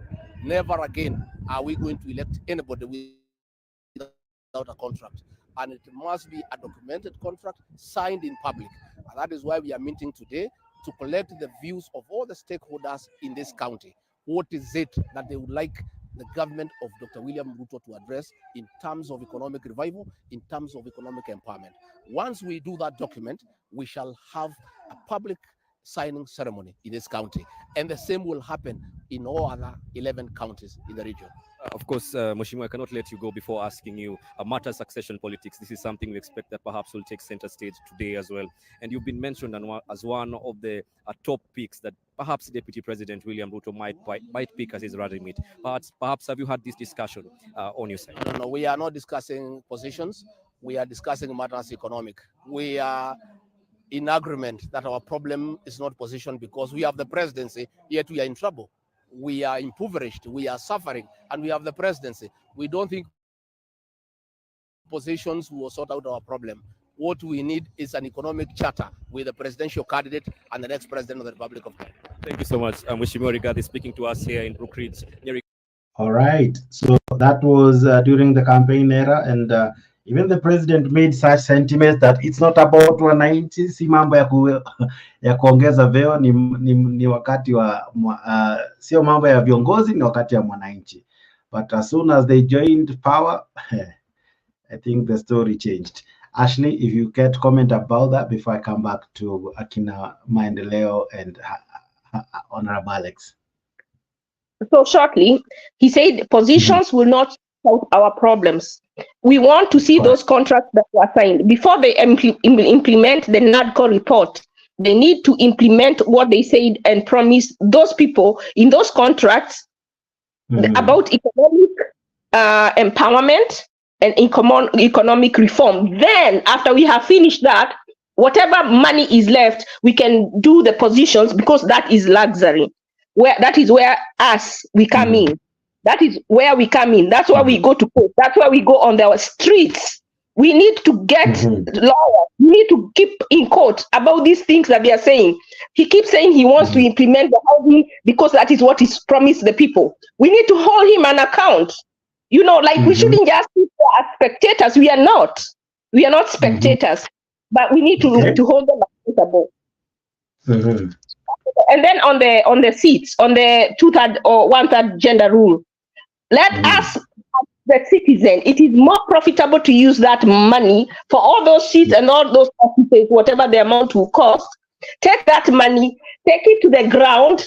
Let's open where women who have had children and dropped out of school can go back to school. Help children, help mothers have access to childcare, free childcare. That is how you help women. That is how you help women raise. giving us a few leaders that they can keep going abroad and using our money. It is coming to the ground and doing things that actually make sense. Thank you. All right, I'll be coming back to you, Ashley, because there are things that Gachagua has said. I want you to help us understand them even better. But before I come back to you, let me go to Alex. I don't know if you're able to talk to me. Yes, I'm ready. Yes. All right. Now, Ashley and Mandeleo have raised agreeing on equally conflicting statements. One seems to agree it's time for a lady. The other one seems to say, yeah, it can be time for a lady, but equally we can try a different person, a different man, where we have a fresh start, because the issue is not gender. It's because we have always had failed leadership. And my question now to you, from where you sit, where do we always get it wrong? Because it never goes wrong. It always either starts wrong, or the idea is always changed midway, hence everything goes wrong by the end of the day. How do we go about it? Do we change the male? Do we change the female? How do we now begin to get it right? Because it seems we have always gotten it wrong from the very start. Because right now, as Kenya Rebel was saying earlier on, right now we're not talking about tribe. But kuna mahali tafika, I'll now start seeing you as a different tribe from mine. I'll not call you brother, as Tom PK was equally saying. Then I'll remember my tribe, all right? And then eventually I'll put into power someone who does not have me at heart, and then I'll suffer for the days huyo mtu atakuwa in office, and then tarudi nikumbuka ya the brother in Alex, but by that time I've already made a mistake. So how can we get it right as early as now? Ashley is calling for people, for the citizen, to ask themselves what can they do, how can they come together so that they, we save ourselves, since it seems no one can save us. What do you think, Bwana Alex? For me, I like looking things from a practical point of view and how we have carried ourselves over the years, like for elections. Let us not lie to ourselves that who we prefer or who we want to vote for is the one who wins. It has never worked. More especially right now, Jex, look at it from this angle, okay? Something that is appalling to me, that we don't have a functional IEBC until today. That if there was to be a recall of any nation, we cannot have an election. So, and the reality is, after the pact of Baba and Ruto, more especially on Baba going and retiring to the AU, Ruto continuing, I think they have already chosen, to me, they have already chosen the IEBC. They are just waiting for the right time to unveil. And that IEBC will always be compromised. You understand? And in the compromise, it will be bought and told that this is the work you are going to do, this is the money we will give you, and this is the security we will give you. So negotiations are on the way. And that's why you find people who know more, like Ahmed Nasir. Right now they have woken for that deep slumber whereby they used to support people blindly. I don't see anywhere near soon women can become a president of the Republic of Haiti. Just, it will not happen very soon. More especially when we have now a one-man show. We opposed the housing levy. It is there. We opposed the finance bill. It is there. We opposed the shift, the one that is an alternative to NHIF. It is there. This man is going to have a free pass, okay? And he is going to rule until he wants to get out of power. Don't think Ruto is a man who will. If when he disagreed with Uhuru Muigai Kenyatta, he refused to resign totally and completely. Is it now you are going to take this man out? Yes, I learned something a couple of years ago that was a little bit sad. That in politics, you must learn to betray somebody and you must learn to be betrayed by yourself. So there are going to be political betrayment in the future. It is just about time to start. And when that time will get, people like Gachagua are going to be shut down. Remember, these are people who are in power for 24 years. They were the only begotten son. And they used power to their own advantage. Kulikuwa na Nyayo wards, Nyayo T-zones, Nyayo buses, everything. Ruto is going to use that narrative, whereby everything he isn't going to call things Nyayo, but he's going to call things different names, change names, so that Abaki and Obama Namam. Yes, to run a campaign, an effective campaign, I swear to you, you need a lot of money.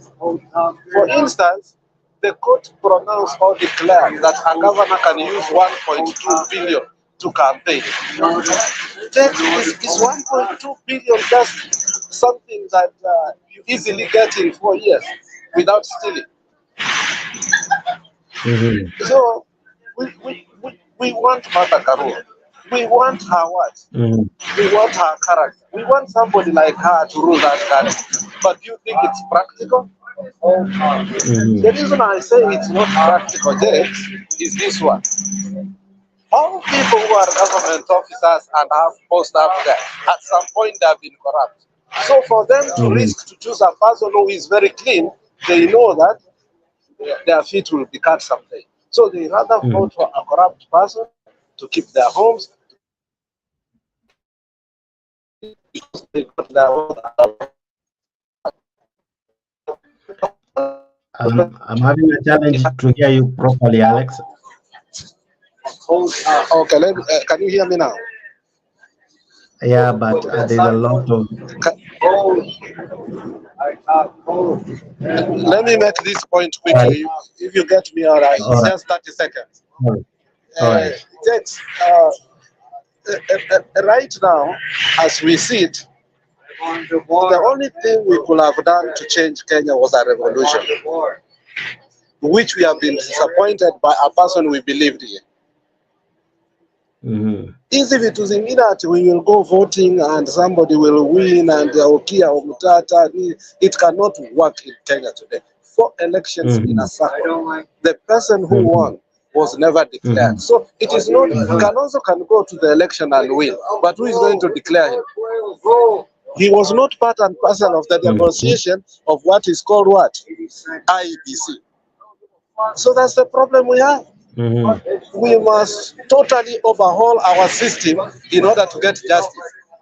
But with the present the present structure, it's a waste of time even to go to vote. Okay.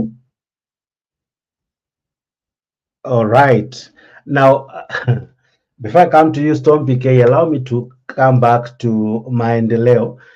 And I'm sure Storm PK, you have heard what Alex has said. He equally seems to agree with you that we need to first look at the electoral process and the electoral system, because all these things else that we are saying here could actually not amount to much. Now, Maendeleo, let me ask you this. Alex is raising an interesting sentiment that the people who are in government or those who hold some of these positions, some of them are so corrupt that the thought of having someone who can go after them can make them not allow it to happen. Hence, someone like Karua cannot probably win an election because there are people who wouldn't wish to have her there.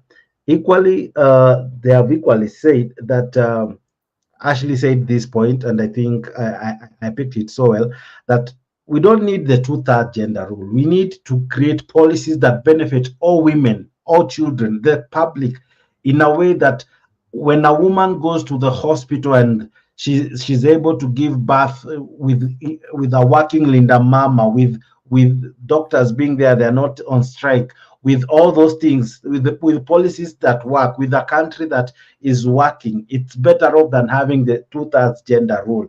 From where you sit, what do you make of sentiments from one Alex, and equally what Ashley had raised earlier? Of course, I'll be coming back to Ashley with some of the things that she has said and what Gachagua had said, but coming to you, what do you think are the issues that may bedevil Karua's chances? And equally, the two-thirds gender rule. Can't we just create policies that benefit most of us or all women? Because this position will go to few women, but the majority of the women are the ones who have no access to clean water. They're still fetching water from streams and dirty places. They have no place to take their children to in terms of dispensary and hospitals. And even those who are there, some lack essentials, including drugs and all that. So she's calling for policies that help the two-thirds more than increasing the number of the so-called leaders who eventually just benefit themselves, but not the entire population. What do you think? Okay, I will go back to what Ashley also said, that, you know, power, if you look at it, power belongs to the people. It doesn't belong to an individual, even Ruto. And what is proving to me that Kenya, we can have a change in Kenya with the policies we are going to implement by ourselves, is what is happening currently, even in Ruto's presence. The Heckling can prove to you that Upunda imechoka. Yeah, nobody fears anymore. So, hiyo chance ya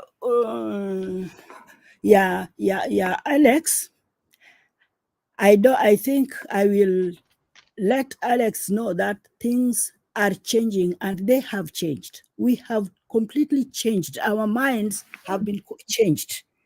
It's totally something different. I'll go by the Ashley's idea of forming a policy on what we want is what is going to happen, because we are the people of Kenya. We should not be manipulated. We should not be guided like, enter this side, we enter this side now.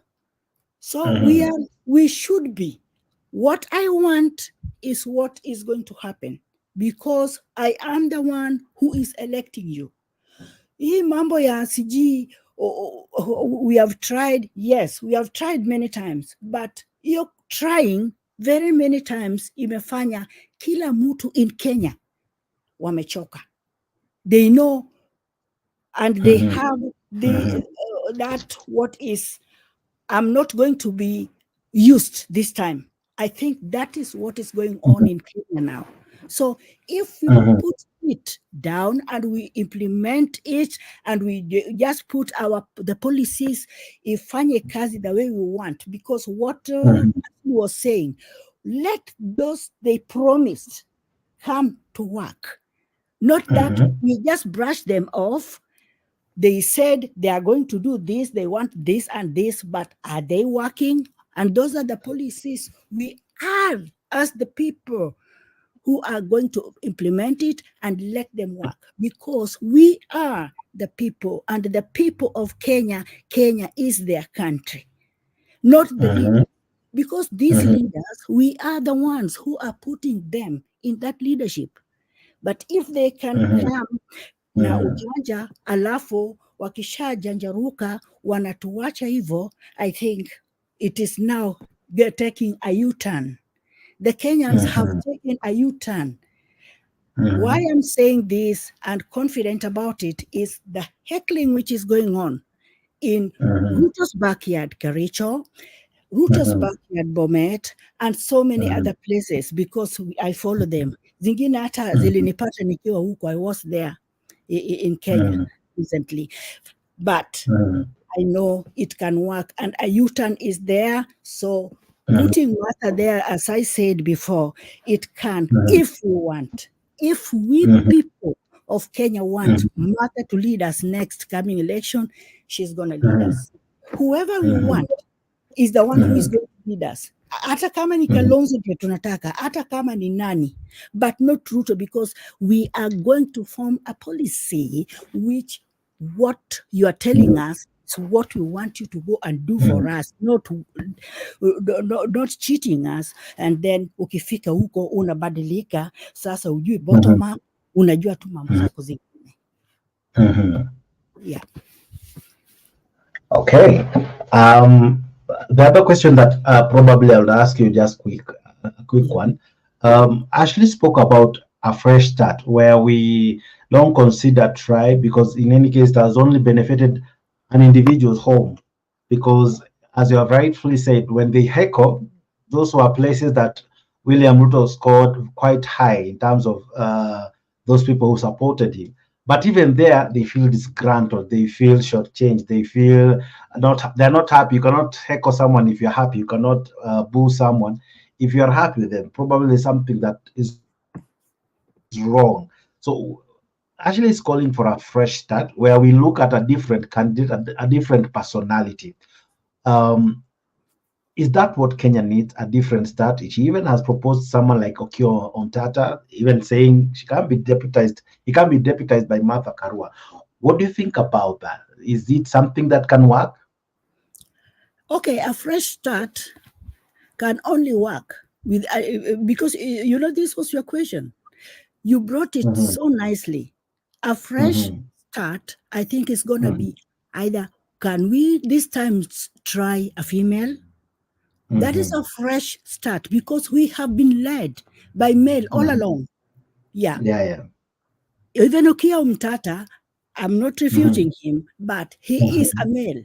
So can we try a different angle by this time taking a female? And a female, it's not that we are going to look for somebody somewhere. Yeah.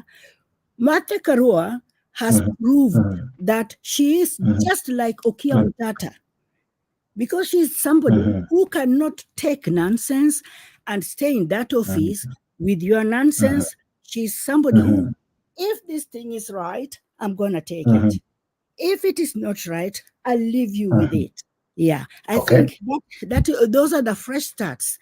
A fresh start in Kenya now is probably we try a female rather than going for a male.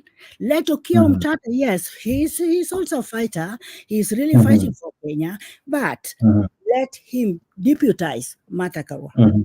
Yes. All right. Thank you. All right, I'll be coming back to you, but before I come back to you, I want to raise something that Ashley said it, and I don't want it to be forgotten. Ashley said something that is quite true, that Mathira, as much as she qualifies, and now this one I direct to PK, as much as Mathira is qualified, Kenya, as you had earlier said, PK, we are a tribal country. And you rightfully said, one, Uhuru Kenyatta has said, it's only 2 tribes which have led Kenya this far. PK, if Mathira was to be on the ballot, with that tribal card, as much as she's qualified and all that, Ashley says it, and I kind of agree with her. Can it equally come to bite her? Because now the issue of tribe will come in, or Kikuyus and Kalenjins, or people from Mount Kenya and Rift Valley are the ones who have led this country ever since independence. How will it compromise her candidacy? And equally, how can she overcome that hurdle? PK? Before he come to you, let me just correct you in that line. Okay, Mathira is a Kikuyu. All right. But if you look at her opinions or what she is for, then she's not a Kikuyu. Because she ran out, she walked out of the office from a Kikuyu rulership. That time it was Kibaki who was leading. She didn't mind that this one is Kikuyu like me, so let me just stick even if it is what. So I think what we are getting into, like a tribe or what, tribe has really ruined this country. We should look onto somebody who can work for us and make this country straight. Okay. Yeah, me personally, I'm seeing that on Mathira, because maybe Mathira, when she's doing all these things, she's not looking at herself like a Kikuyu. Yes, she's Kikuyu, but she's looking at herself as a Kenyan. Yeah. Yeah. So if we are putting it like Martha is Kikuyu and the leadership has been on Kikuyu, and that is why I said Martha can be there, and then Okia Umtata can be her deputy. Yes. All right, Umtata to be the deputy. I think now you have changed. Ashley said Umtata president, Karua deputy. You are saying Karua president. Because we are looking at those who can work for us and those who have really tried to work for the Kenyans. Thank you. Fantastic. Yeah. PK, same question. How do you look at these two names being fronted, and equally, what are some of the shortcomings, especially for one Martha Karua, given her backyard where she comes from? Two, now we are having two cards. One, Umtata leading, Karua following. Mandela says Karua lead, Umtata to back. What do you think about that? And what equally Alex said that as it is, it can be difficult to remove Ruto from office.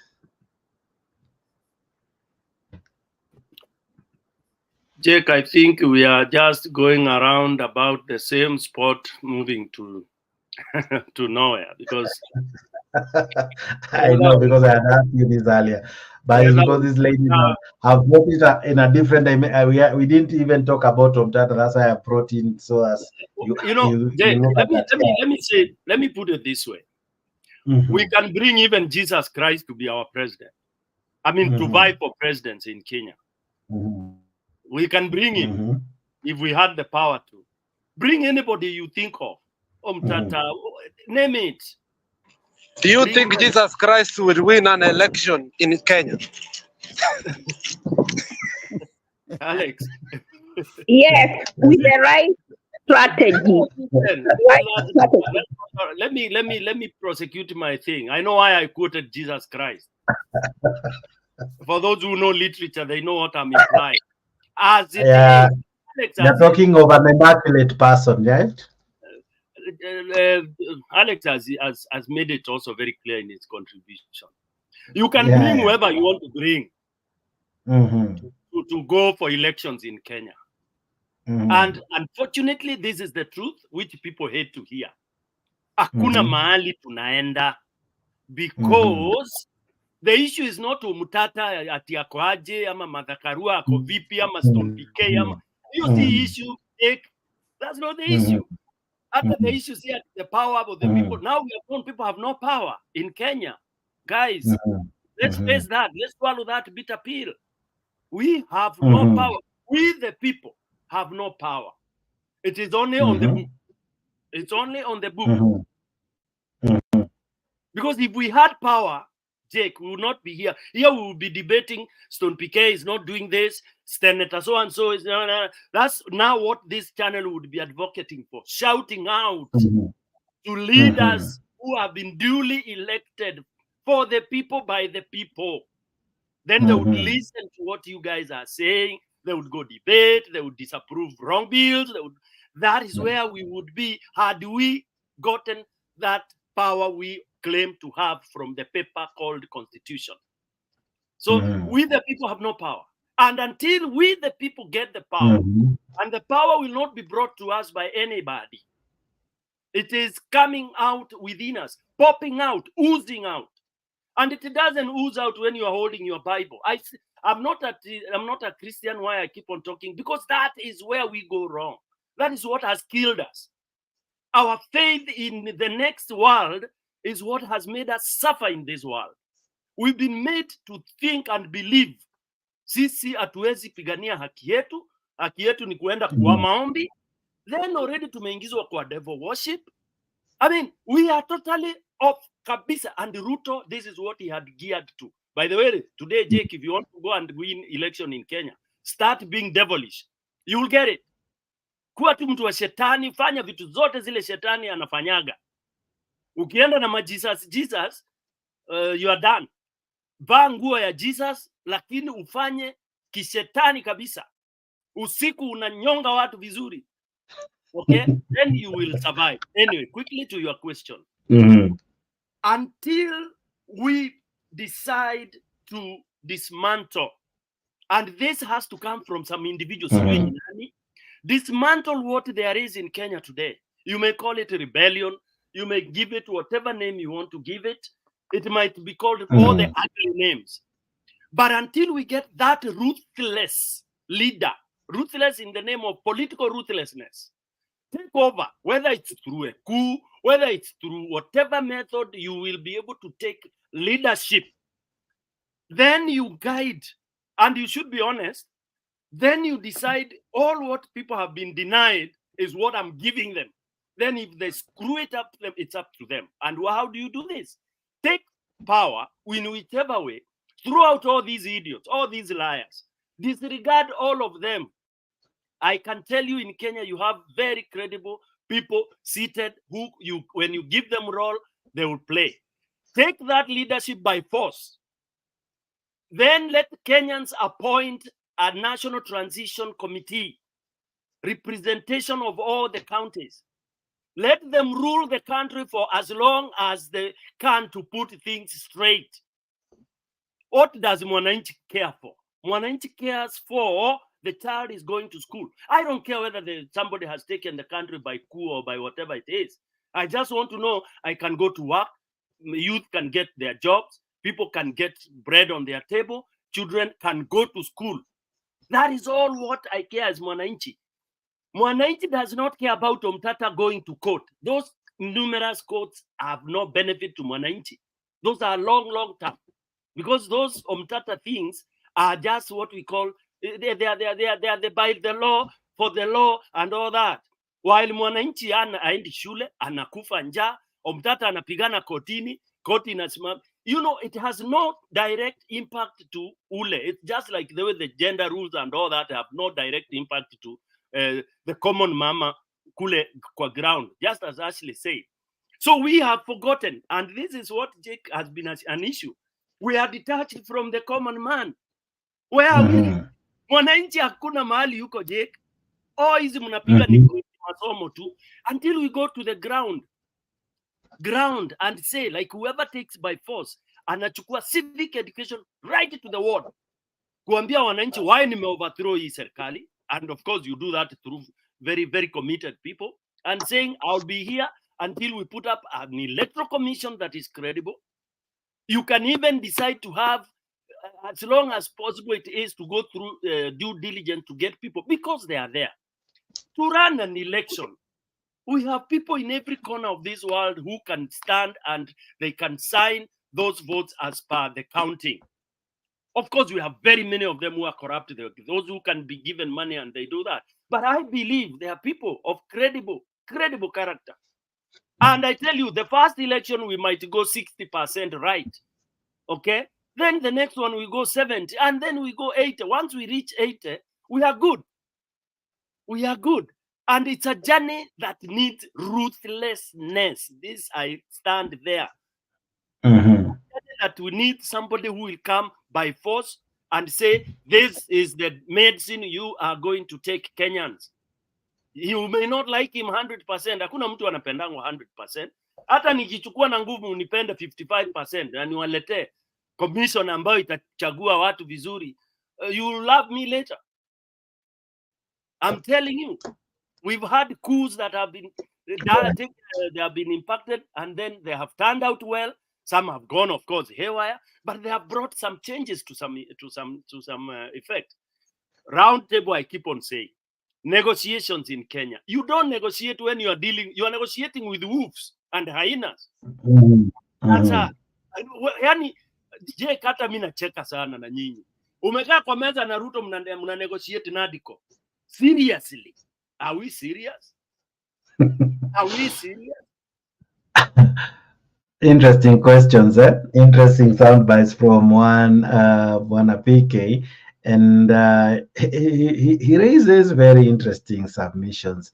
And one of the things that is now obvious that we are already in a constitutional crisis. Now I come to Ashley. We're already in a constitutional crisis because individuals, and ICLS is now settled, and individuals are pulling to gain their own selfish interest. We don't have an IEBC for the last, I think, 1 year, now 2 years now. There are constituencies that are lacking an MP. Literally, the MP died. Some MCAs equally died.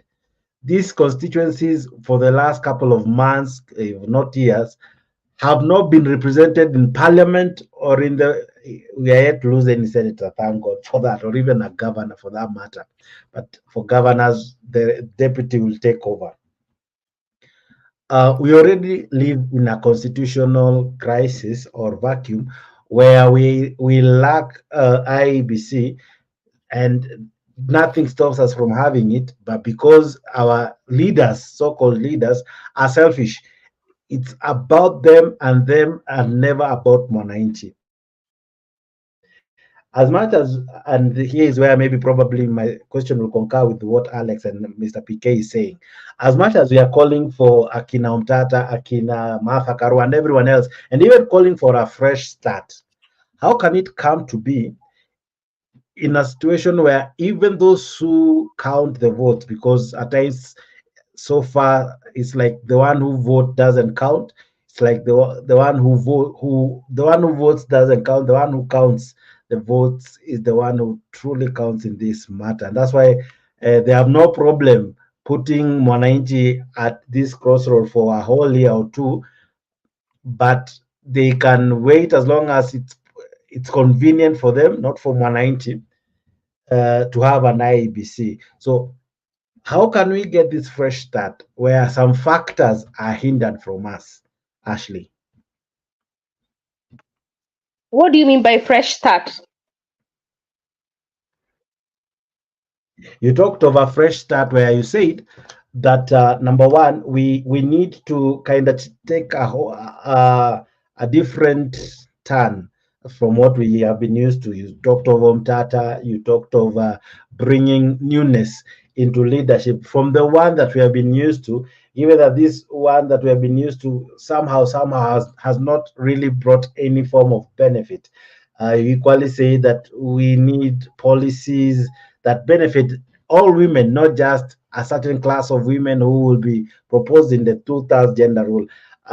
You spoke quite a lot on what might mean in terms of bringing newness or freshness in our leadership. So I'm asking you, how will we attain this freshness where we don't even hold one important factor of bringing freshness, and that is IEBC? I don't think I quite follow, but I'll answer it this way. I know you say there are some regions without leaders, but what I want to tell them is that they are missing nothing. If you look at some of these places like Moranga, who have an MP or MP, and they went to parliament and they sent a bill, now that they are telling their people to obey, they are as good as not having those representatives. Actually, I would say remove all MPs and all that money they get. How about if you give it directly to the people in terms of paying their school fees, helping mothers who have who are either of childbearing age or have small children be able to access nutritional meals? We can use, because we have too many leaders and they're not doing anything for the people. I wish we take some of the leaders out and use that money to directly benefit the citizens. So that's how I'll answer that. There is another one you asked about elections. And that's why I say the people. We need a people's party. It's called the People's Party. And then this People's Party, the people, like say, Jakes decide we are going to start a political party as this show. It's called the People's Party. And you know the way we are saying, oh, we want murder, we want who. We bring them together, like the US just had the primaries. What in the primary, there are two major parties, the Democrats and the Republicans.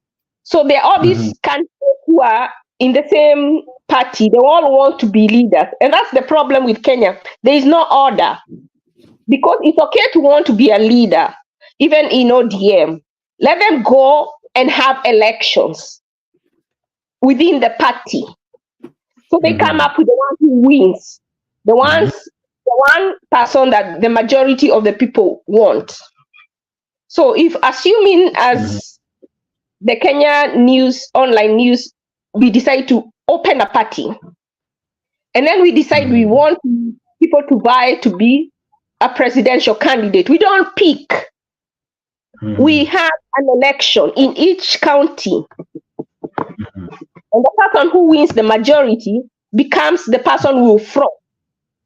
The person who wins the second becomes the second person.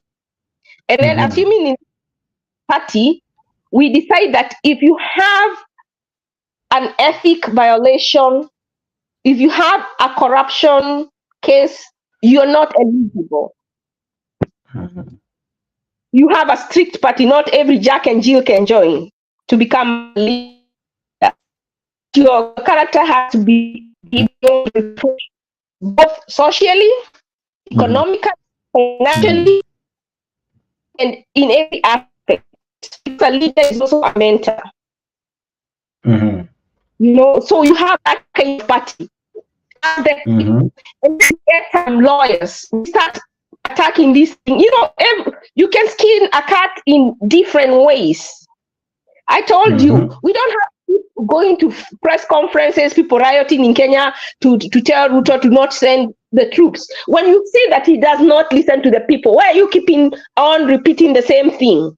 Like he's God. Why are you begging him? Why don't you devise another way you can have the same outcome?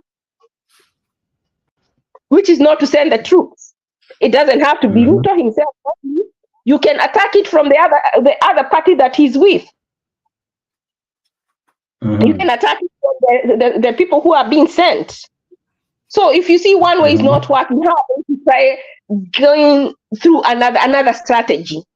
Even in this case, like when where do we have problems in the elections? It is not when they are being counted. It is in the transmission when they get to bombers. So since it is when they get to bombers, how do we, the people, go to court? What do we need to do to make sure we get the results at the polling station? That each polling station we have a TV, a satellite, and they will put their results there at the polling station, so that it doesn't live there. Okay, these people who want to steal will not want that. What do we do to make sure that happens? Let me tell you one thing, the secret I've discovered about Kenya. Someone was saying the other day, when they come to us, they lie to us about our financial health. But when they talk to IMF, they tell them the truth. So some of these things that we want, we have to go to the international scene. We have to push it from the international side to push our leaders who see them as masters to do the right thing. Because it doesn't matter whether you sleep naked or you kill your mother or you kill who, they will not listen to you because you're black, you're Kenyan. They don't care about you. They have no respect for you, even though they are supposed to be working for you, because even though you're supposed to be the employer, they don't care what you think. And that's why Ruto says, I am going to do what I am going to do, what I was chosen to do. I don't know who chose him, because he's forcing to implement, regardless of how the people feel he wants to implement. So when you know that he doesn't care what you say or think or feel, then you look where does he care? Then you have to attack him from where he cares.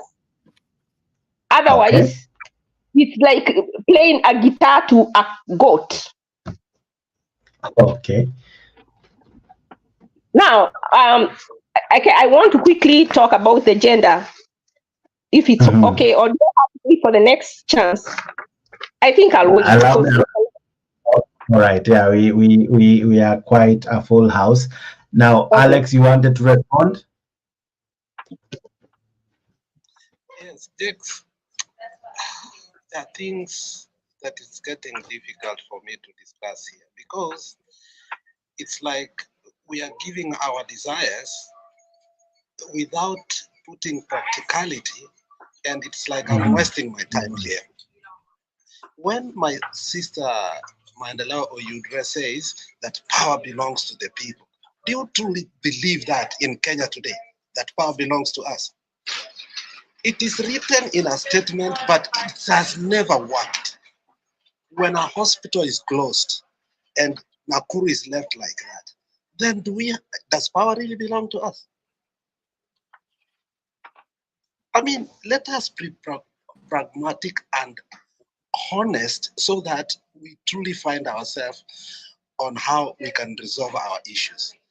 I used to disagree with Stone PK vehemently on some things. And you did ask a good question that how can we have a start fresh?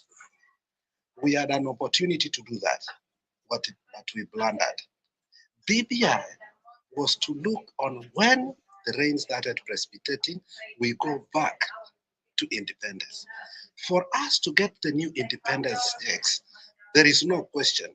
People must fight, blood must flow, and we must do something that we have never done before.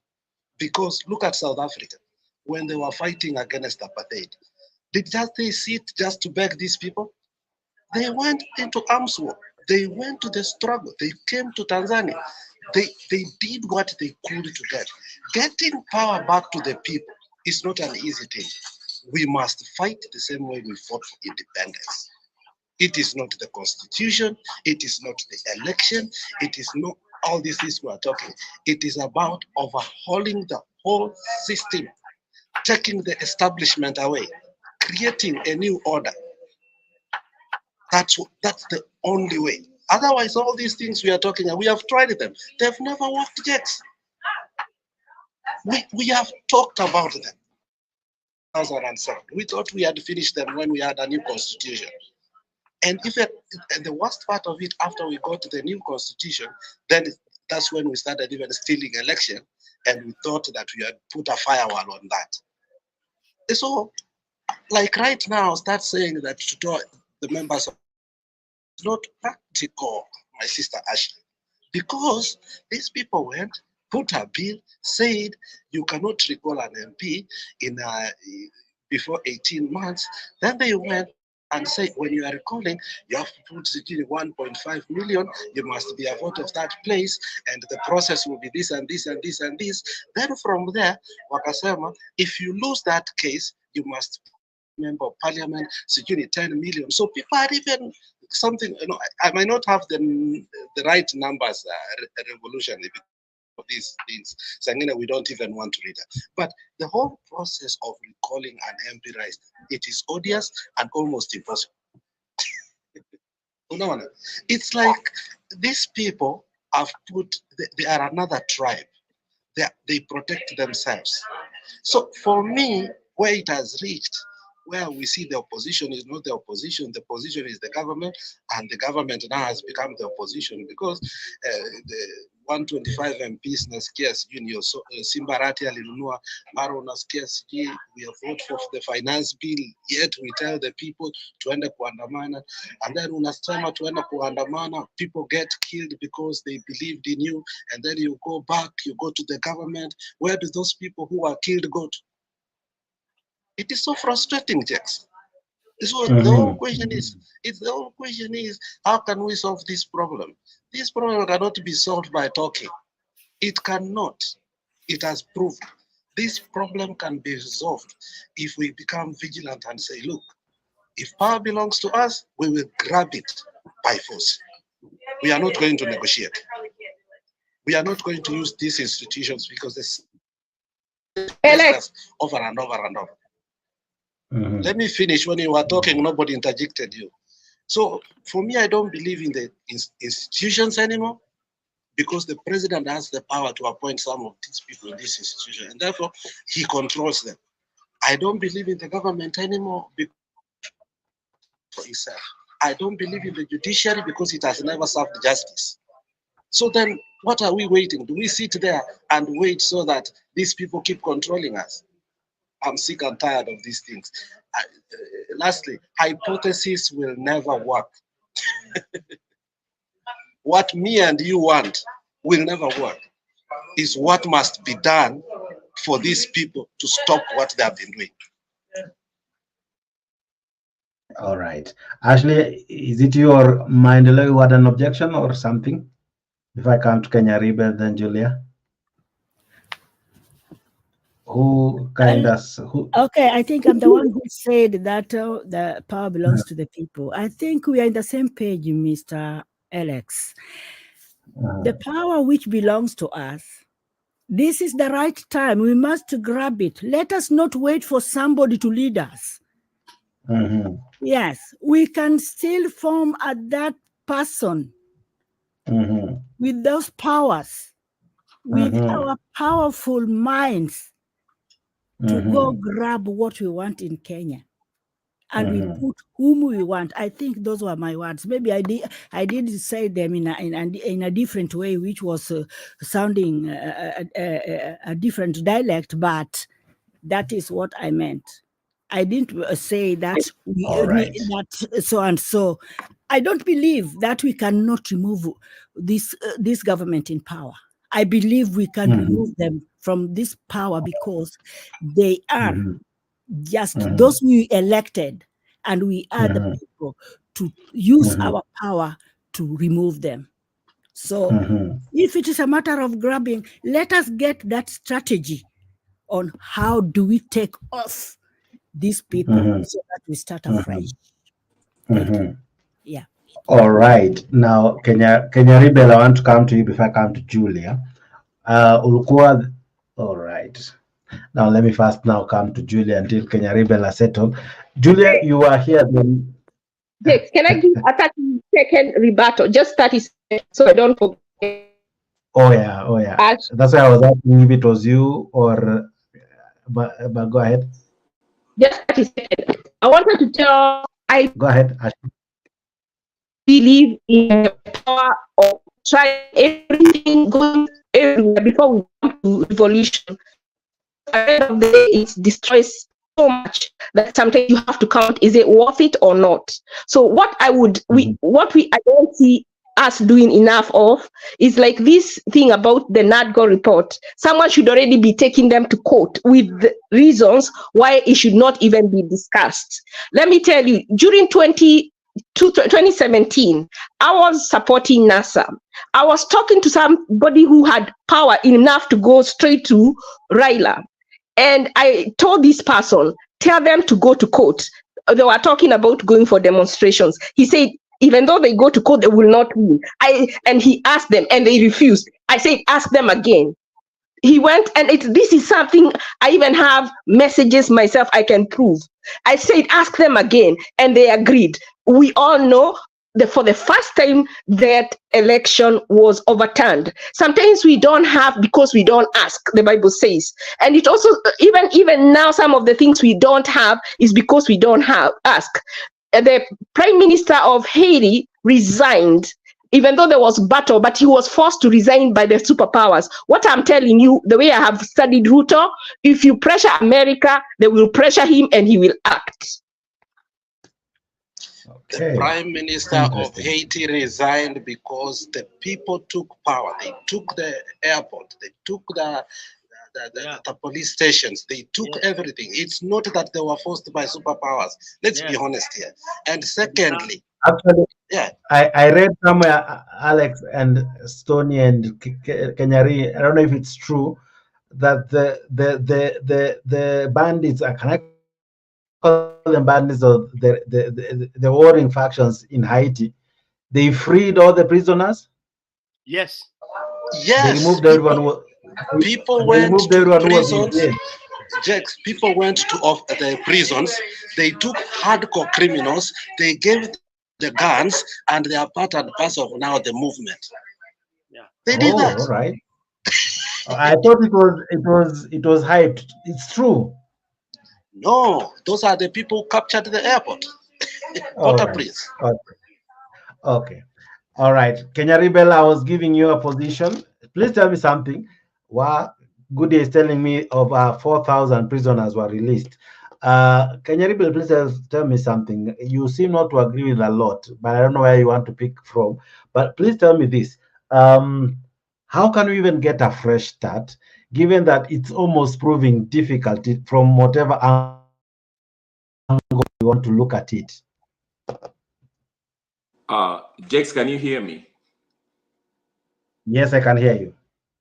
You know, Leo sitaki, sometimes I'm tempted to give my, unajua nimefurahia kuona Stone PK because he's one of my favorite people that I usually watch on different platforms, and Leo and Alex, but I'm scared of giving them, unajua huwa napatianga ile maziwa, lakini sijui leo niwapatie ile sima.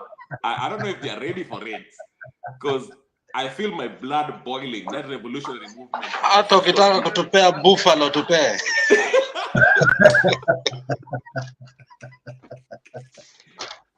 You know, ni kama umefika pale nilikuwa nasemanga kitambo.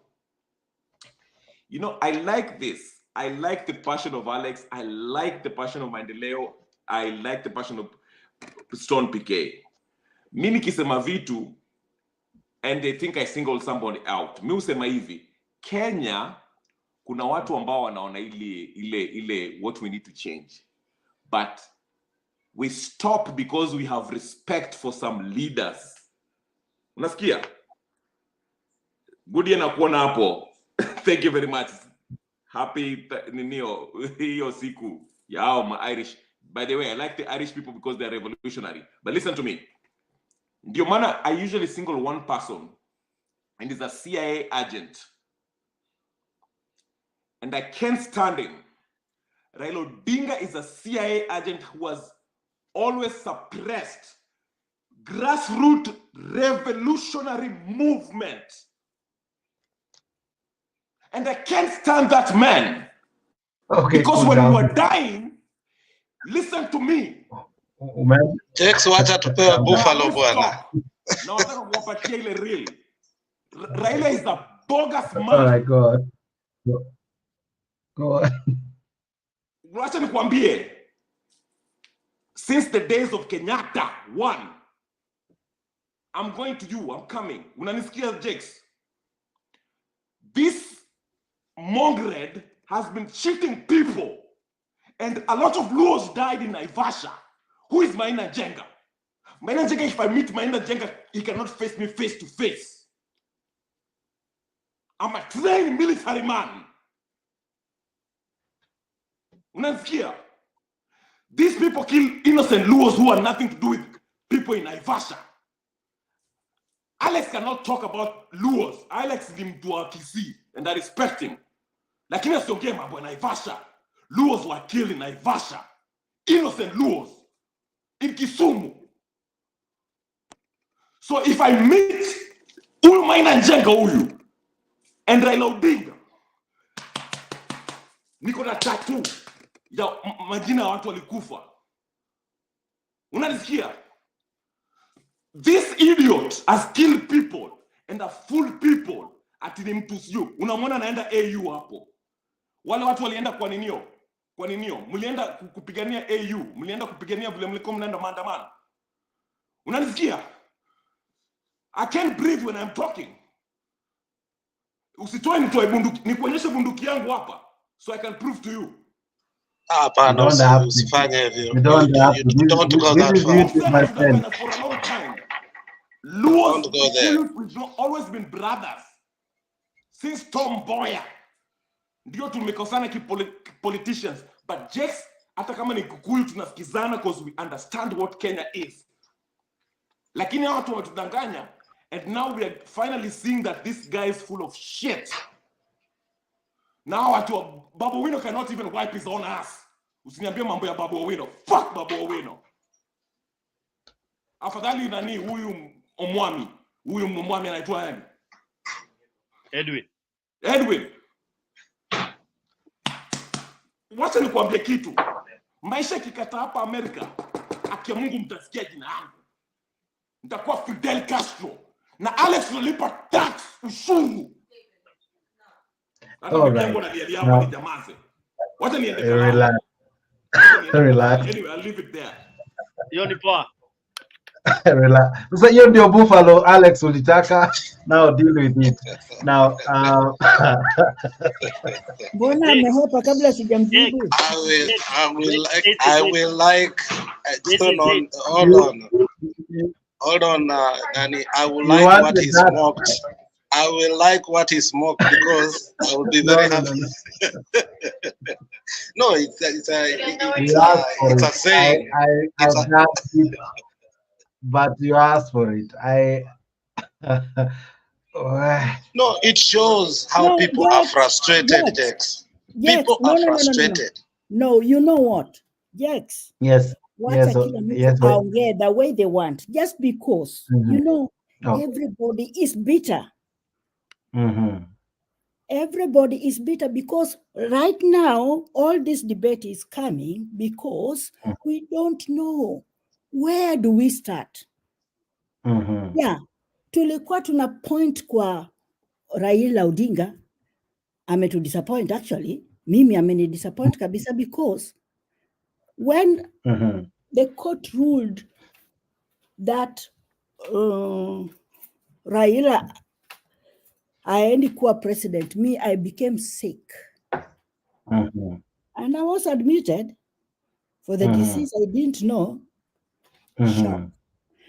Alafu huyu munamtetea, munataka lead nyinyi. Yes, anatu lead. I don't know. But there's a way I come and ask myself, do we really know what we are doing? Why don't we do this ourselves? Because hata kama ni kubeba hiyo mawe, hata mimi naweza kubeba. Rather than waiting for Raila to lead us, can't we find somebody arrogant like me to lead? Yeah, I can lead you people. Then tuingie hapo na tutoe what we can, because we know this country is ours and we can do it. Anyway,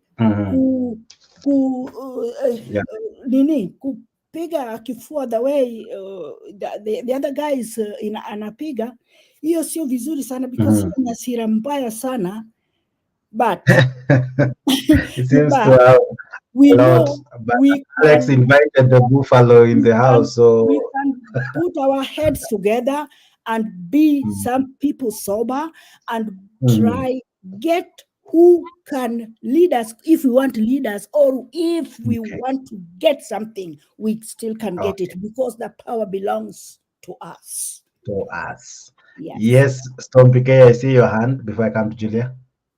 My people, Mandeleo, Udre, Alex, Julia, I can see from background. Jake, umesikia vile tumereact juu ya huyo nani bro yetu huyo? Hao ni wa Kenya. Uoga hiyo ndio imetufanya. Yaani Kenya ukishauti hivi watu wanasema ya Stone manzi, hiyo hasira yake ni mbaya. Kenyans ni waoga to death. Maendeleo huyu ako mbali na huyo jamaa amestuka mpaka karibu aingie chini ya. Sijastuka, no. You know Stone PK, the funny thing is that the funny thing you said, Kenya inataka watu kichwa ngumu kama wewe. Then unaanza kukritisa hiyo jamaa hasira yake ni mbaya.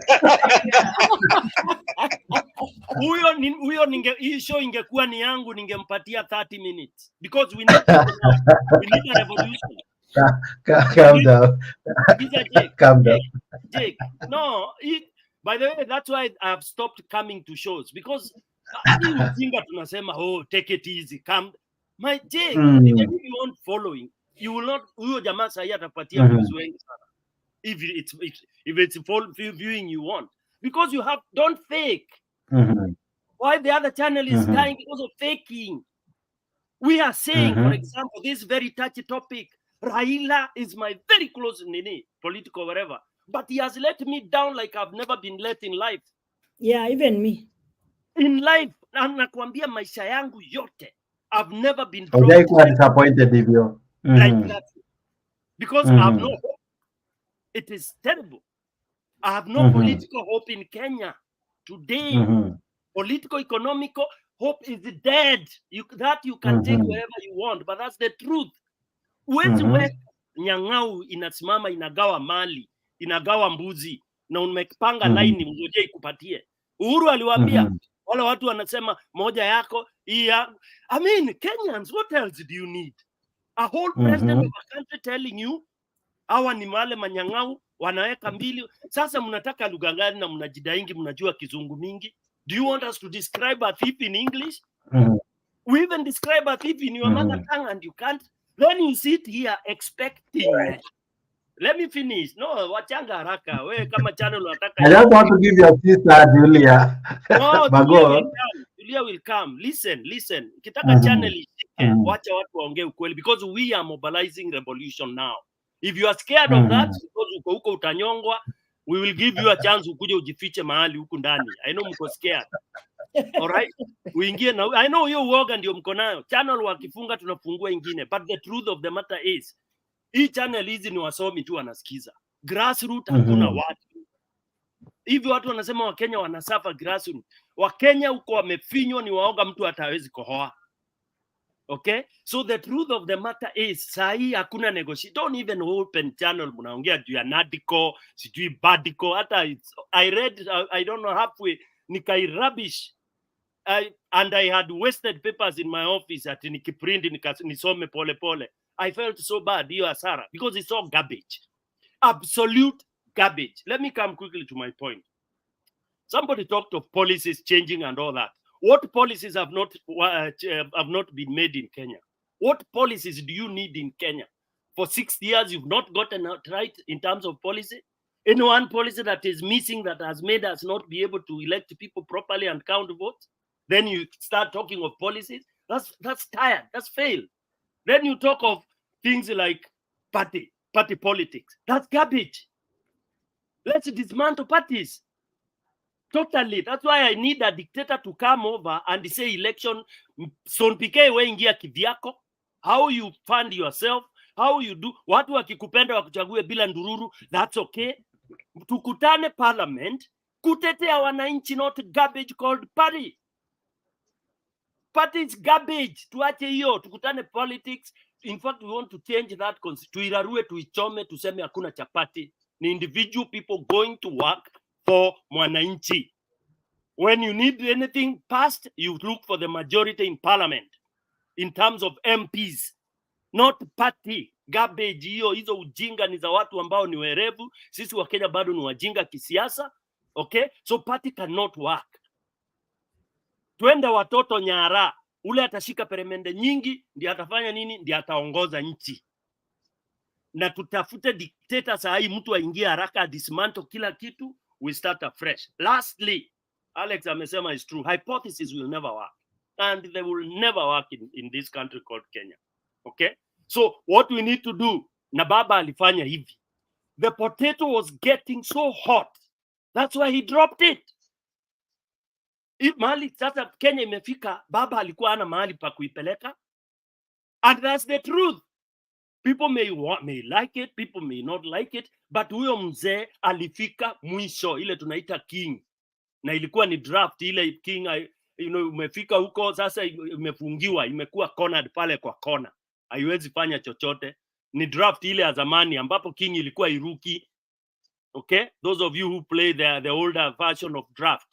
King akikonwa na nini mbili, hata na nyota mbili, hawezi toka kwa hiyo box. So what do you do? Game inaisha. So game ilidedi. Mwache kuambiwa mnadanganywa ati ameenda AU basi akiwa Kenya mnadanganywa. Ati ameenda AU ati ni better huko atatetea wa Kenya. Awatetee nini? AU imetetea nchi moja gani? Let's face it. Let's face it. Let's start forming revolution right away. Jake, ukiogopa toka huko, ukuje by the way, people who lead revolutions don't do it within the country. They take off. Hata ukienda popote tu huko, bora uko nje, juu atakunyonga hapo. Yes, but the truth is watu wamechoka na hiyo kitu umeona na Kenyan rebel huyo, hiyo ndio uchungu ile iko na wale wanyonge kule. They only need to be triggered. Kakibiriti tu katupwe hivi. Akia Mungu, you will see what will happen. It will not be beautiful. It is true. Hata Alex alisema haitakuwa kukula machungwa na malimao na pineapple. Haitakuwa kukaa in your comfort zone saying wananchi wana shida na yetu wewe unapiga wine kila siku na huko unasema una represent mwananchi wa kawaida, they are coming, wanangoja tuka kiberiti. Unajua ni hilo, unaona, have you ever seen something? Take a cup of water. Let Julie say something. No, Alex, what? Listen, I'm going. You guys, you are in a hurry to go nowhere. Listen, not hurry. Ile Julia pia asikae sana kama but go ahead. Yeah, let me finish. Let Pika finish. Pika imaliza yote. Finish. Wakenya, you get tired by the truth, and you can see it even here. Hatutaki kusikia. No. We are listening to you. No, you know, I can see people wengine wanasema sijui nini Pika ienda ukalidi. No, that when we start shifting things, that's why we can never make it. Which revolution has Kenyans done ever since Mau Mau? Nothing. Ati tunaambiwa section 2 and all this. Moi alichoka tu na alikuwa anataka pesa ya nje, akakubali hizo pesa za and we say we fought for it and all this. We killed, people died and all that. Kenyans, we are not really that strong. Okay? Because we wait at that tunaamini don't touch Baba. We started correcting Baba kitambo na ndio tumetupa mbao. When Kenyans were charged for maandamano, tukaambiwa tusikosoe Baba. Kwisha. You hit it, you strike it when it's hot. Ikisha poa uwezi kunja. That's why we have a problem. Do you think we will have that Tuesday where people traveled from all the counties to come to Nairobi for a revolution? Jake, you will never get that day. How watu walitumwa na nani? Who gave them fare? I mean, guys, let's think.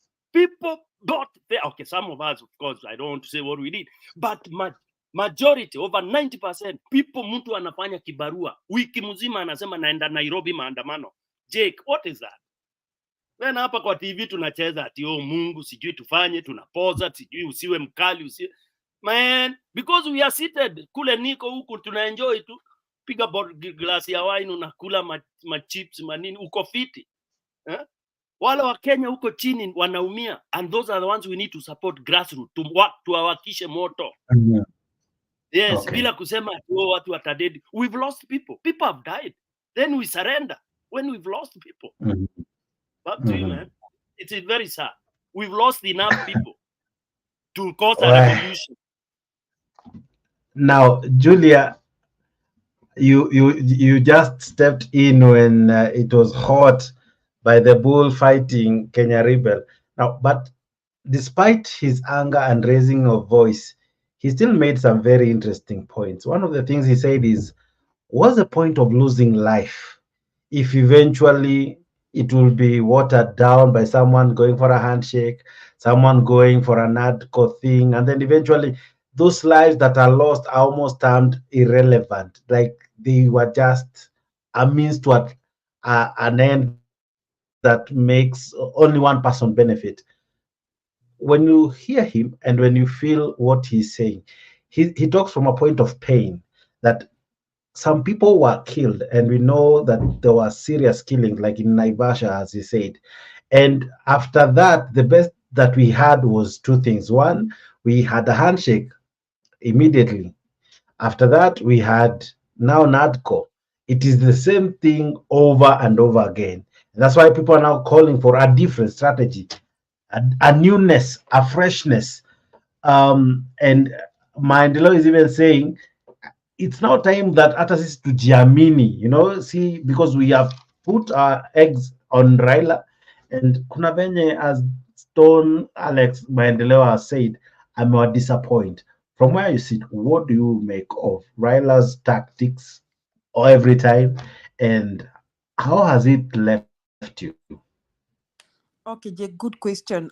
Stone, ukitaka time utakupea yangu. If by using my time you'll convince these Kenyans. Okay. So, Raila, let me say this. I want to confess here, I've never really voted for Raila apart from this time, 2022. Not because I didn't think he's the right person, because a lot of times I thought he was really polarizing them. But now, 2022, I promise you, I believed in Raila so much. I mean, I think I'm one of those people who are very, very disappointed. And I went out on my convince Kenyans that this was the guy, this was the man to change Kenya. And I have bought all those allegations by the Gachaguas. You know, Gachagua said that, wacha tukimpatia kiti, atanyamaza tu. Tukimpatia pesa kidogo na kikakiti hapo, atanyamaza. I mean, I like that so much. But now I am almost believing what Gachagua said, that tukimpatia kiti, atanyamaza tu. However, I don't totally believe that Raila really wanted to sell his heart to the devil. I still have some faith in his conscience. I just think he's tired. That's what that's how I'd like to look at Raila. I think he's tired and he has thrown in the towel and he's like, I have done this thing for a long time. It is time to quit. And he did a good, the only thing, the way he could leave, how he left AU chair, that is good for his personal esteem and all that. However, I don't like the fact that I see him around with Ruto. It's like the same devil. You know, I keep asking myself, did Raila really need the support of Ruto to it? Maybe that's something that we do need to discuss. Does he really need the support to win that seat? That is what we need to discuss. Because I felt that by now, seemingly, according to us, however much he may try to convince his people or as mere followers, seemingly to the public and even to as mere followers, is that he's working with Ruto. That seemingly, I want to use the word seemingly. So I am equally very disappointed. So the Kenya, what is the revolutionary, is very worked up. And I think that is a feeling on the ground. People are losing it, Jake. People are just worked up. People can't take this nonsense anymore. And that is why you see they can dare jeer Ruto's in his presence. And I think more is to come. So to what the others were discussing, that I mean, it's like Kenya imefika mwisho. I mean, all the constitutional routes have been utilized. Like nani Komi akasema hiyo ni hot air. Unaona, Omtata has been up and down in the courts, and everything Omtata has done has been rubbished to hot air. Because as we see now, I think Ruto is gonna sign the financial bill, and got to pay for what they don't need to pay for. You know, the other day I was arguing with, I'm still surprised there are people who see good things in this thing.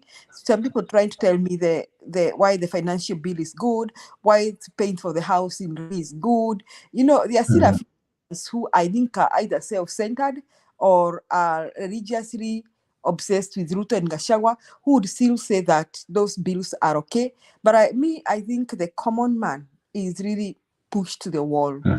Now, as we sit and watch Haiti, and we may think that there's a lot of lawlessness in Haiti, all these countries like Africa, as maybe sometimes we point fingers and think that there's a lot of lawlessness in those countries. Even nearby here in East Africa, our neighbors here in like Southern Sudan, we think that there's a lot of lawlessness in those countries. It is just because some people became so selfish and they decided to own their country. And they thought that they belong to them and the whole country belongs to them. So our work commission. So I think Kenya also, one of these fine days, will reach that boiling point and no longer care about the courts and all that, because the courts have let us down. The judiciary system has let us down. The people who are supposed to man the law, law enforcers in Kenya, are as useless as anything else. That is the police and the judiciary. The other day we were just talking about the case and all that, and we were saying that there's a lot that what meets the eye. It is because it's not because we think Joy is innocent. It is because we don't have faith in our judiciary anymore. We don't have. You saw what I'm thinking. I want to agree with many people here that Kenya is in a boiling point, really a boiling point. And what Gachagua was saying today and the other day will no longer matter. Because, like Ashley said, I bet you all Kenyans who sit here and think that Kikuyus are lucky to have had I don't know how many presidents. We are just like you. There is no difference between me and you, Jake. I told you this earlier. Hiyo kiti kasema ati mmeletewa hii kiti. Hii ni kiti yake na bibi yake. Otherwise, there's no price ya Wakikuyu, ya sukari, na ya Wajaluo. They pay the same cost of living. Hakuna bei ya school fee ya Wakikuyu na ingine ya Wajaluo. Everybody is getting to pay the. If our children cannot go to the university, even the Wajaluo however in the university. So really, let me say, in the Kenya there is only two tribes, Mabwanyenye and those who are oppressed. So those who are oppressed, it is high time you think of what to do. And I totally agree with this ladies and gentlemen that if the courts cannot listen to us, then I think it is high time we think of what to do. The courts cannot listen to us. When our people protest, we kill them and they get away with it. And then what do we see? We see Baba and Ruto smiling and taking pictures. Have you read the story of the three idiots? Have you watched the movie of the three idiots run by in India, from India, some Indian three idiots thing? And you see them. I'm not calling no one idiots here, but you see them taking pictures. And we have just come from a situation where people are killed in Nairobi, Kibera, and even in Kisumu, and nobody has been sued and taken to jail. That judge has sent Joy to hang. Nobody was sued for killing. Those people were shot. Others were shot at point blank. The police invaded our people in their homes, even beat up. A child died because of tear gas. And here we it's like nothing happened. Now we can eat. We can see our leaders in State House taking tea there. All of the Azimio. Nilisikia watu walikuwa State House wote. Pengine ni mother tu ajaenda huko kanyanga huko. Wote. Maybe it is only mother mwenye kanyanga huko. But all of them, like idiots. Because now they have come up with this NADCO report, which they want to share mamlaka. They want to share us, share our taxes, share us like sisi ni chakula again. Now, finally, I want to agree, I think, with Maggie or Ashley or both of them, that if there is ever going to be an election in Kenya, it should not be. We should announce our own. We should even announce our own results at the polling station. We should be allowed to use our cameras and announce our own results in the polling station. And our own calculators, Yes. We should before the Chebukati announce, we should announce our own results, and we should say we are going by this period, and we should start telling Kenya these are the results. Sister Julia, we don't need an election. We need a barbecue in Kenya. Period. Exactly. Exactly. All right. Now I want to come to Ashley before I come to all of you again.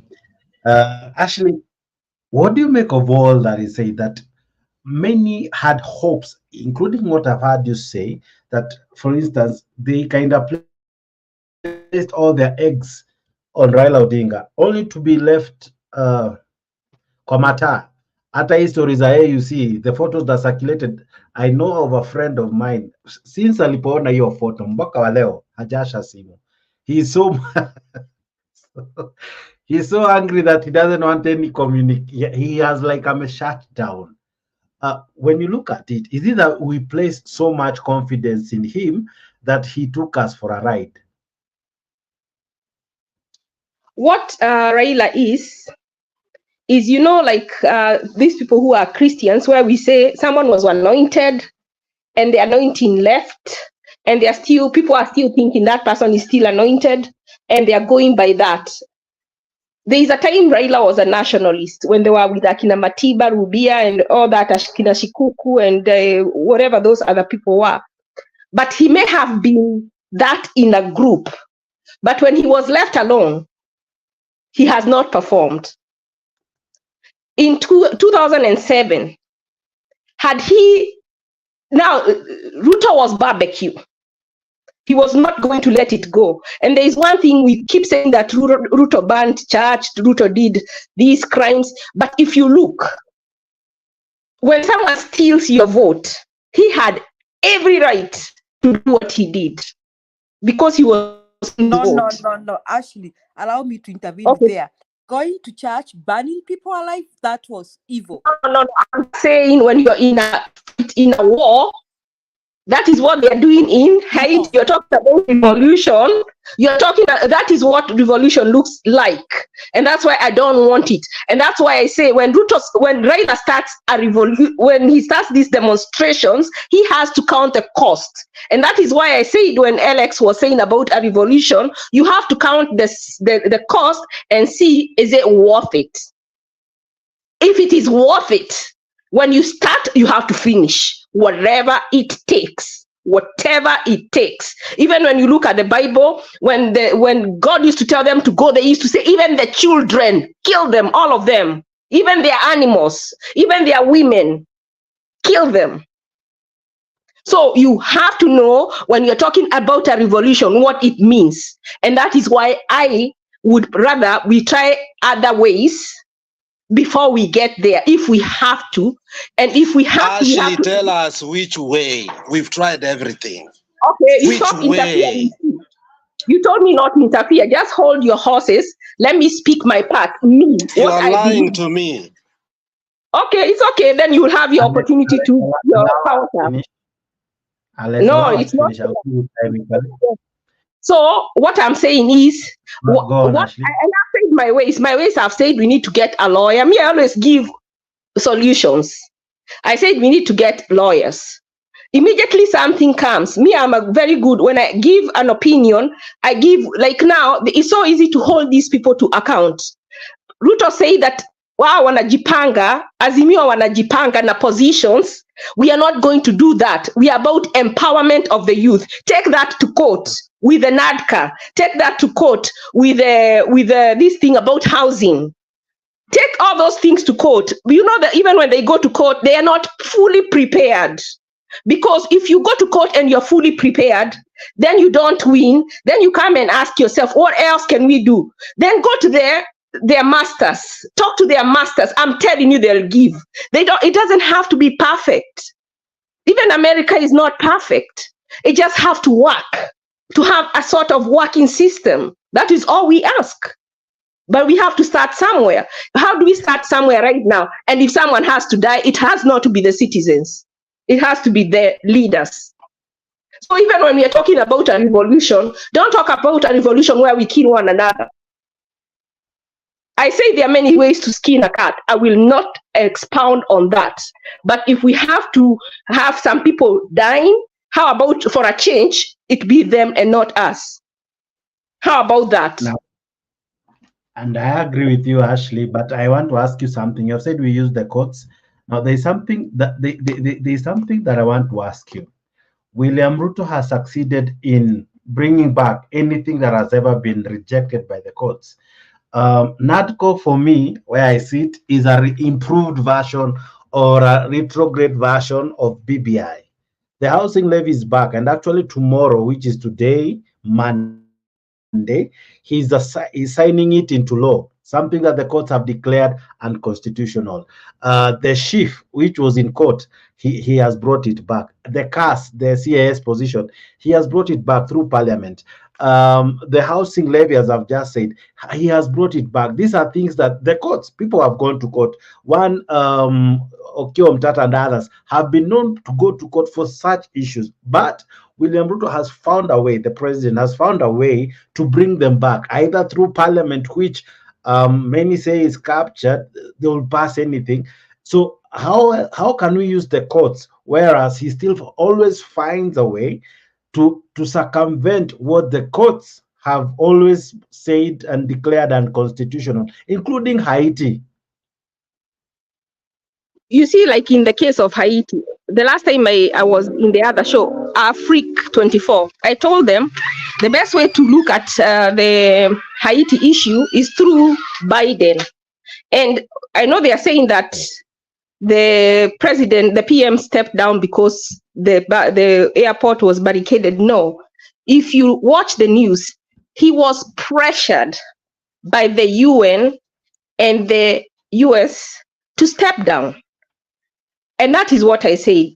In each of these situations, they won't all work, but even in the UN situation, if we pressured the people, there are very many people who are against it, and they're in America. If they pressure their congressmen, if they pressure their senators, that the US is going to other countries and making them go against court orders. I'm telling you, it is easier to attack it from this other side than from Ruto's side, because Ruto has shown he will not, he doesn't care, he doesn't regard the Kenyan people, he's not scared of them, he will do what he wants. But guess what? You can stop, if you can get somebody in power here in the US to talk to someone who has access, and it is easy to get access here in the US than in Kenya, and convince them, tell them exactly as it is. Even access someone like Obama. You know, these people don't know exactly what is going on in Kenya. You just have to speak, and if they hear enough, they will do something. And if all options fail, then we can go to the next. But before we start killing one another, I watched another film of Haiti. People don't go to school, people don't go to work, they live just to eat and to sleep. Their women are raped, their children are raped, they are beaten, they are killed.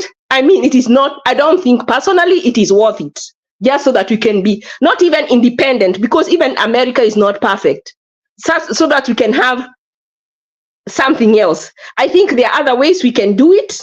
If we want to scheme on how to take out Ruto, we want to scheme on how to take out Gachagua, I think that is a better discussion for me to have than to have a revolution, because they are easy to take out, they keep wanting to fly, they keep being very accessible, they are easy to take out.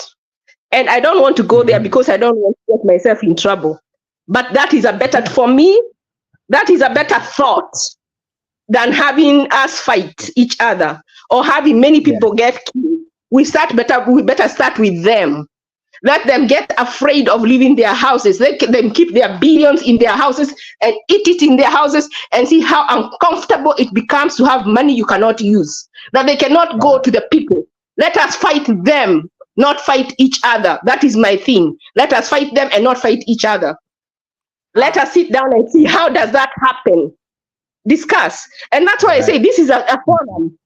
So don't come and tell me I'm saying this. I just don't want casualties. It is not worth it.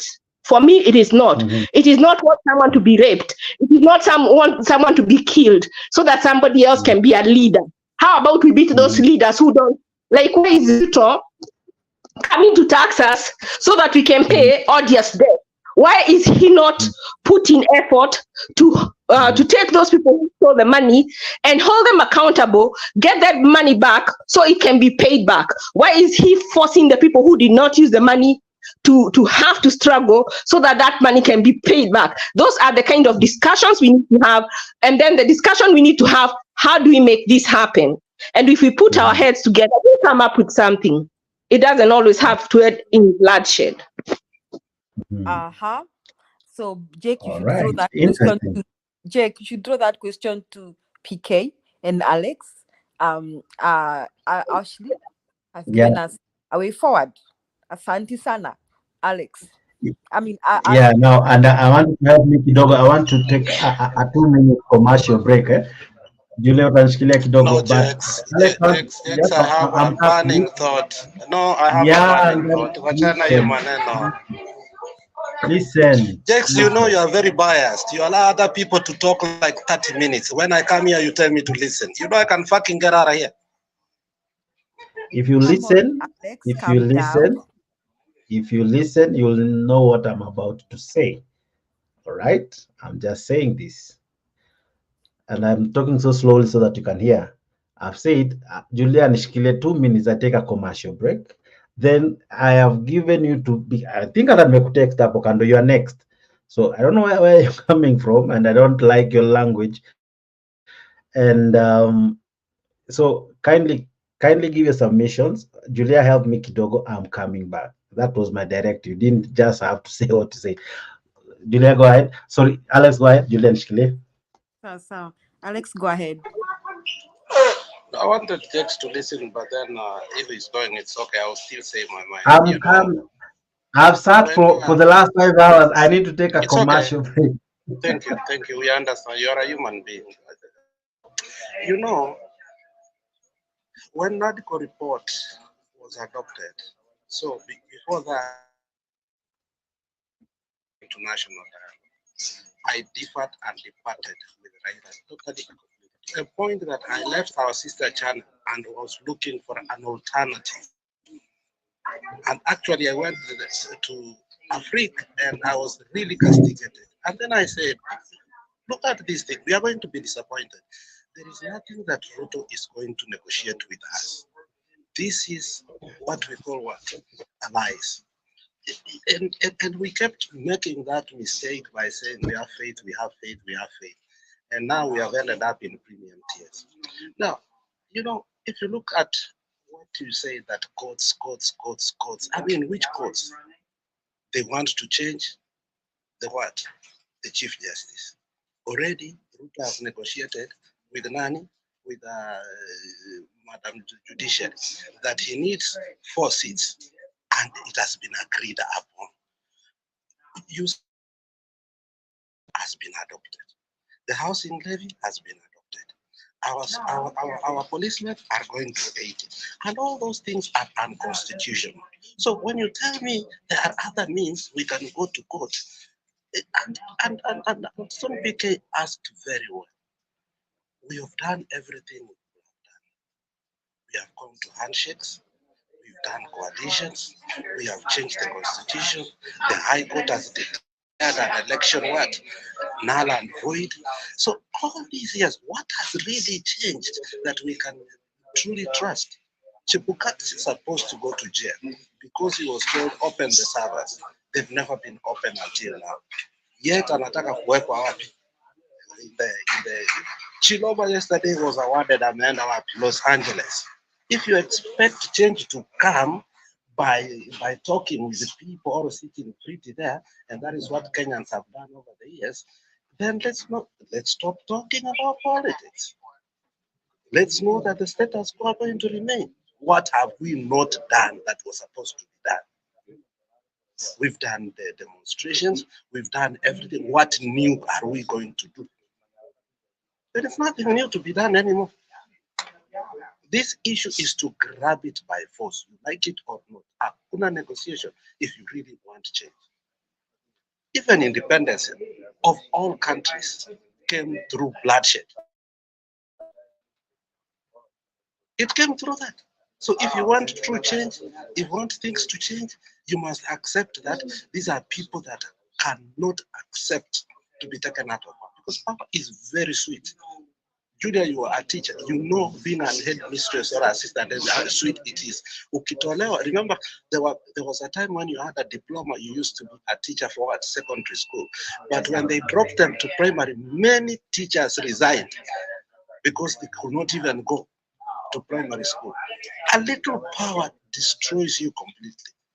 And how do we destroy leaders? You must destroy them completely to bring new changes.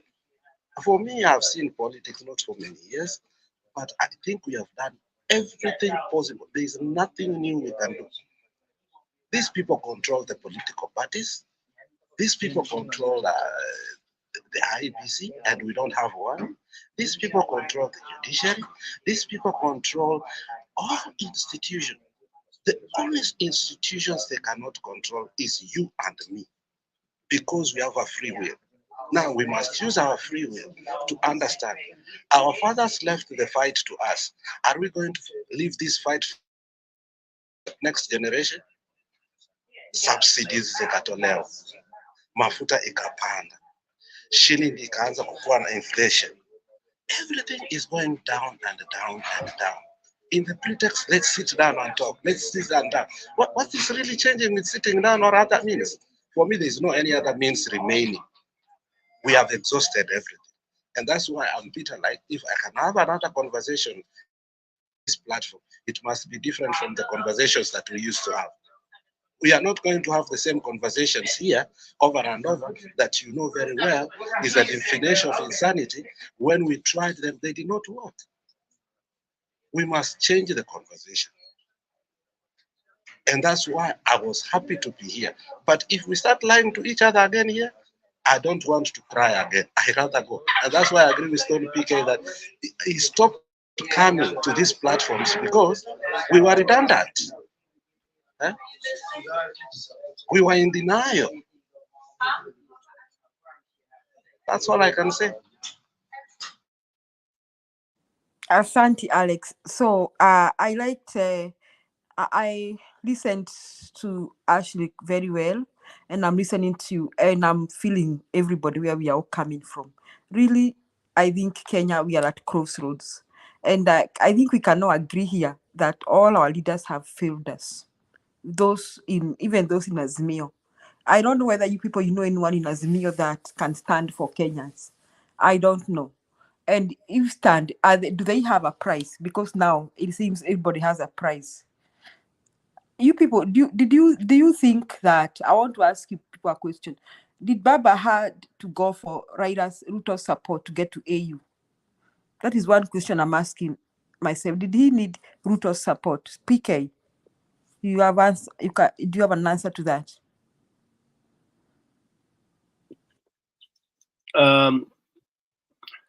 You see, it is a very simple answer, Julia, although it might be a bit complicated. As I said, Baba has come to an end. You remember one day he said, if Ruto wants to be president, he will go to Baba. Baba is known to have said that one time. But it became the other way around. Baba, as I said, this journey became too hot. The end of this journey was a revolution, and it was not a revolution toka nyumbani rudi, enda rudi. But Baba gave up for whatever reasons. I don't want to say whatever it is, but there must be reasons that made him start flowing. And if you go back to your calendar, you will know when we first became so hot in our studio, and I think I was leading that discussion. When I signaled something, everybody was out and with on arms on me. Okay, when I said the disappointment I had, and I nilipasua Mbarika, mpaka that day I was so much against Baba. I was hit by people left, right, and center, and I said, "You will come to remember me." That last minute cancellation is when Baba gave up, gave in. It's not about that watu walikuwa wamewawa. How many Kenyans have been killed since we started kuandamana? Was that the only time? No. No wonder rebellion alikuwa anapiga kifua. We had more people, we lost more people previously than this time around. And it is so sad that he really alitutoboa kama balloon. And I saw it coming. I knew Baba had given up. Baba had promised whatever it is. Baba I think age had caught up with him, or fear or anything. Then I went back to read Miguna's book. The one he says, Baba does not know how to become president. Baba follows the narrative of Ashley, my sister Ashley there. You follow that narrative, you'll never be president. Rebellion doesn't mean people killing each other. That we are no, that is not it. We have a country that has done coups more than 3 or 4. But they do what? They pluck off the problem, the jigger. So when we talk of rebellion, we are not saying that our innocent people anze kuana huko Kiretire, huko Magarini, huko Mbali, huko Kisumu. Hapana. What do you ask your fellow neighbor? Na mnasafa pamoja. When we talk of a revolution, there is the level of revolution. Yeah, Kenya, the level is different.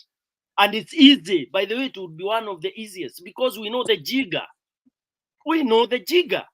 Before we disintegrate into now factions, because that's another thing. When you imitate into factions, you get crazy people heading factions and all that.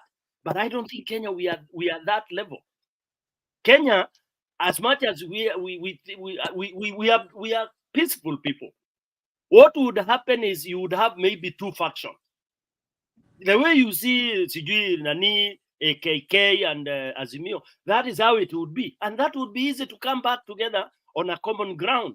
But we have to disintegrate and dismantle so that we recollect. So to conclude on your question, Baba had no option. But, right now, sorry to say this again, Baba will flow anywhere. I told you people to even watch Baba when he's talking. These are facts that people are refusing to face. Angalia baba hata akiongea. I mean, he's a human being. You know, you keep on clinging on a human being. Complications zinaingia. People hate. It's like when you are told your father is at his deathbed, because you love him so much, you are in denial 100% until unamweka sanduku. Look at those guys in India, wale bado president wao wanamshikilia mkono wa salute wa. That is the stupidity of some human beings. Mtu kama ameisha na amechoka na amewezwa, mnakubali, then you think quickly of what to do. Now when we are talking, we are nini, watu wanasema oh baba yuko tu akiwa AU atakuwa man. I mean, what really are we talking about? Hata wewe ukipewa hiyo kazi ya AU, how will you manage AU na una manage huko? Na kwanza katiba yao inasema you cannot participate in the politics of your internal politics of your country. Then people here are being lied openly in public by these Akina Kalonzos and that Baba has gone nowhere. Baba has gone. So Kenyans, again, I want to tell you, you decide whether you can revolt. Of course, not revolt by killing each other, because you don't achieve by that. Okay? Haiti may escalate into that because it has taken too long. Over 200 years, and they've not been able to fix it because of meddling of some people who, some of us are saying we should go begging. Why should you beg? Unabeg watu wengine wakuja wakusotie problem yako ya nini? Hiyo ndio tena ujinga ingine tunatakana tuweke mbali, kutegemea nchi zingine. Oh, sijui nchi ya Amerika, nchi ya England, sijui wafanye. Nimepeana example ya Kagame anasort mambo yake mwenyewe na watu wake. Whether anaenda wrong or right, akopoa. Okay? It's like the way we became stupid. Tukaacha vile tulikuwa tunaomba, tulikuwa tunaamini Mungu nini, tukachukua mambo ya wengine, ikakuja ikatuchanganya. That's why we are all totally confused. You see? Because we think we didn't have. Somebody tells me at Africans didn't know how to pray. I like using those examples. Who said we didn't know how to pray? Ukichukua jeshi la mwingine kwenda harusi, utakuwa tu na aibu throughout. No wonder anaweza kuitisha, kwambie hiyo koti yangu mazee usikae chini vibaya sana, inaweza kunjana. Yeah? You swallow that. So basically what I'm saying, Julia, Baba did not need whatever, but he had to do it because that's the path. That is the exit path. Sasa him analidiwa tu into anything. Anything. Ole.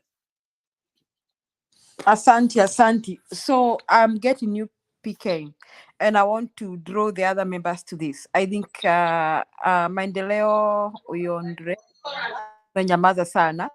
A question to you. PK is saying this, and also to Ashley, because she's one who brought up the Haiti issue, that Kenya doesn't have to go to the Haiti way. And probably Kenya has grown in terms of democracy, that we do not have to kill each other to get where we are. Maybe that's a point on Kenya. Now, but maybe this is a time that now people used to, I want to ask, do we think we can go devolution and devolution by force? Devolution by force, that I hope that's what PK is driving at, that kila county ijitenge na ijifanyie maneno yake. So that now, let the central government rule themselves and rule their houses and their wives and children. And they can decide. And maybe kila county can even decide we are not submitting our taxes. Kama ni Mombasa waseme, our port is our port, period. If you want to import anything, you'll be paying us. I don't know. What do you think about what Pika is saying? That maybe go separate ways. I mean, let us break away from the central government, because the central government is exploitative. And I think even the Americans, the Civil War, someone tell me more about the Civil War. Those who have a history. Alex, you tell us more about American Civil War. How they were in states and how they came back together. You tell us more about that. So about Maendeleo. Yes. Yes. What do you think? About what Pika is saying? Because you see, we do not have to go to war. We do not have to kill each other. But we can decide, no, we are not dancing to the tune of this central government. Now, what do you think?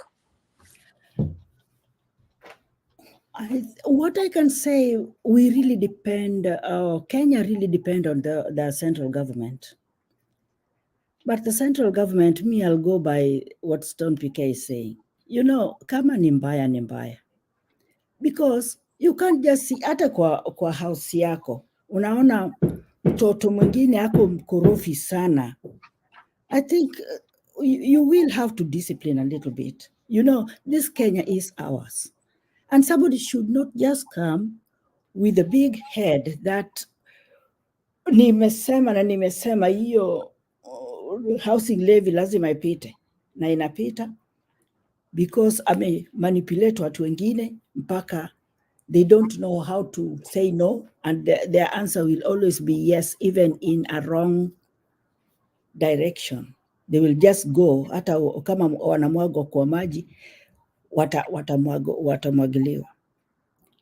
I think the revolution will not only help us, those who are thinking towards helping Kenya, but will also help these people who cannot help themselves. Because hata hao wamefika kiwango ambaye they don't know what to do. Washawekwa in a way they don't know, and they are more confused than us, because with us we can reason about all these things ourselves. With them, they cannot. They have been left in a dilemma. Actually, they don't understand themselves. The way they argue, I sometimes listen to their debates. In fact, they are more confused than we are, because they know surely what we are doing is wrong, and what we are taking is not the correct thing to do for the people. So the revolution way, I think, will help. And I don't believe that revolution, people must die. You know, you can come out in a large number whereby those people, when they see you, instead of killing you people, they're running away. So how do we mobilize ourselves to go?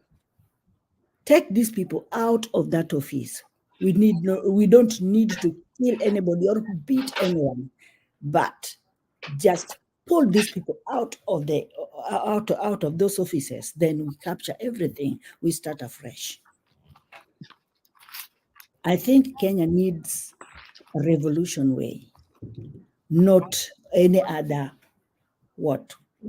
going different will not, because going differently will make everybody are going to be like nyumba yetu county yangu, which we really do not need in our country. We need unity with those sober minds who are going to let Kenya start from where it's supposed to be and where it is going to go, and where it is going to stand its feet, because we have a very rich country, by the way. Okay, my dear, thank you so much. So who is going to the revolution? Who is going to lead the revolution? Who wants to answer? Yes, okay. Revolution, Julia, even you see, revolution does not mean that we must just have Baba. Anybody can lead that revolution. That person who feels like this Kenya, we must put it at a right place we want. Even you, Julia. If you don't want me, I'm ready. Stone PK, Alex is ready. And we just need somebody who can lead us. Okay, say this, and everybody say, yes, we are doing it. So after we do it, you know what happened to Libya? When they killed Gaddafi, there was a vacuum. So supposing we go to the revolution and it is successful, then who becomes the leader? Who becomes the president? When we leave a vacuum, that is when we go into civil war. And that is why we see somewhere like Libya, somewhere that like Iraq, they removed Saddam Hussein and they didn't have someone to replace him. So the leader started fighting. The civil war came because everyone wanted to be the leader. So we can create a bigger problem by trying to fix the other problem. That is why I said strategy is very important. We can have a revolution, but who are we fronting? And I know somebody said that Raila is tired. let me tell you, in 2017, he did the same thing. I don't know whether you followed. I was in there with him. And I tell you, when he went to shake Uhuru's hand, he was it was just like this time. He was just right there. Had he just held on just a little longer, he would have become president somehow.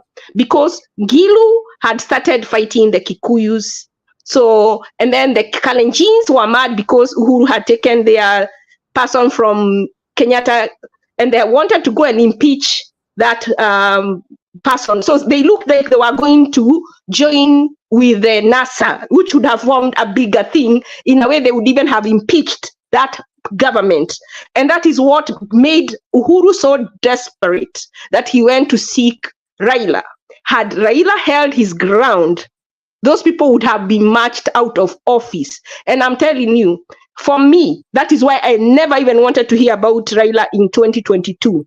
And some people say it because I was Kikuyu. I have evidence that I supported him in 2017 a lot. And someone like Babu Owino, he had Raila's picture with him on like a sports car, an SUV, shaking his hand on his Facebook page.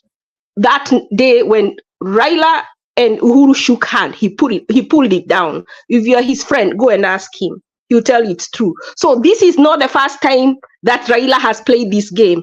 I think I was talking before and someone interrupted me and I lost my train of thought in saying that even in 2007, he did not stand his ground when they were fighting for their win. You know, when we give them the win, part of winning is securing your vote. It is part of winning. But when in 2007, had they held their ground, I believe today Raila would have been a retired president. But he didn't. He did the same thing in 2007. He did the same thing in 2017. And he has done the same thing in 2022. And he's saying, if you need me in 2027, I am available. Guess what? He has done nothing to change the reason that he keeps saying that his vote is stolen. He has left halfway. He did that in 2017. He said they were fighting for electoral justice, and then boom, he went and shook hands. So what would you think he would do the first thing after shaking hands? Is to talk to Uhuru about fixing the electoral, the IEBC. He didn't. And in 2022, he went back with as bad as it was. And now he's saying, I am going to OAU, but if you need me in 2027, I am available. So what if in 2026 we tell him we need him and he comes back? He's coming back to the same IEBC. So guess what? The result is going to be the same. And guess what? Maybe there'll be another mandamano. And guess what? There's going to be another handshake. He always comes out on top. The people who come out with an egg on their face are his supporters. And it is not once, it is not twice, it is not, so far, 4 times. Because even after the election in 2017, well, I did support him that he should not go back to the election because they had refused to change the IBC. So I supported him when he said he will not go back to that election after they had won the case in court. And he's like, we cannot go back with the same, under the same problems we had that made us get rid. So that made sense. But what his problem was, he shook hands, he started calling the man who killed his people, the man who authorized the police to be violent and kill, maim, and rape his supporters. He started calling him my brother. What he did not do, he never asked for justice for Musado. He never asked for justice for the victims. And then in 2022, yet again, we forget. And we choose him. And now you're saying he's tired. Was he tired in 2017? Was he tired in 2007? Why do we keep giving him excuses? Even though you love somebody, you have to give them tough love and tell them to their face when they make a mistake, when they put your lines on the line. As much as we have his back, does he have your back as his supporter? That is my question today to you. Okay, so but Raila now can say, I have not said that we are going to choose Raila to lead the revolution for us. Did I say something like that? No. So why is Raila's name coming with all those history, which I didn't know and I didn't want to know? Anyway, that is it's gone. What I'm saying is this: Kenya, we need a revolution. Whoever is going to lead us, it is us now to choose. If it is the Okia Umtata you are proposing, let it be. And we tell him, please, you are going to lead us in this. Be our leader, but let us do the job. Because we can do it. I know we can do it. It is not necessarily, it has to be Raila. Me, I'm not fighting for anybody, that Raila or what. Me, Raila has really disappointed me. Choosing to go to the EU, AU, I don't know what, leaving the people after we died like that. You know, the Luos were killed so much in Kisumu. Even my relative was among them. So somebody like that, I don't want to tell you that, yes, we still can say Raila can lead us. He never led us because we really needed him for that revolution. He kept on postponing until we are the people who gave up. In fact, he did not give up. He only gave up after he was scared by spraying his bullets in his car. That is when he gave up. But he wasn't ready for this thing so much. That is why even the other people were not ready. Although everybody were not ready, the few who are coming were also disappointed. But can we have that mind for this revolution and we start afresh with somebody else? Yes, choosing somebody to lead us is not a problem.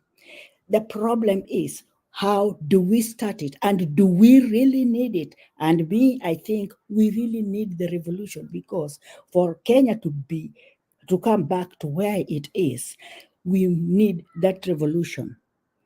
But let us not look for which leader. We don't need a leader, those who have been there before, because they know their interest. We need a leader with no interest. Yeah, because with us, we are fighting here without any interest. Which interest do you have, you as Julia?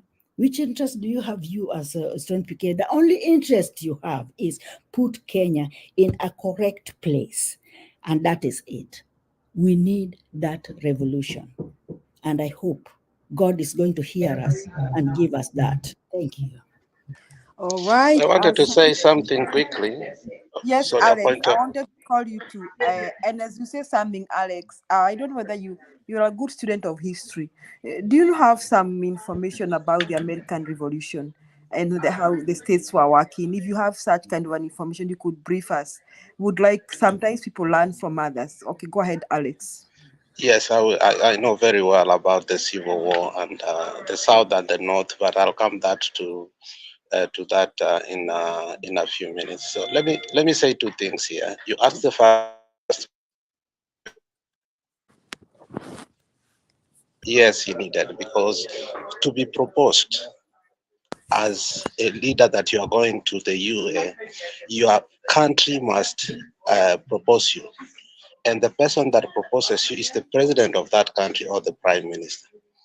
And that's why we started seeing trails of things that started even making us even more mad. The court said, let's choose IBC right away. Raila said, no, we must implement the NADCO report. From there, we see Gladys Wanga holding what? Investment conference. From there, Gladys Wanga goes to what? Goes to a primetime interview. After that, we see Raila and Ruto in where?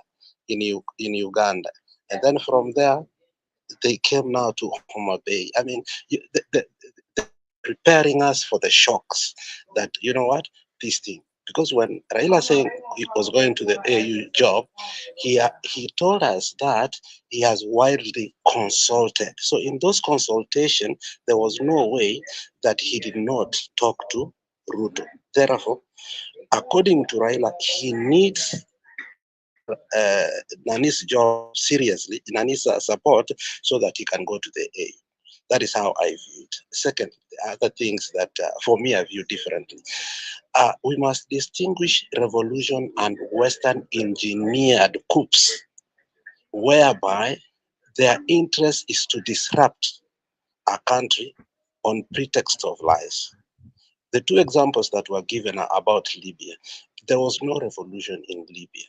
The Western countries came and took the man away because of personal interest, and that because of African Investment Bank about oil Libya that was emerging as a superpower in terms of the oil and gas in Africa, and it was also about the gold deposits that Tripoli had. So that was not a revolution. That was a Western engineered coup. When you see about Iraq, Iraq was not a coup. Colin Powell, who then was the Secretary of State, went to the UN and lied that Saddam has weapon of mass destruction. Tony Blair lied about that. And then they went there, they caused havoc. It became a territory of the Western for a while.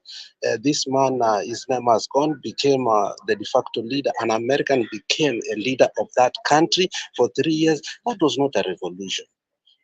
Revolutions are different. They don't bring a vacuum. Within the revolution, leaders emerge. Nothing exists in a vacuum when revolutions come. So let's not compare that and say that these were revolutions. Those were Western engineered coups that were on the pretext of life.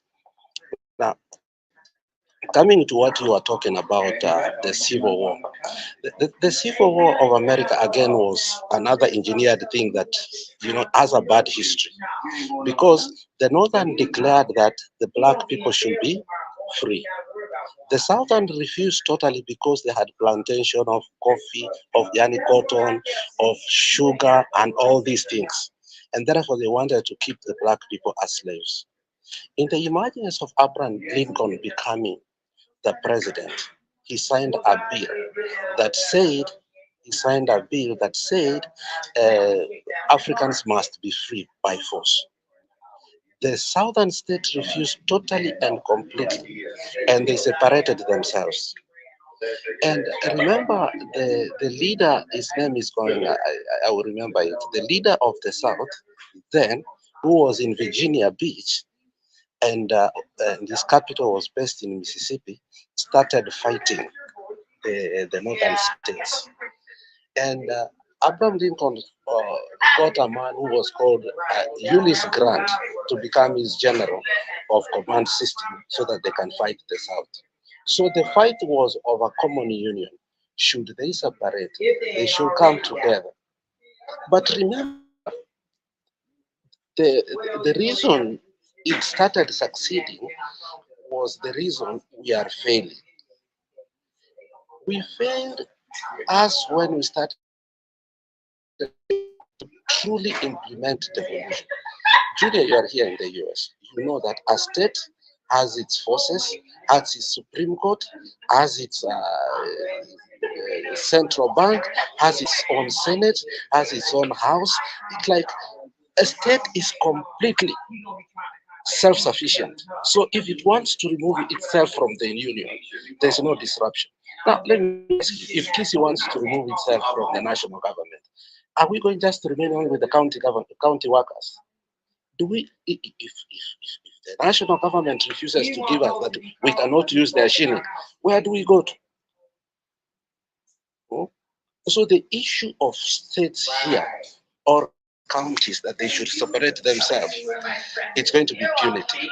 Right now, the first thing the state did when it came to power, the Ruto government, was to make sure that they regulate the money that is going to where? To the counties, to a point that some nurses was not getting salaries up to 3 months. Who is ready to do that? That's another thing. So we haven't reached a place that a county can say, now we have detached ourselves from the national government, because they use the currency of the national government, they depend on the police of the national government, all the goodwill thing that makes a government governable is controlled by the national government. So it's not practical to say that a state can, in Ituaje, there is a name we used during when we wanted to secession. So that's why it cannot. But the southern states succeeded in seceding for a while because they formed their own currency. They had their own soldiers, they had their own food, they had their own banks, circles, which we call here credit unions, and therefore the effect was not as bad. So the first mistake Raila made and others in the 2013 is never to put structures that can put our country to be properly independent or autonomous. So we have many problems that we can really never resolve them because the system has captured everything, it controls everything, and everything we want to do we captured. The only thing that remains is for people to rebel totally the whole nation and fight the system. Otherwise, the rest of the things we have tried to do, we have even changed our currency. Corruption is still going on in Julia. You know, to change our currency in a country, it's not an easy thing. You start printing new money. You start putting new serious numbers. Because in printing that money, you are using billions of money again. We have changed our constitution. We have changed the leaders. We have gone to devolution. Julia, in all these major things we have done, what has really changed? Corruption keeps growing, debilitated hospitals and everything. Our police force we have done even police reforms. Has corruption stopped in the police reform? No. So this issue that we can skin a cat in many ways, we've tried it and it has horribly failed. It is not going to work. If you look at the case of South Africa, the system refused completely to change. Now we have an emergency of EFF who is giving the ANC a heck of a problem. Because they are revolutionaries. They don't care even if they are thrown out of parliament. But nobody is dying there. There was a revolution in Zimbabwe when Mugabe overstayed in power and her wife Grace was using state powers to sleep young boys and also to sack anybody. The people went, there was revolution. Nobody died. True revolution, whereby there's no fight between tribes or clans or something, people never die. The problem is that we are so tribal that if we go to a revolution, we should be ready because we have been raised in tribe. But I support Maandamano for you. Revolution is necessary in order to change that. But if nobody wants a revolution, then let's forget about it. Let's stop these talks. Let's know that the IEBC will be controlled by the president and his people. Let's know that even if you win an election, the one who declares the presidency is more important than the one who voted. And this cycle can continue like this until we are caught in entanglement. Our children will suffer immensely. The last regime, school fees was very cheap. Now it has added almost triple times. Last regime, NHIF was working. This regime, I hear that NHIF is not working completely. Last regime, no hospital was captured by what? By the state. This regime, lands and hospitals and everything are being taken by the government. Julia, those are the frustrations we have. So when you tell us to sit down and negotiate with these people, what do we negotiate? For me, that's the quandary I have and the frustration that we cannot continue to doing the same thing expecting a different results. 1992, when we got the young Turks to come, they were ready to die. They went to Kamkunji, they fought, they were beaten, they were taken to police custodies, they were threatened, but they were adamant. And they brought Section 2A was repealed. You can look through history how, for successful changes to come, there was vigilance. And anything less than vigilance, nothing will change. Thank you, Julie.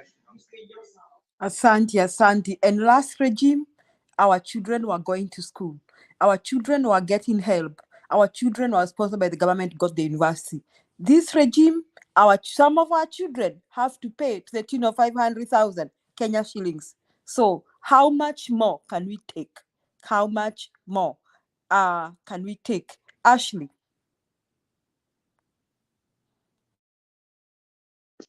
Yes. That's a good question. I don't know what to say. I just know that we need a different governance. We agree on that. The way to get it is how we are disagreeing, but it is good that we are talking about it instead of talking about personalities. I think we are in a good place, and if we keep talking, I think we'll come up with a resolution.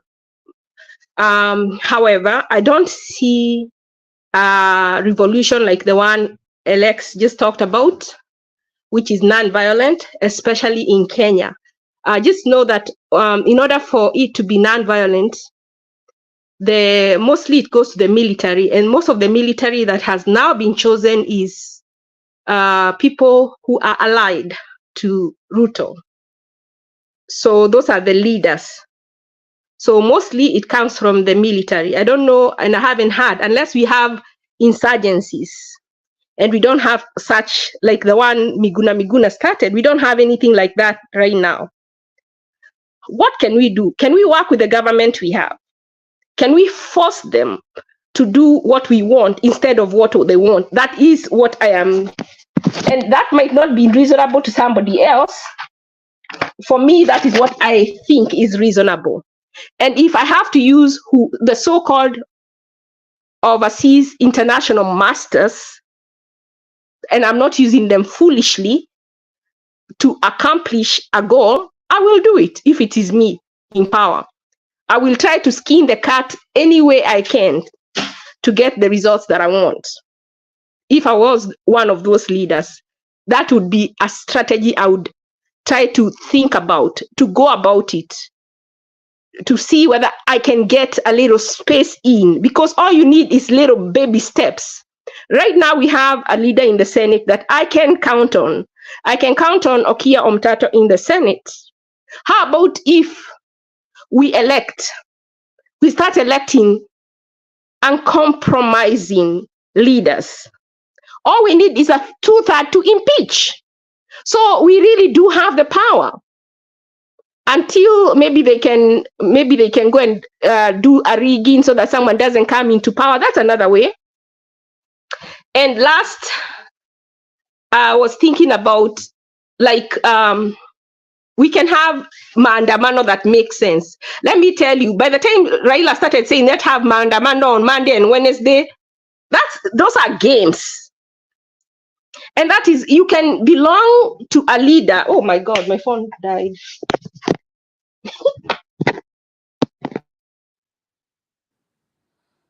Yes, actually, when you come back, you tell us how we shall do it, because we are all in agreement that seriously something must be done.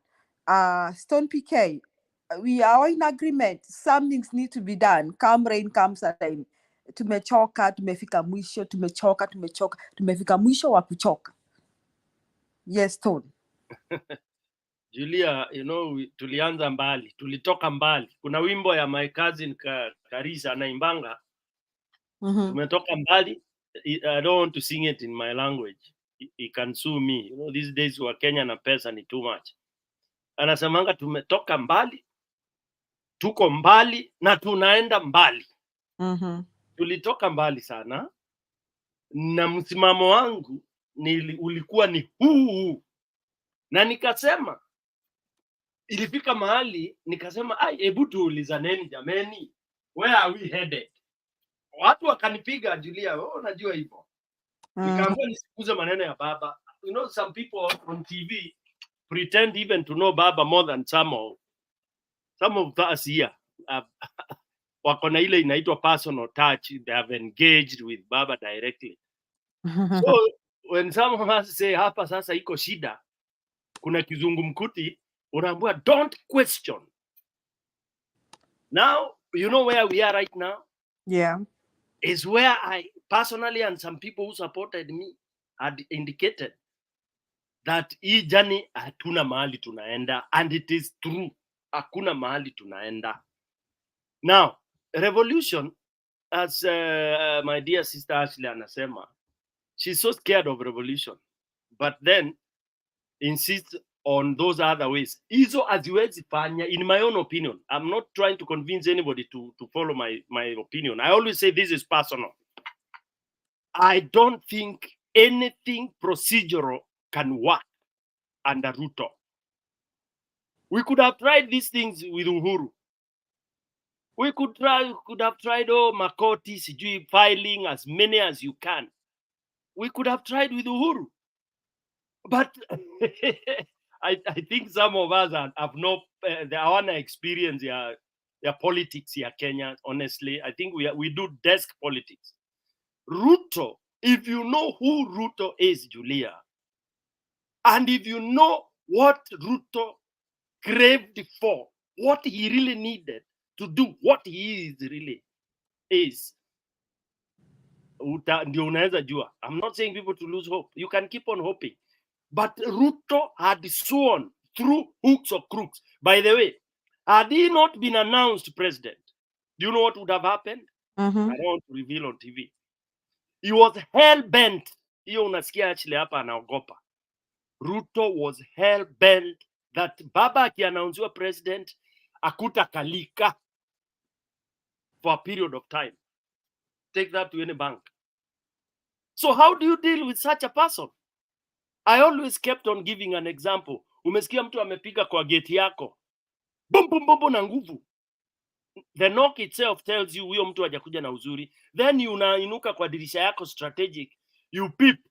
Unaona amejiami kabisa, ako na rungu na panga na nini, ama tuseme kimodern, ako na AK-47.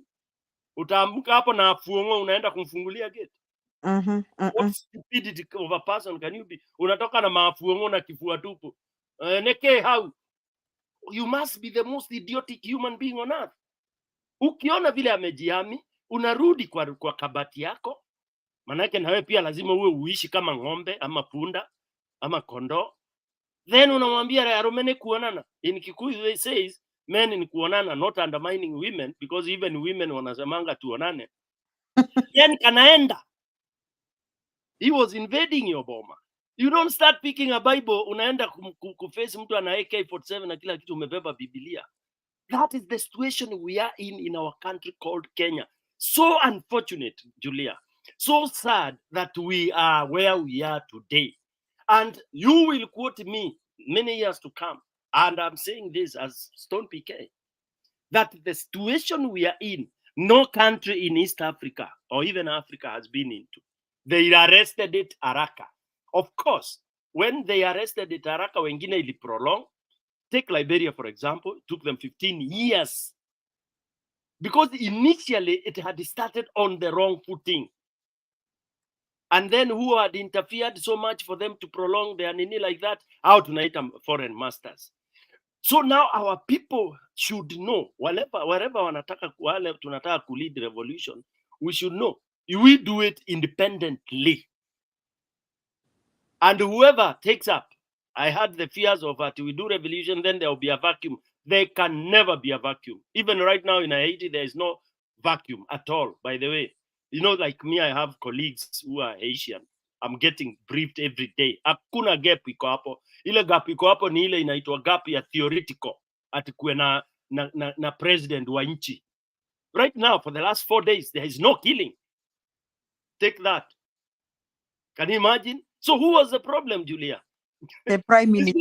Is this guy actually keeps on saying ati aliambiwa resign? The guy aliambiwa even before UN kila watu WhatsApp. You know, UN flows with what is the strong side.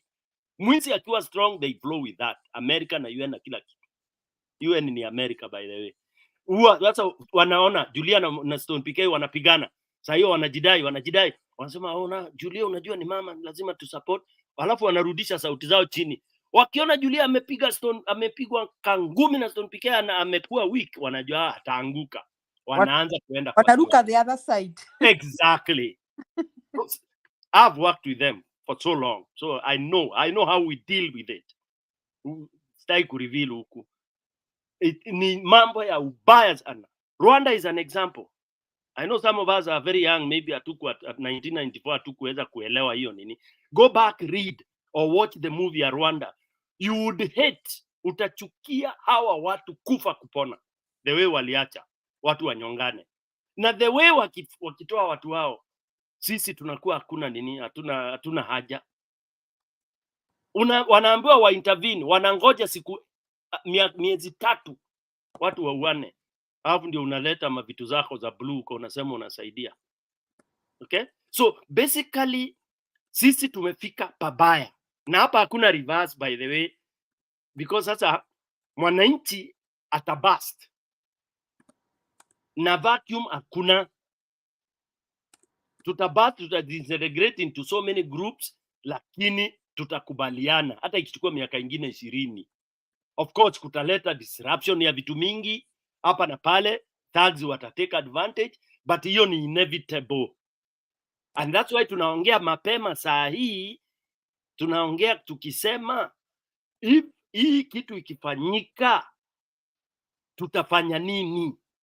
Hii kitu ikifanyika turudi kila mtu kwa kaunti yake, na kaunti tukubaliane. Tuseme Julia, wewe sasa ndio unashikilia hii kaunti ya hapa na ni wewe wetu. Zungumza na watu. Kule utasema tuende, tutaenda. Period. Hakuna kupigana. Kwani sasa Mkisia atataka kuja kunipiga ndio nimsupport?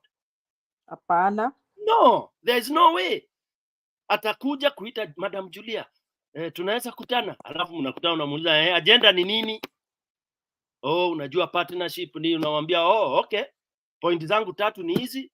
Zako ni ngapi? Ni hizi. Point 6. Unarudi kwa watu wako. Unarudi huko Embu unawaambia reule radhi komiti na Kisii marauga tumendagirie thitima na mama tuendagirie marigo. Yani interpreted. Tunasema Wakisii tuwauzie stima na watuuzie mandizi kwa bei hii. Mnakubali? Period. I agree with you. And you know, let me say, Alex is saying that the counties, I want to go, Alex, you'll come back. The counties are very weak, support themselves. What are they getting from the central government? Umeona sura ya Waiguru siku hizi? Unaona vile Waiguru ameharibu sura? How much are they even paying the doctors? What are they getting from the central government? I mean, it's high time they also just broke away. You know, unaona, wacha nitumie maneno ya county na serikali by using a woman who has been abused in marriage. Most women who are abused in marriage is because they are not economically powerful and they are not economically independent. Now, most women, especially from Africa, who say they are abused,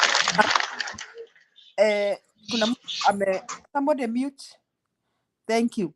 Most women, especially from Africa, who are in abusive marriages, stay because they are afraid of their known. They are afraid kwamba nikitoka kwa hii boma nitakula nini, watoto wangu watakula nini. But the ones who stay and they stay and their husbands are telling them nitakuwa, finally end up getting killed. But there are those who take the courage and walk away and decide I'm going for it. They walk away. Wanafanya kazi kama maid, bunch for some years. Their children go to school, but they are not murdered. Neither are their eyes gouged out. You see? So I'm saying these countries are like kama huyo bibi ako abused. So we are here saying ati tukijitenga ati hatutapewa pesa. Let for once your serikali kaa ina pesa yake, then we maneuver how not give them our taxes also. We see. Let them say with their police. By the way, we have an advantage. Africa is still a lot traditional. Niambie Stone, Alex, Ashley na Maendeleo, how much police help you in your uko kwenyu Kirinyaga ama uko kwenyu Embu? Wanawasaidia ni nini? Mkishika mwizi mnafanyanga nini? You know what to do with the mwizi.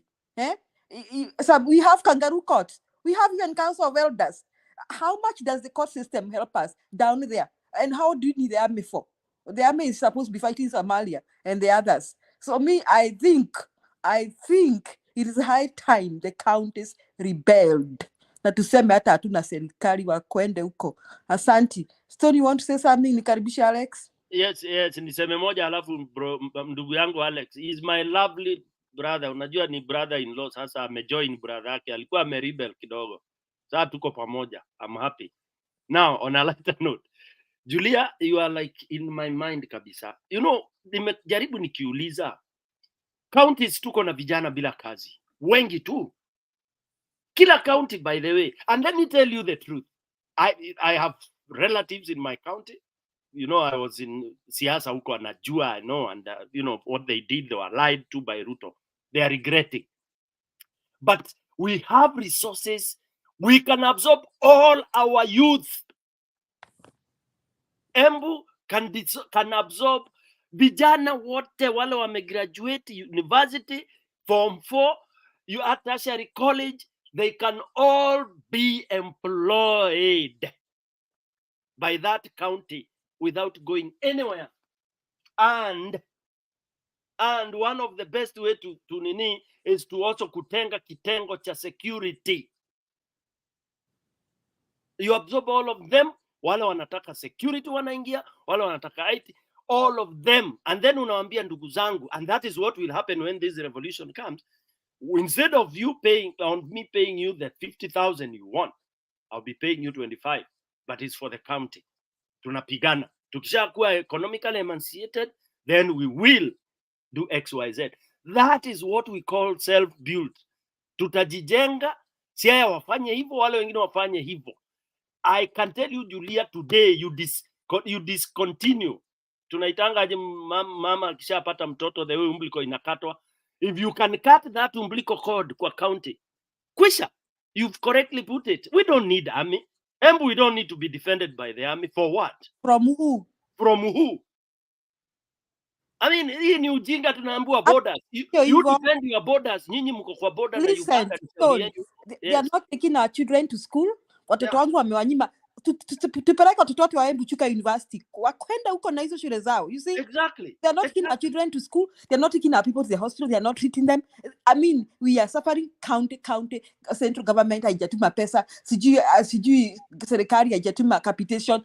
Period. Let our schools be day schools. Let us pay our teachers. Let us start from there. We shall go back like America later on and decide, are we going to be a country or not? Or not. In fact, Julia, not to cut you short, hii America tunasifu. Each state is independent. True or false? True. The independent. Yani independent ile mbaya mbovu, by the way. Ile mbaya, ni vile huwa wanaiplay kivingine. Kuna vitu zingine state ikisema itaki. Na kuna central inaweza fanya. Kuna kitu ya federal mavia kuku hii tunaambiwa hapa ati Kenya ni nini? That we have to be one. One meaning what? And that one is what we have all been fighting. We are one. So we are forever arguing here foolishness. At Ituskwe na President Mkarina Mkikuyu. We don't even need that anymore. We don't even need to argue about that anymore. So exactly. Hiyo siasa ya ujinga sasa kwa sababu Stone PK ni mkabila hii, Julia akiingia ni hapana, unajua sasa vice deputy lazima atoke kabila hii arudi. Tugawane kila sasa, mimi tuwe huko kwetu ni mimi na mtu wangu kabila moja. Tuacha tupigane kiklan huko. Ni sawa, tunakutana, huyu ni in-law wangu, huyu ameoa dada yangu. Hiyo itakuwa Alex, are you there? Ama ni Kenya maandamano. Endelea. No, I'm here and I would like to say something very quickly. Okay. Yeah, you know, these things in Kisi, they say you learn from one thing to another using the past. Even in law, they do that. If you look at the progression of what had happened in Rwanda and Burundi, the presidents were told to go to Tanzania. When they came back, they were killed by the airplane crash. And then killings started. And these groups were engineered by France because of the interest that they had. Now, if you look at all things, why did the Prime Minister of Haiti come to Kenya, knowing very well the country was in shambles? He was running away from his country, but using a pretext. How do you sign a pact in Kenya while your airport has been captured and other things? Does it make really sense? And from here, instead sasa tumpe our askari tulikuwa tunasema tunamwacha. That's the question I asked. Where is he going to after this pact? How is he going to land? You want to tell me that the US could not have given the Air Force One and made sure that he landed over there? Alex, hiyo Air Force One ingepigwa. And then they allow him to go where? Because these people like causing instabilities in African countries. And that is what actually they are doing to Kenya. But Kenyans are a little bit smarter than other countries. If it was the wish of the Western countries, Kenya should not even exist. Remember the UN Charter, 1948, part of where they wanted to settle the Jewish people was in Kenya, in Eldoret, before they wanted to settle them now in Jinja. They've always liked our climate, wanted our lands. That's why you had something called White Islands. So sometimes let us be very careful. We cannot say equality, the UN forced this guy to resign. That's a pure lie to me. It doesn't make any logic or any sense. Okay? And looking at that, the way they have destabilized us, now IMF comes and tells us what to do. So for us to say these institutions can be able to help us, it beats logic. These institutions are the one killing us. So on the issue of the way forward, it is what we are having here. We are sick and tired of lies. If we don't have anything to say, we keep quiet. But if we have to say something, we must say the truth. Because when we don't say the truth, we get disappointed. And who do we blame? We blame ourselves. That's what I wanted to interject a little bit. Yes, Kenya maendeleo, ni maendeleo. So what we are saying is that the battle is ours. For waiting for the Western world, I agree with what Alex. I want to add what Alex is. Margaret Thatcher led the invasion in Libya. You remember that woman called Margaret Thatcher from Yes. UK? Yeah. She's the one who led the invasion in Libya. You see, when Gaddafi was there, the Libyan people have good life. He was a dictator, yes, but they had free houses, free education, free transport. Madam Julia, was it Margaret Martha or Tony Blair? Margaret Thatcher. No, Margaret Thatcher. Margaret Thatcher is one who led the invasion in Libya. Shame on her. So we will not depend on this. They will not help us. So Maendeleo, do you think? We can rescue ourselves. We can go counting. Let's watch Gachagua na serikali yake na Ruto wakae Nairobi, wakae Karen ndio wanataka kukaa wakule hizo matakataka yao kwa State House. We don't need it. They're not even taking our children to school. They're not even taking our people to the hospital. They're not building our roads. They're not building our hospitals. They have let our children drop out of college. We don't need those thugs. We can just decide. We don't even need the central government. Sijui maendeleo nafikiria namna gani? Lakini si wanajengea nyinyi nyumba affordable. That's a corruption scheme. How is it affordable in the first place? I think these people have really manipulated our minds. Mpaka we don't know. And that is what I am fighting. What do we do? Okay, do we go separate ways, county kwa county, iendelee na mambo zake? I think that's a very good idea. Because hii mambo ya national government ndio sasa inaweza kukuja na affordable housing, demolition everywhere, mpaka even those who campaigned for them are now the ones who are suffering because they feel they want to be felt. Let us do something. Revolution, revolution, revolution. And revolution, does not mean that, we are going to chop somebody's neck. We are not going to chop anybody's neck. It's only that we are going to say that we want this thing to go our way. And it is going to go our way. Which are those you are saying, let us take these things in our hands. Every county, aman mambo yake, na tuachane na hiyo mambo, national government. That is also a revolution, don't you think so? It is. Because you now want your powers to prevail rather than somebody's power who is taking Kenya to be a business podium where everybody must have a share. If you don't, your shares are few, you can be at the back. And if your shares are good, you be in the front. Let us come out of this, and let this revolution we are talking about, let it start from here, and it is gonna be what we want. Thank you so much. Sijui Jake ameenda wapi? Jake karibia, I think I want to go away. Sijui kama Ashley, is Ashley still there with us? No? Julia, let me say something before Yes. Ashley comes in. As we wait for Julia, for Ashley and Jake to help. Oh, Jake is here. But let me say this, thanks, Julia. I want to give Kenyans and viewers and the panel a brief history. Number one, let me disapprove and say that revolutions are only there to cause mayhem and all that. We had Indonesia, all the revolution, even the latest in Egypt, the spring, the Arab Spring, of course. And as I said, hii basi ikianza kuenda, saa ingine inaingia ma pickpocket, hata meetings zetu za Azimio.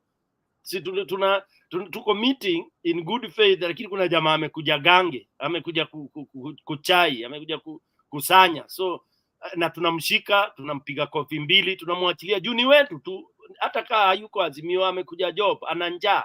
Alright? So hata rebellion ikitokea, kuna watu watarai waanze kuleta upuzi. We'll deal with them. Now, the history nilikuwa nataka kupeana ni when we got independence. And I want to give this because these are some of the things that made us to miss the step. They always say the longest journey is the first step. But of course, if you step it in the right direction, in the wrong direction, then you'll never get kule unataka kwenda. So what did we do after independence?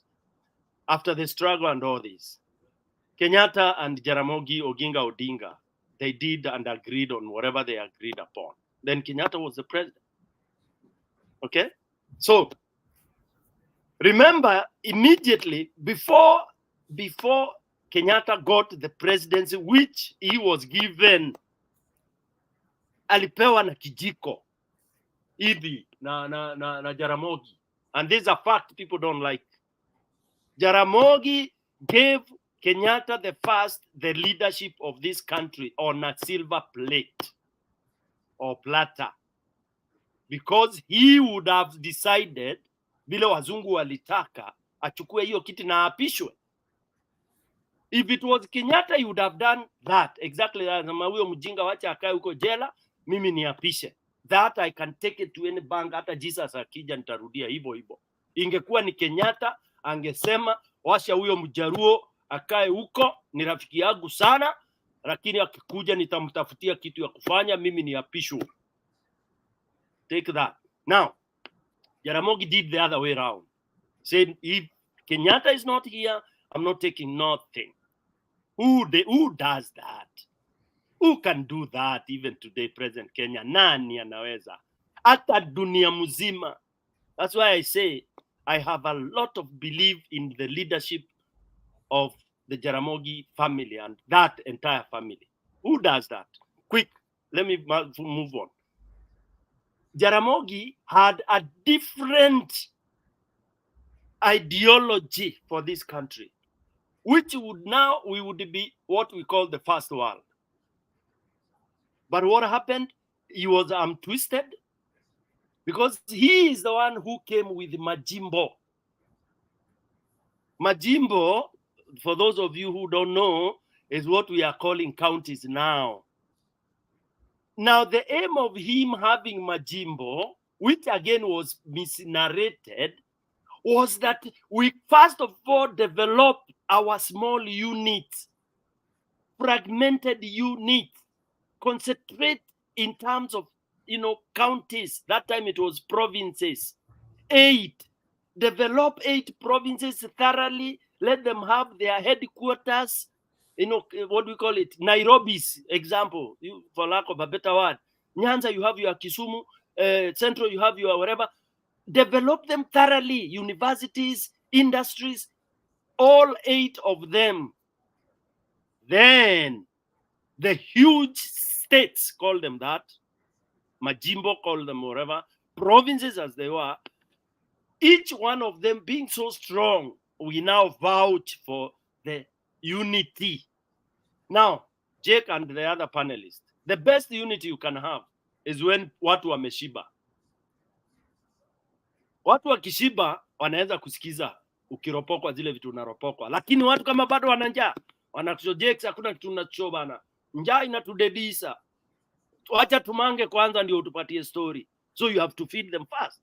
So Jaramogi was like, let's feed Kenyans fast, meaning let's empower them fast. And as of today, we would not be so corruptly misled. Poverty would not be striking us. And what goes around always comes around. So the Majimbo is coming back. But now it's coming back in a most painful way because Kenyans will secede. They will go back to where they belong because they have no benefit they are achieving by being called this nonsense inaitwa national government. The thing called national government benefits only the thieves, the leaders, and the thugs, the corrupt, not mwananchi. That is the story I wanted to give. So Majimbo is coming back. It's already there in the name of counties, and I'm happy. Some governors are already disgruntled. Julia has just indicated. If you look at Waiguru, wherever she is talking, those of you who know her closely, that face is a very beautiful face. But now if you look at it, it's always, and you know when you get annoyed, when you don't smile the whole day, in a kulaga cells kadha. She is so depressed because one, she supported this person so much, she regrets. In fact, some of these politicians, they wish they can die of a natural death. Mtu atoke tu juu sasa mahali the position they are in, Jake, they don't know how to get out of it. Huwezi hama Kenya kwanza kama wewe ni governor. Yani Jake, these guys, if you can access any of them, akuwapatie tu mkae tu mahali kando akuambie ukweli ile ya Mungu, you'll be shocked. They are depressed. And some of them, kabla wamalize hii term, they'll go to Mathare. Of course, Mathare ya wadosi. Unajua Mathare ya wadosi huwa ni bedroom. Unapewa tu hizo madozi hapo bedroom. They are, yani wako in problems. I can quote even some of them that I know very closely. It is deadly. Ni kama wewe ni head of family, people have to feed, and you have no food to give them. That's why kitu tunasema Alex na the rest, ati zita rebel, county zita rebel. Kama Kisii is rich. Walid, then Meru takes over. Nyanza saa hii iko sawa, iko na meli, iko na nini, watadili na Uganda. Sisi watu wa Embu tutakata stima Kenya mzima. Pup! Mpaka mlipe. Na mtakuwa you pay before we send it to you. The others will do the same. And us in Kirinyaga will not sell our rice to you. No, Kirinyaga tunawapenda because mnatupatianga food. You have a lot of food. We must partner because food is everything. Tukiwanyima stima mnatunyima food. That's where we are supposed to go. Alex akiwanyima mandizi, what happens? Alex ana mandizi na unasikia ni mokoyone bwana. Sasa hapo tuna shida kubwa kabisa. And then we are just spicing it up. But PK, I think kuna counties that will be seriously disadvantaged. Kuna counties, and that's where probably the evolution needed to have happened so long ago. Kuna counties zikona like everything. Take for example, when we just concentrated like everything in Nairobi, you know, everything is there. Like Nairobi has everything. Hata ni juzi tu walianza kudevolve hata kuchukua passport. Everything was in Nairobi. Kuna counties like for example Marsabit, akina hizo northeastern counties. Tukienda na hiyo direction, I'm telling you, au hata wataamua mtu adopt, yani mtu chukue tu. Stop there. Stop there. Naona tumeishi, some of us now, those counties for example, when Mount Kenya is fighting for 1 man 1 shilling, they get all the funding and their population is very low. What do they do with their funding? Mpaka sai since independence wangekuwa wamefikira maneno ya irrigation, isn't it? But because they get money from the central government, hawawezi, instead they keep fighting. even clan, interclan, unasikia uko interclan fight, uko kwa Borani sijui wapi. Nonsense. Interclan fight nonsense, rubbish. Listen, me, I want to say this before Alex and the others come. Me, my solution is we part ways. Tukuwe na county government. Tuache hii serikali kuu. Then in the future, if we decide to have a government, tukuwe na government that is formed by the council of governors. Na president ama prime minister ni moja tu, chairman of council governors, na analast 2 miaka mbili. So that we can be kicking our governors in the dark as we feel like tukichoka, tunawatoa. Tukuwe hatuna MPs, hatuna senators, we don't need them.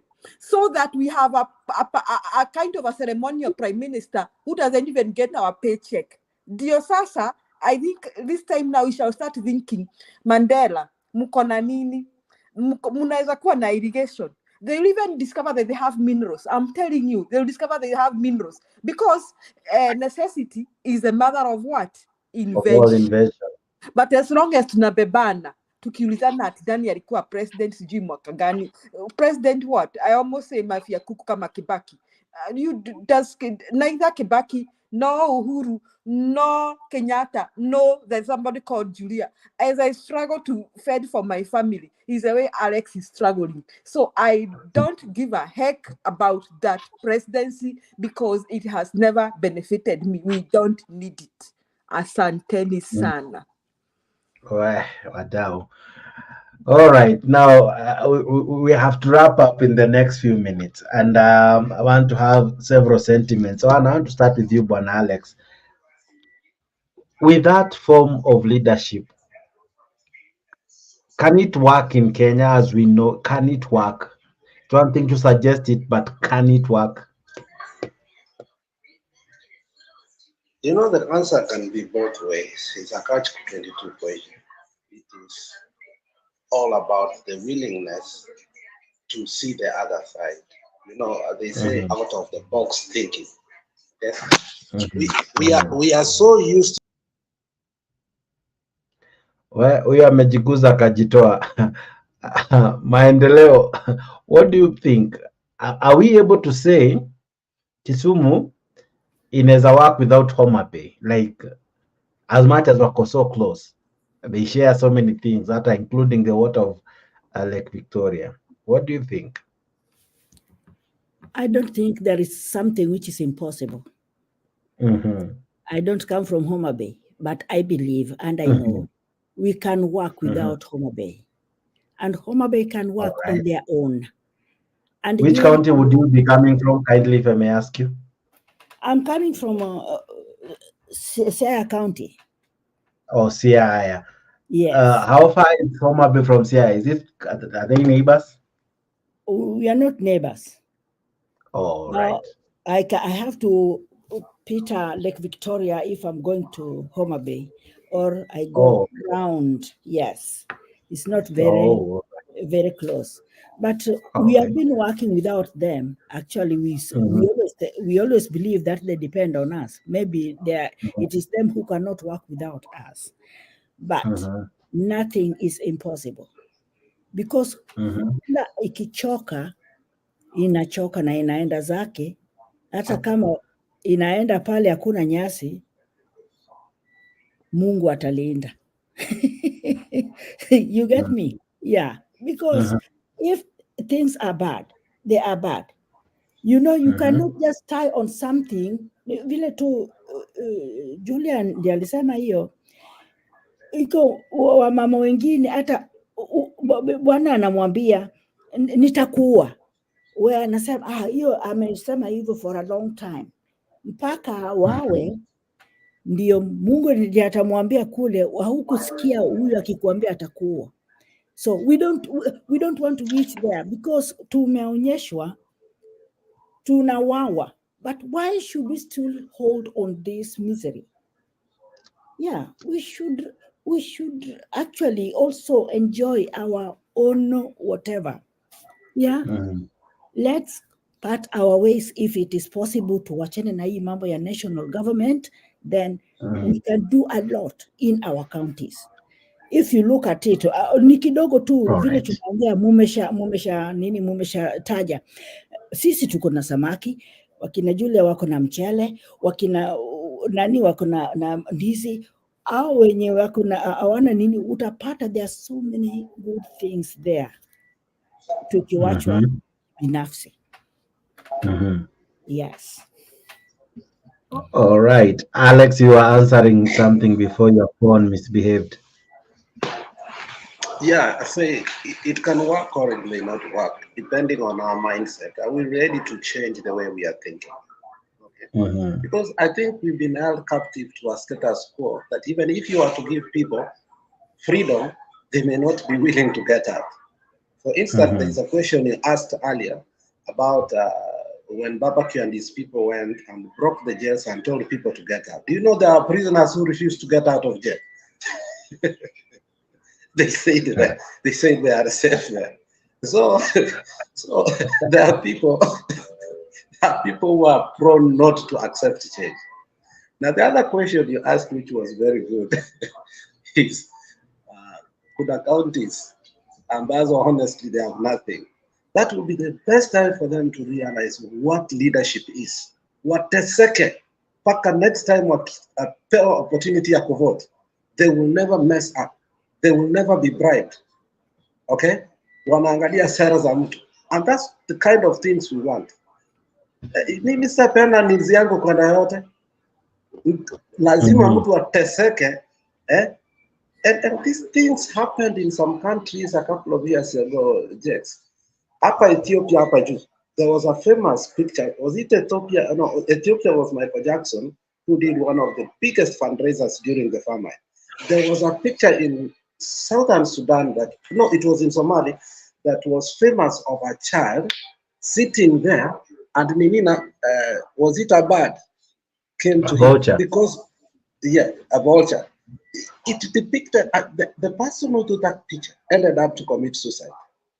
Yeah. They say a picture is worthy of 1,000. Let people go through famine, so that, you know, sometimes Jake's failure feeds success. You must fall so hard to build on that foundation. So kuna hizi vitu tunapembelezana hapa, unaambia watu tafadhali tufanye hivi, watu wanakataa, wanafikiria ni mchezo. At some point you must not give them palliative love, you must give them tough love. And that's the process of growth. Hata sisi watoto wetu we give them a tough love. So what we are fighting for, it is so foreign to so many people. I think sometimes naingianga TikTok, watu wanaongea juu ya chai, watu wana gossip, watu wanafanya nini. But if you put politics on governance and leadership and administration, watu wanatoroka hiyo. Wanataka mahali kuna matusi. So the greatest TikTokers today are people who either abuse, you know, who say things that are, but just sit down and bring a reality to TikTok and say, let's talk about our country. Utajipata peke yako. So what we are fighting for can be very hard to achieve, but do we stop? We can't. Thank you. All right. I want us to come to a close, and this is how I want us to come to a close. I'll give you 2 minutes to give me your closing remarks, and equally the best way forward. I want to begin with mwenye at least anabonga sana kidogo. Let me start with PK. In the event amalize 2 minutes yake nitamwambia mapema. PK, the best way forward, how do we now move on from here? Sawa, thanks Jake. 2 minutes. One, nilikwambia nimeacha kuja kwa mashow because nimekuta we are just wading in the desert bila kujua kule tunaenda. But usikose kuja kabisa. Quickly, let me tell you. You see, when people say that this country will not do without this, without that, you again, hizo ni fear, hiyo ni kuuziwa uoga. We are not saying that tukienda into counties, we will say we will not trade with each other. What we are saying is we will be now more organized. We will be discussing. We will be drawing memorandum of understanding. We will be doing partnerships to develop. Tuna partner. Hii country wewe una mashule, mimi na mashule. All of us should open up that way. And politicians will never want to hear this. By the way, hii ukitumia politicians, hii ni moto. Hii ni kali. For any politician, no, most of them, 60% or even 70%, ni wakora ni wezi. So when they hear this kind of a thing, kama politician wa Embu anajua sasa Stone PK, hii kitu ikiwa disintegrated, he will be the commander there. So waizi wote wa Embu wakora watajua hao ndio mwisho wao. Makaburi yao itachimbiwa the moment Stone PK lands there. It's an example I'm giving. Similarly to others. Because as I said, Kenya is not short of truthful leaders. The only thing is that they are blocked from getting into that space. And I think it's either Alex or somebody who said how expensive it has been made. It has been designed. I've never said this. My dad was a politician for a very long time and he was not a rich man. He won 5 times. And I remember that time you would return, like for councillorship, you are not supposed to spend more than 55,000 shillings that time. Na lazima wangefanya hiyo return. Okay, 55,000 ukifanya na index maybe at 2 point something utakuta maybe as of today labda itakuwa ni kama milioni 1 hivi tu. Yeah? Lakini unaweka return, mafuta ulitumia this, mobilization haikuwa bribe, ilikuwa ni kucreate venue, kuchukua vijana wa kupanga venue. That's how it was done. Look at how discipline was in Kenya. Na hiyo kama ungefanya hiyo return, you would be cancelled by the Electoral Commission. You would not be on the ballot. Okay? So we are saying of practicability, things that can happen. Kenya can go back to what it was when we were growing up. In Nairobi, we would walk and we had dispensers of everything. What does that mean? Dispenser ya soda, dispenser ya peremende, dispenser. I mean, barabara zinaoshwa, zinasafishwa. I know those who are very young don't think that. Okay? Those things happened. But when Manyang'au zilichukua, they made elections so difficult that Jake PK and Damano Yudre, you are a good leader, but you cannot compete because you don't have 20 million to go. And in 20 million ya kufanya nini? Ati ya kumwaga kwa vijana. Really? That can be changed by somebody. And it will only change when we tukirudi into our smaller, we fragment ourselves into smaller smaller and possible management, well-managed units. You may call them counties. For now, I think county level, it is the best. Then, whichever county has more, whichever has less, we intertrade. Hatusemi ati hakuna kufanya biashara na wengine. I wanted that to be corrected. Hatusemi tukijitenga, hatutaki kuona county ya Jake. No.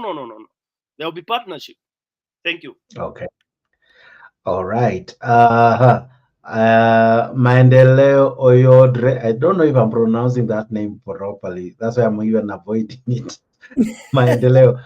Pronounce vizuri sana. Maendeleo Oyodre, maendeleo umepata. Maendeleo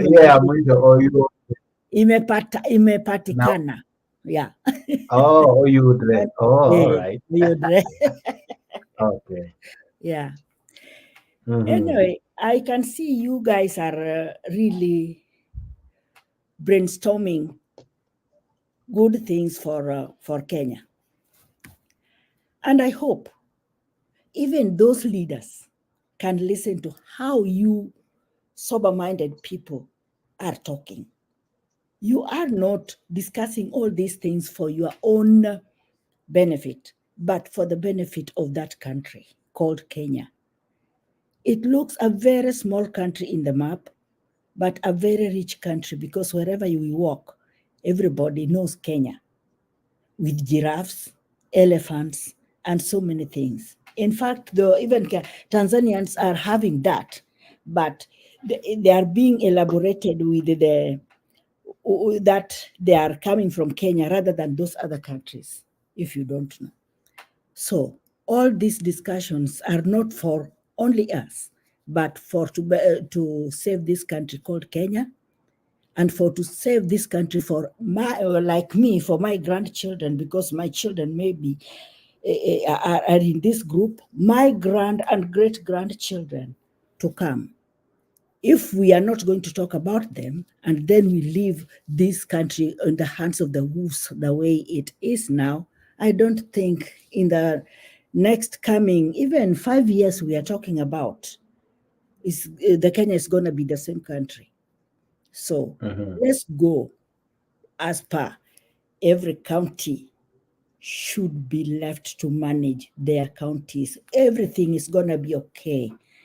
And the unity we are talking about is going to come because it is going to be now the shareholder business inter-counties, not shareholder business inter-persons, but shareholder business inter-counties, because Nyeri has got mchele, me has got fish. Julia, how much are you giving me? Then how much are you giving me for your fish? It's going to be like that, and we're going to be rich. This country is a very rich country. So let us put all these points together for these people to know that there are some minds who are not thieves and who are not there kunyakua tu the way they are, because all those leaders who are there, be it Azimio, wale tuliwapeleka hapo, maybe very few we can count that can do something good. But me, I don't see anybody right now whom I can base on that this one is a straightforward person. All of them are the same. And the only people to bring this change is you, Jex, Alex, Julia, Stone PK, and those other minds who are listening and accepting what we are trying to pull together. We can do it. All right. Thank you. Beautiful. All right. Alex, your 2 minutes of fame starts now. It's either we do it or we don't do it. Either we stop talking now and we go to the next stage, which is implementation. It's either we see what our priorities are or we accept that we have no priorities. In a country whereby the Deputy President's house is being renovated with more money that it was built with. You know, sometimes I feel like the journalist lying to us or what? Is this really true? Is it happening? But it's happening. It's in a country whereby the office of the president with less than 1,000 employees has more money than the largest county in Kenya, Kiambu, or Kakamega. Where are our priorities? I don't know why people are not smart.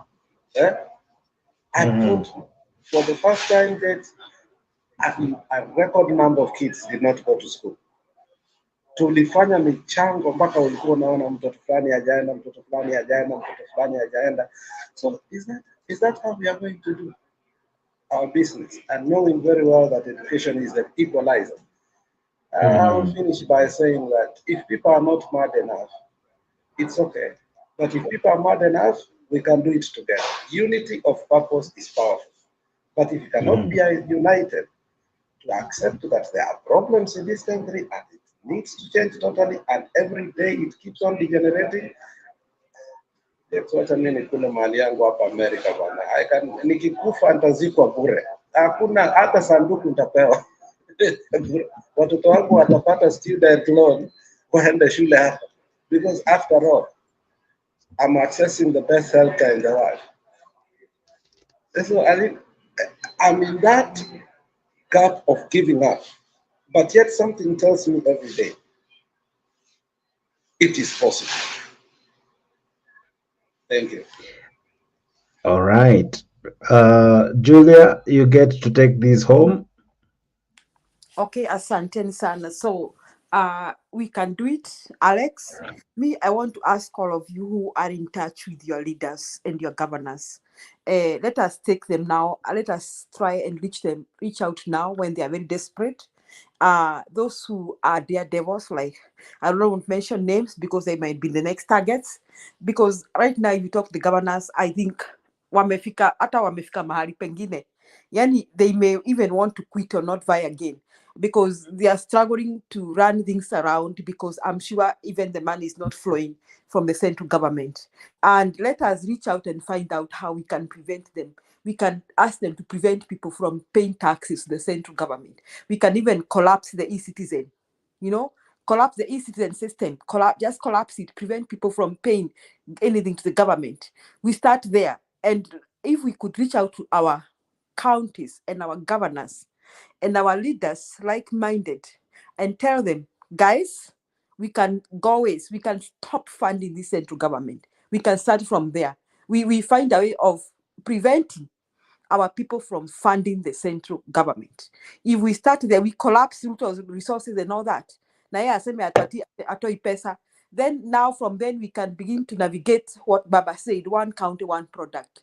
Now, I want to wind up by saying that going separate ways does not mean we shall not be talking. We shall not be marrying each other. We shall not be visiting each other because first we will still be under Kenya's constitution that allows anybody to travel any part of the country. So it does not mean that we shall not trade each other. We shall just be separating resources and concentrating in our counties. It is not that we will not interact, we will not trade with each other. But then now the counties will have the opportunity to realize that tumedanganywa miaka mingi. And let me tell you, because for a start, the counties will not have money.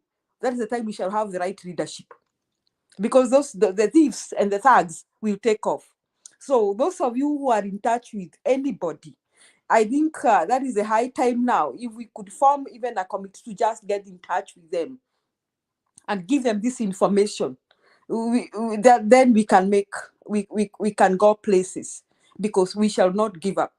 We must deliver our motherland. Aluta continua. Asanteni sana. All right, wonderful people. I have no words to add to all you have said, but thank you so very much. Allow me to send a special appreciation to all who have made time for this show. Akina Msimamo, Akina Mr. G, Kenya Rebel, Maendeleo Oyodre, Storm PK, Honorable Lex, Julia, and everyone else, Ashley as well. Asanteni sana for making time for this great conversation. You guys are just but amazing. Msipote, Bwana Kenya Rebel, asante. Stone PK, hey, hapa upatikane, hapa upatikana, hapa we will allow you and we will listen to you, because you never know. The moment we stop talking, there we shall not be making any progress. Alex usitoroke, patikana, be part of this. You never know. As I normally say, internet never forgets. Today there's something that I learned. There's something I posted so many weeks ago. Today it's now trending. It has very high views. I had forgotten about it, but it's now making sense. So what am I saying? You never know. Kuna de hii video hii ndio itakuwa inasikizwa by very interesting people. So never tire, never be afraid. You never know. You just might be the person who has the next key to the next great place. And as Julia said rightfully, necessity is the mother of all invention. It is necessary. We really need this. You never know. You never know. In such places, tumesema wacha tu, because we are saying we want someone from ourselves. Tuseme PK ya we, wacha tukuchangie, wacha tufanye everything and tukusukume, tukutoe huko na tusikutume mbele. Is it mbele or Embu? Tafadhali mbele. Oh, tusikutume huko, tukutume all the way to the great to the house on the hill. So let's let's keep on. Let's keep on. I really enjoyed the show and the conversations. Asanteni tu sana. I don't know if there is anyone with anything, but I'm so Share that grateful. video. Share that video that was trending. Unatufanya sasa tunakuwa na desire kujua. For you to jua, ingia tu kwa YouTube, hii Kenya News link, and then go to the shows. I think it is the highest now, and then just click the popular. You'll see it. I shared it so long ago. Now it's really trending. So what am I saying in short? You never know. You never know. So equally kindly subscribe to Kenya News link. Jake, as you close the show, if we end our research on this, now all those of us, Alex na wengine, on this question wa Kenya wanasema, they are quick to say, this can't happen. This can't happen. Yes. We are, that is in our mouth always. This can't happen. It's a terrible one. It's a, to have it. I wish we would. Now what tuko na hiyo? This can't happen. And that's why yeah, exactly. And that's why this can't happen. Yes. It's a bad statement in life because the world is full of only possibilities. Yes. Na ndio Mswahili anasema msimamo anawaambia hapa chochote chaweza kutokana. All right, interesting. Everything is possible. Anything is possible. All right, thank you so much, able people. Situkutane in another great show like this one. Thank you so much, Maendeleo Oyaudre. I don't know. Anyway, I hope. Why is that so difficult for you? Or you? I don't know. I pronounce difficult words.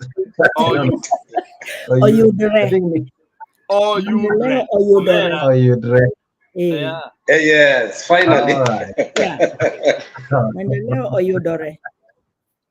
All right, fantastic. Please be coming most often. Asanteni sana, Julia and everyone else. Thank you so very much. Next time, Jake, naomba Friday, na Saturday, na Sunday, fanya big great shows and send these ladies and gentlemen messages. Then Maendeleo, do I have? Maendeleo, do you have my number? Because I have my sister Julia. I never want to let her down. Yeah, send me whenever you want to go on air. Just send me. I'll come. Yeah. All right. Do you have my number? No, I don't have your number. If you can put it there. Right. Add her in the group. Add her in the Are you able to see the private chat? I'm sending you there. I cannot put it in. But Julia, you are an admin. I'm only to talk. Oh, sijui mimi ni admin. Oh yeah. Julia ni admin. You have number ya Maendeleo? Sina, nilitoka kwa ile group ya walikuwa natukanana. Sasa. Okay, Maendeleo, I'm sending you my number privately. Send me. Kindly text me via WhatsApp. Huh? Okay. Yeah, these fine gentlemen and ladies, they do have my number. So if you have it, there it is. Hapo comment section private. Hapo private, not common private. All right. Asante sana PK, asante sana. Changamka sasa kwa group. Kwa group umekanyangia white sana. Mimi nitaasha moto mbaya mbovu. Haina was, kuna mazima moto kibao. Julia can handle we are you doing good quite Stone, I'm telling you, if we try reach out to our people, people just need direction. I'm telling you, they just need some direction. They're not all so bad. Yeah. All right, fantastic guys. Asante sana. Let's meet in another show. Mesema Friday, Saturday, and Sunday. I should make it tailored for you guys. Yes, you should just even reach out, show in answer. And after we bring people in, and then we brainstorm and we say, and we even reach a moment to kubariana tumefikia nani. How are we doing on the ground? How are we doing on the ground? We are not trying to start. I mean, we'll be doing. If anybody is afraid of doing illegal things, we'll be working under the constitution because we must mobilize our people to fight for their rights. Period. Yeah, you are right. All right. You have seen my number? Yes, I've seen your number. I've taken Even I'm going to send you, maybe I'll just say hi, then you get my number. Fantastic. Please do that. I'll definitely save it. Thank you so much. Let's meet, and I'll equally add you to our WhatsApp page, which is extremely interesting. Hapo nakutana na watu wanaitwa kina, I don't want to mention them, Mrs. K. No, PK, you are there, so what, you know who are there. But thank you so much, everyone. I'll be maybe, the reason as to why I stopped sharing WhatsApp kwa YouTube, it's because once mtu ameingia kwa WhatsApp, we cannot control who gets in. Kuna mwingine aliingia juzi akaanza ku extort watu pesa, so I had to remove WhatsApp from the YouTube page so that we can control who gets in the WhatsApp. So mtu akiingia kwa WhatsApp, you know, now there anakopata access ya Stone PK, anajua hata ni text Stone PK nimwambie, hey Buddha boss nitumie kakitu, you know. So because of the privacy of the members, we don't share WhatsApp until you know, you understand, Okay. because asante sana. Thank you very, very much. Let's meet some other day, and as usual hapa Kenya News Link, we must leave you with some jams, and here is where we normally do it. Thank you very much. See you tomorrow, same time, same place. I've been your host, Jakes, the moderator. This has been Kenya News Link. Bye bye. Tunasonga mbele watu wote wa Jamhuri Kenya yetu. Tunasonga mbele watu wote wa Jamhuri Kenya yetu. Haya sisi sote wananchi tushangilie.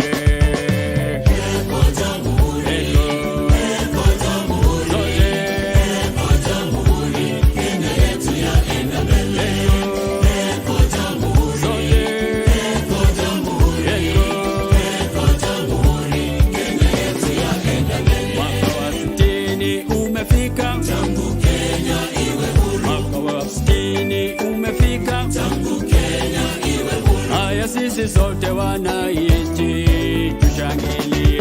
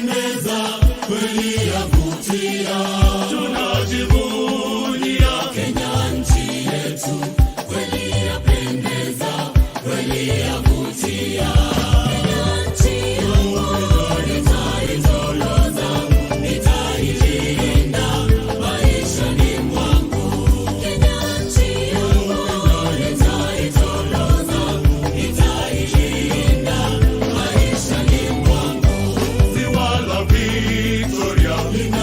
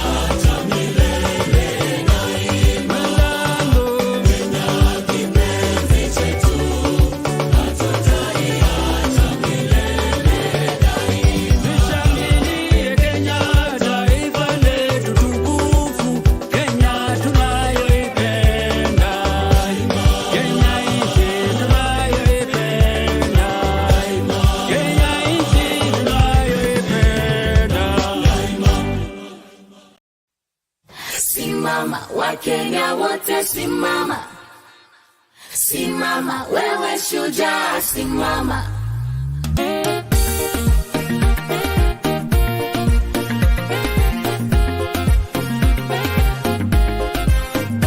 Nchi yangu, jukumu langu, mimi ni shujaa, shujaa. Najivunia taifa langu, mimi ni shujaa, shujaa.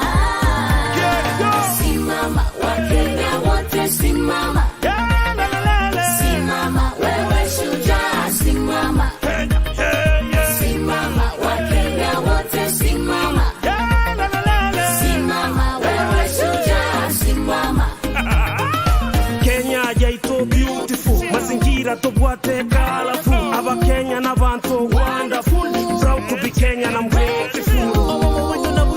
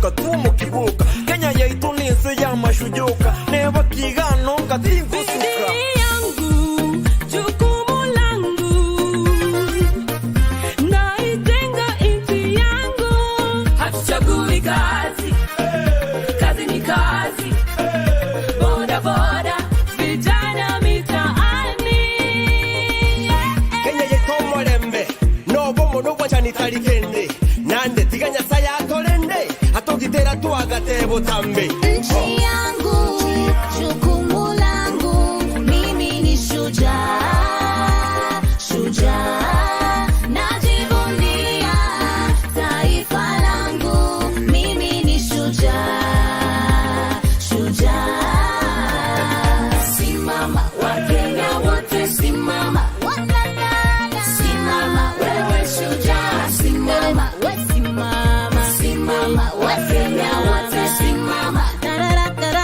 simama wewe shujaa simama ukabila ni mbaya ndo maana na upinga shujaa namba moja nchi yangu na ilinda tunapenda amani upendo na haki tumetoka kwa giza twaishi kwa mwanga wana muziki ni shujaa walimu wote ni shujaa madaktari ni shujaa na wachimba migodi ni shujaa wavuvi nao ni shujaa wanariadha ni shujaa wachezaji wote ni shujaa bam bam bam bam ni shujaa